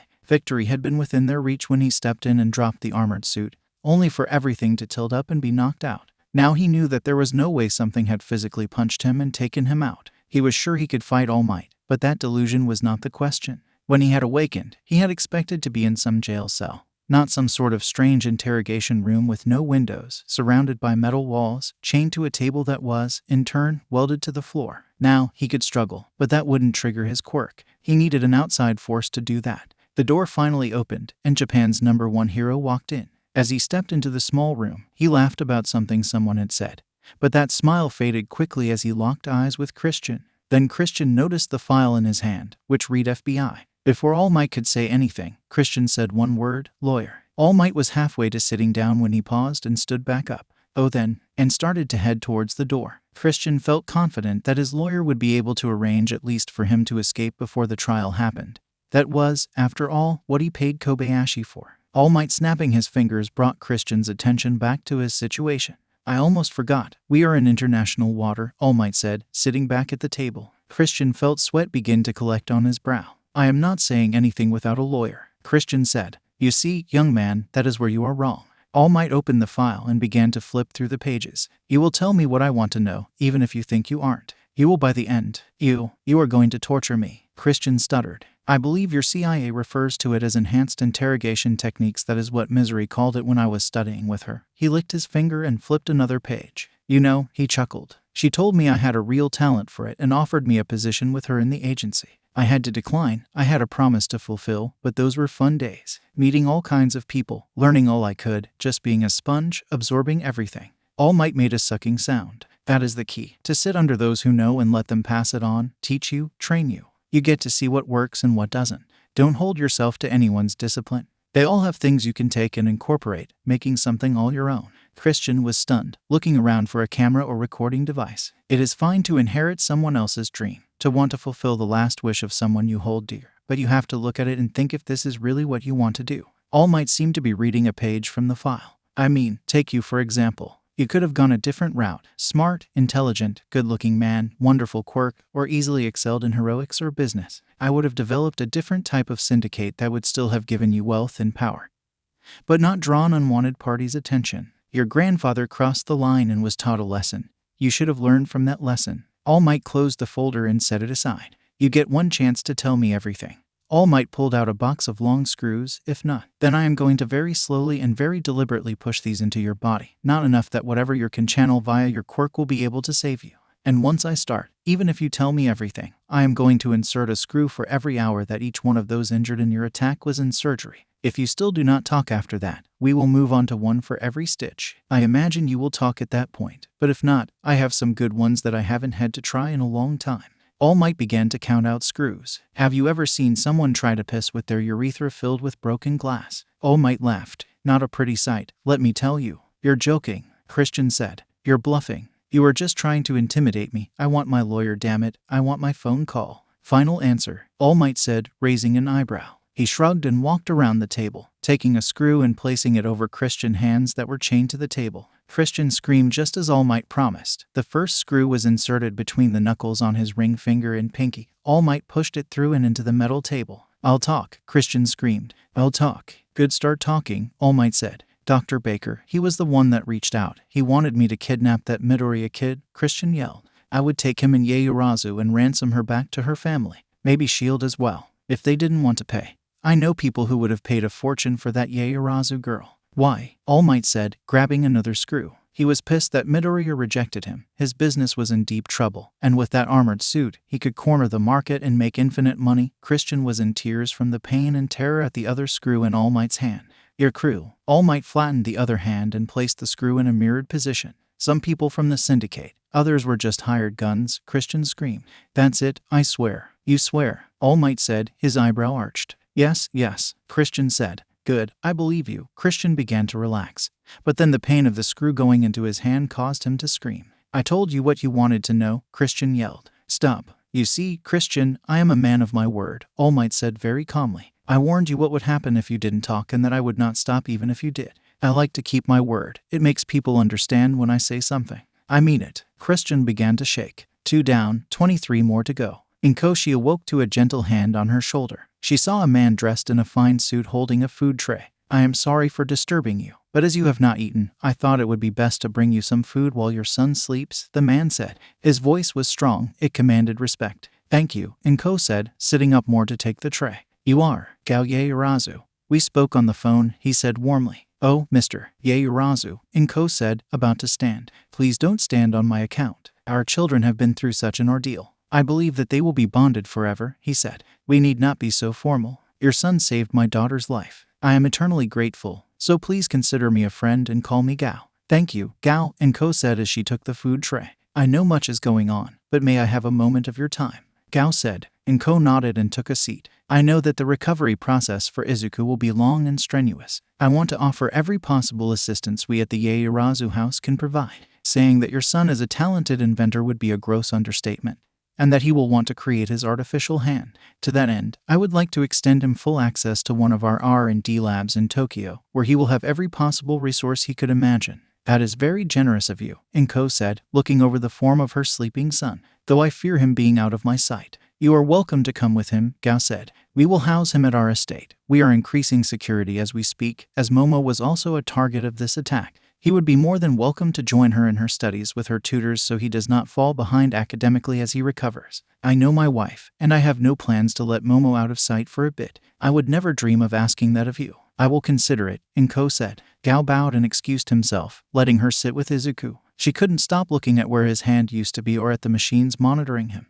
It wasn't long after he left that Izuku woke up again. He was in a great deal of pain. After another dose of medication, his words slurred as he was talking about a night or something, and he fell back asleep. Once he seemed to be resting peacefully, she exited the room and saw the detectives waiting for her. She followed them to a small room and answered their questions the best she could.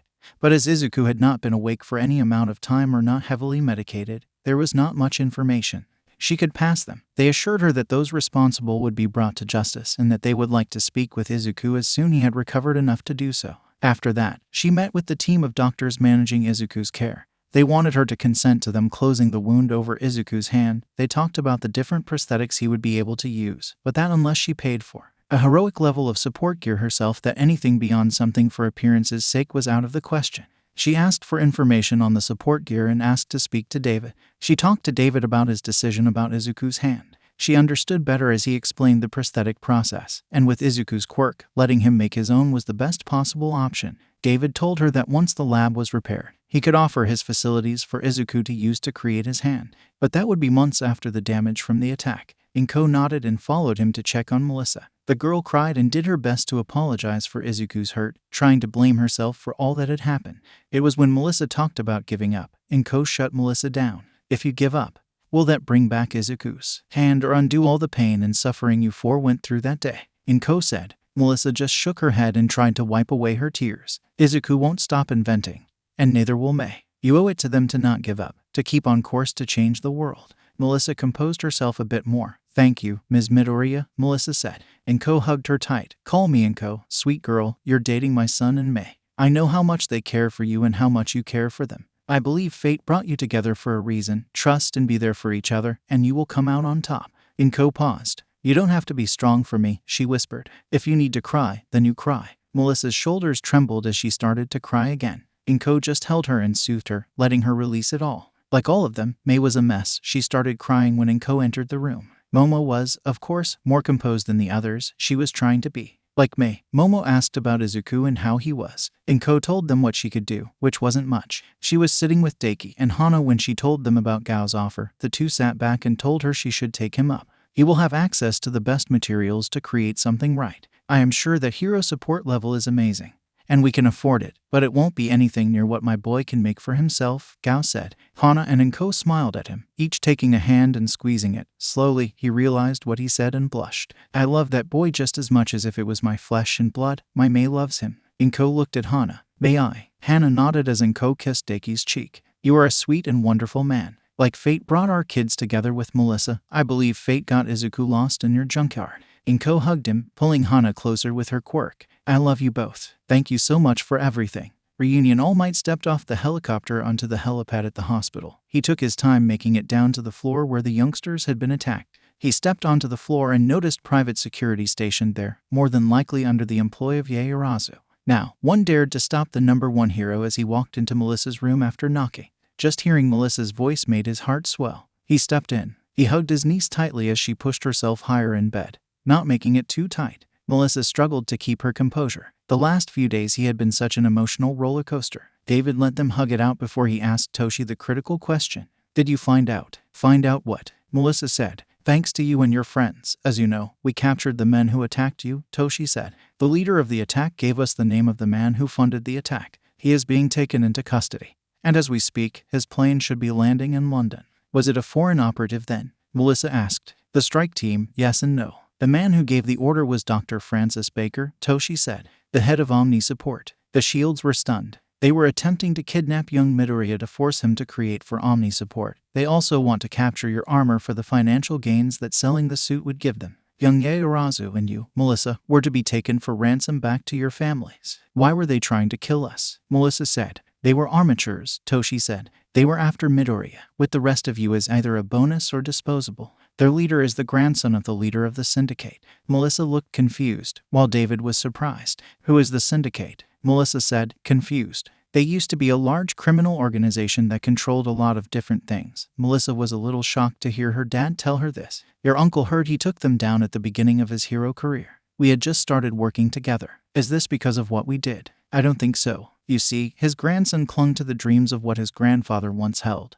and it drove him to try and recreate that again, Toshi said. They were short time, and he saw this as their chance to make a big move and proclaim their return. He didn't even seem to be aware that you had anything to do with their downfall, he said to David, who looked relieved. I am not going to ask how you are feeling, Melissa, but I want you to understand that everything you are feeling is normal, and the only way to properly deal with it is to talk to someone. Toshi handed her a business card. She is one of the best and will expect your call. How do you deal with it? Melissa said. By understanding what happened in those moments and if there was something else you could have done to avoid it, Toshi said. But you have to understand that there are times when you can't avoid it.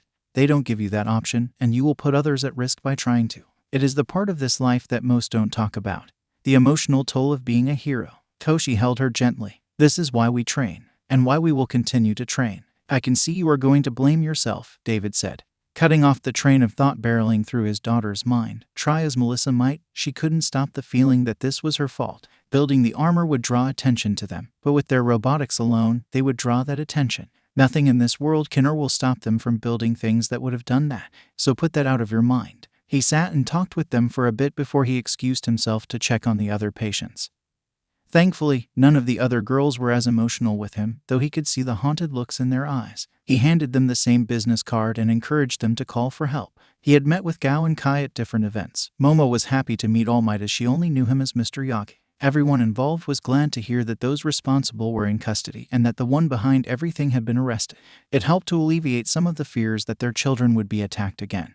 But it had brought into focus that this was a genuine possibility in the future. Melissa would be protected behind the walls of S.H.I.E.L.D. Industries. Momo is behind her family's wealth and power. Izuku and Mei didn't have that luxury. And as the two children created more and more, it would only bring them into the crosshairs of others even more. Melissa and her armor would change the world and cause an uproar. All Might excused himself as he still had some work to do regarding the attack. Then they received word that Izuku was awake and asking for the girls. The parents stood back as they hugged and cried, thankful to be reunited. The girls, sore and in pain, put on their best smiles for Izuku, who did the same for them. They fell silent for a minute before Momo's chest glowed, and she pulled a notebook and a pen. So how are we going to build you a new hand? Mei, Melissa and Izuku smiled. Well, I think it should transform, Mei said. Melissa rolled her eyes. Of course you do. No, I think she may be onto something, Izuku said. I think he suffered some undiagnosed head injury, Momo said with a smirk. No, but I can make it so it turns into any tool I need that would be invaluable in the field or when I am creating, he said.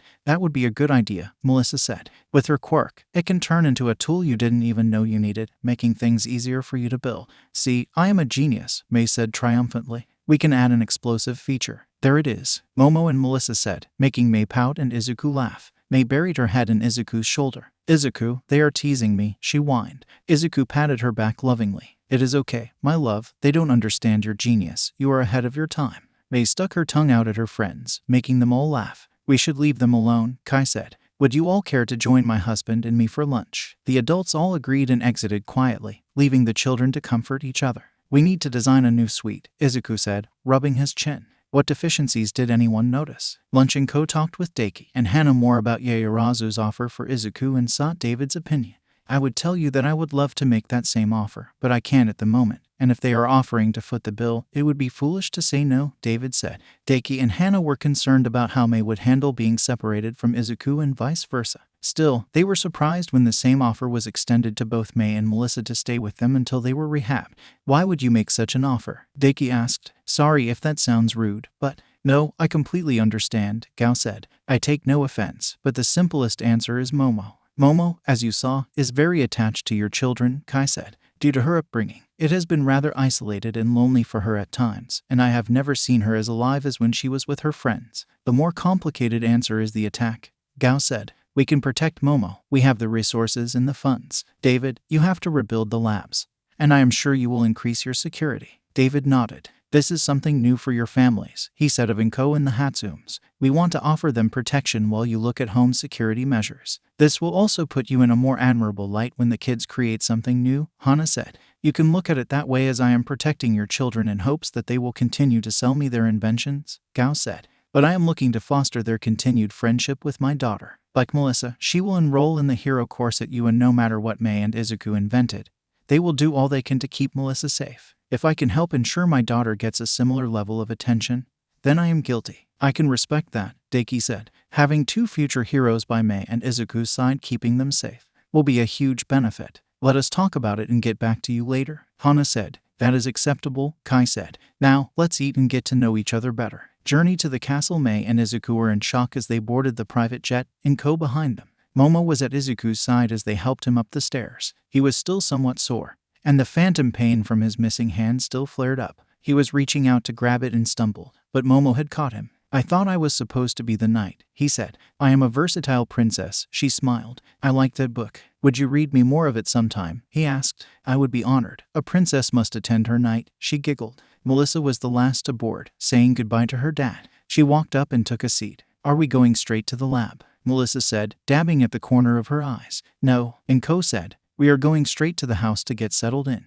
You all still need to heal. I want you to go slow. I fear the condition if you use your quirk to do it all in one go. It will leave you in after everything happens. And with you being down a hand, it will slow your creation process. Izuku opened his mouth to protest, but he stopped, raising his finger, and then stopped again. You may be right, he said. I don't like it either, Melissa said, taking his hand. I miss feeling your arms around me. I miss holding your hands when we sleep, May added. They looked at Momo. I need my knight to wield the symbol of peace for the kingdom, Momo smirked. Wait, I want to be a knight, May said. A blade that explodes. 𝐭 laughed as they tried to talk May out of an exploding sword. I was thinking that maybe we needed to open more companies, Izuku said once they had got May to consider the dangers of the exploding sword. Why? May asked. I like Junkyard support. It is our baby. Is this how our romance dies? May said dramatically. You seduce me and then take out the baby and toss it aside. Seduce, 𝐭 said quickly. May, can I explain? Izuku said. May crossed her arms. I love Junkyard support, not as much as I love you, but if we are going to make artificial organs, tell them Junkyard support manufactures us. People will be hesitant about putting something called junk in their body, Momo said. There will be those that will worry about inferior parts just from the name. Oh, May said, uncrossing her arms. People do get weird about names. Okay, Izuku, I understand, she said, kissing his cheek. So it would be a parent company, Melissa said. So what exactly are you thinking, Izuku? Momo said, opening a panel in the arm of her chair and typing commands. Everyone watched as the shades on the plane closed. A holoprojector fired up, and the words Junkyard support appeared. We need a name for the medical division, but I thought May would like to name our robotics division. May's eyes lit up. Cybertronics Unlimited. She looked at him hopefully. Momo and Melissa giggled. Put it up there if you would please. Momo, Izuku said. How about Gaia Medical? Melissa said. Titan or Goddess of Life. I like it, May said. They looked at Momo. You want my opinion? They all nodded. You have been around business all your life, Izuku said. You are part of our group. Momo could not have stopped her smile even if she tried. Gaia Medical will work. Enough people are familiar with the name, especially worldwide, which will help when these are exported globally, Momo said. Might I suggest something for the costumes? They will attract attention, especially with you in them, May said. 𝐭 nearly spit out her drink, and May looked at her friends. Momo is gorgeous, her family is famous, and people will ask her who designed the suite. If it has a cool name, it will help with the marketing. The suit is skin tight. I can't be the only one who noticed how hot she looks. I know Izuku has snuck a peek or two. Izuku and Melissa both blushed and looked away. 𝐭 spit out her drink and burst out laughing. It took several moments for them to regain a sense of composure, as May seemed confused about the whole thing. So, something cool, Izuku said. Well, Momo, what would you feel confident saying? Momo was still blushing and had difficulty meeting May and Izuku's gaze. I think we should go with something about protection, strength if we make it ...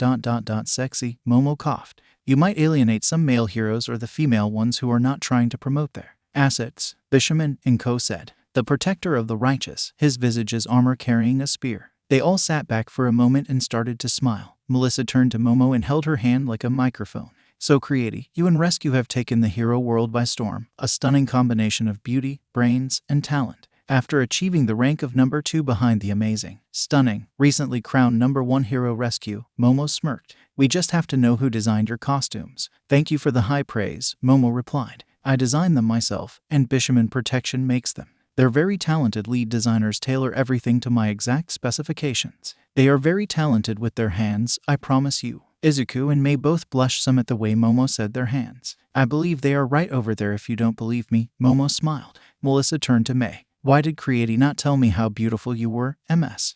Melissa loved how May blushed. May Hatsum. So tell me, May, what is it like to work with 2 of the most beautiful and stunning women in the industry? Melissa said. It is quite nice, especially when we all take a bath. There is this thing that Rescue does with her hands. Melissa squealed and jumped over to May, covering her mouth. 𝗏 stared at Melissa, whose face was so red it looked like it was about to explode. Do you have any ideas for company names? Momo asked Izuku, who was laughing while May and Melissa tussled. New hand, he said. May and Melissa stopped, and all 3 girls, including 𝗏, began to smack him before they all started laughing.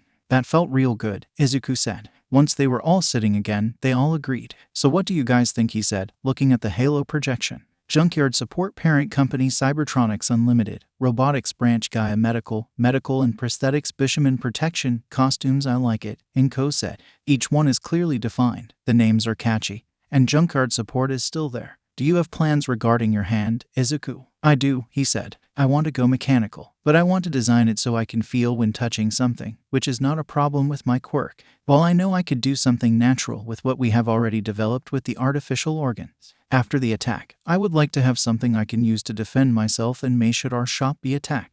Melissa and Momo might not be there next time. And if someone comes after me and mine, I don't want to scramble to defend ourselves. It almost cost May and Momo their lives. Can I train with you guys some?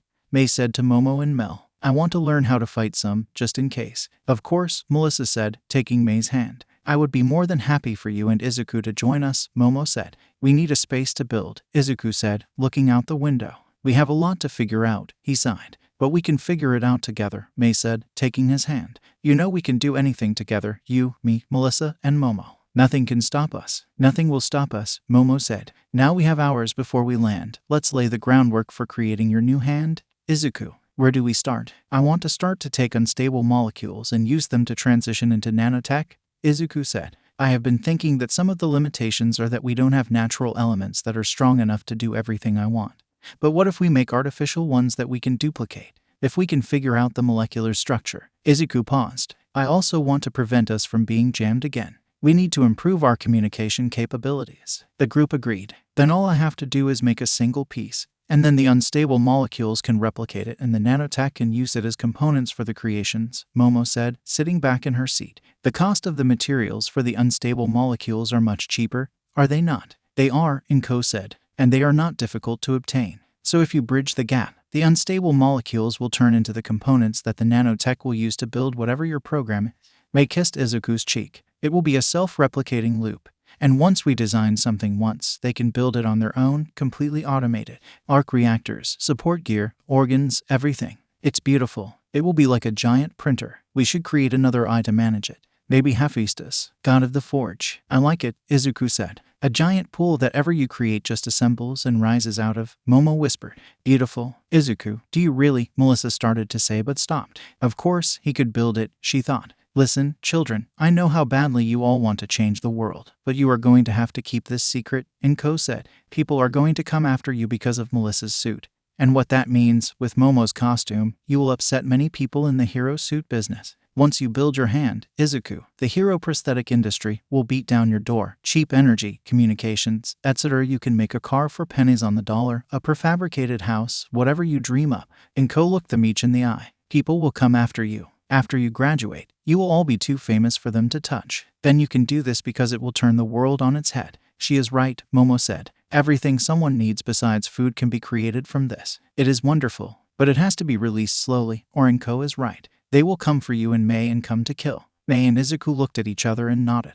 Then we need to find a place to work out of anyone's sight. Melissa smirked. I think I know someone who can help with that. I will talk to him when we land. He has a place in Tokyo. What made you think of this? Momo asked. You, he said. Me. Momo shocked. This is essentially an artificial you, 𝗧𝗂 said. Your quirk inspired me by meeting you. It unlocked this idea. I wouldn't have made the unstable molecules without meeting you. Seeing your quirk and watching you being able to make such complex things is the basis for all this. I can make nanotech and sweets for Melissa, but I can't make them the way I want without you. You will give me the necessary things to make this crazy dream a reality. If I just surrendered it to my quirk without you, I might kill me. 𝗧𝗂 leaned over and whispered to May, who nodded, then to Melissa, who agreed with whatever he said. So how about 10%? 𝗧𝗂, are you offering me 10% of the profit? Momo was stunned. Yes, 10%. Of whatever we create in the future with the use of your materials you create for us, he said. And of our orb, he smiled. May and I already offered Melissa the same thing, as she is going to a giant billboard for our invention in the support department anyway.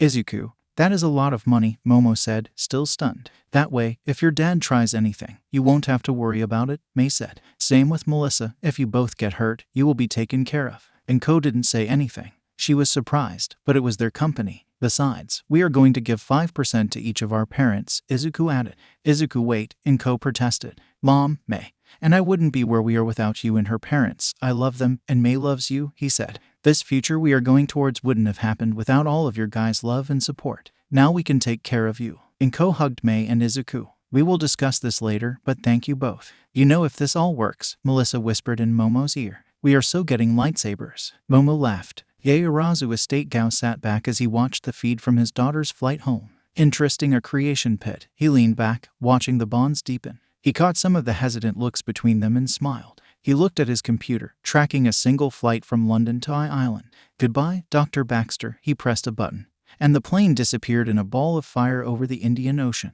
The risk seemed worth the reward. He picked up the phone, the first number on the speed dial. Kobayashi, it is a pleasure to talk to you again. Thank you so much for putting Dr. Baxter in touch with Mr. Xanthar. He took the bait wonderfully. Though I am a bit put out that Momo was put in such danger, they went way too far. I am pleased that 𝗔𝗫𝗏 played their role to perfection. I am a man of my word. His family will be taken care of. Gao dear, he heard his wife call as he ended the call. I was wondering how long until Momo and her friends arrive. Just a few hours, dear, Gao called back, cutting the feed from the plane. He looked as the door opened, and his wife walked in. It would be nice if they stood the year before the entrance exams, giving them time to bond. Momo could use some socializing, I think. I think she would very much like that, Gao, Kai said as she kissed his cheek. That is very sweet.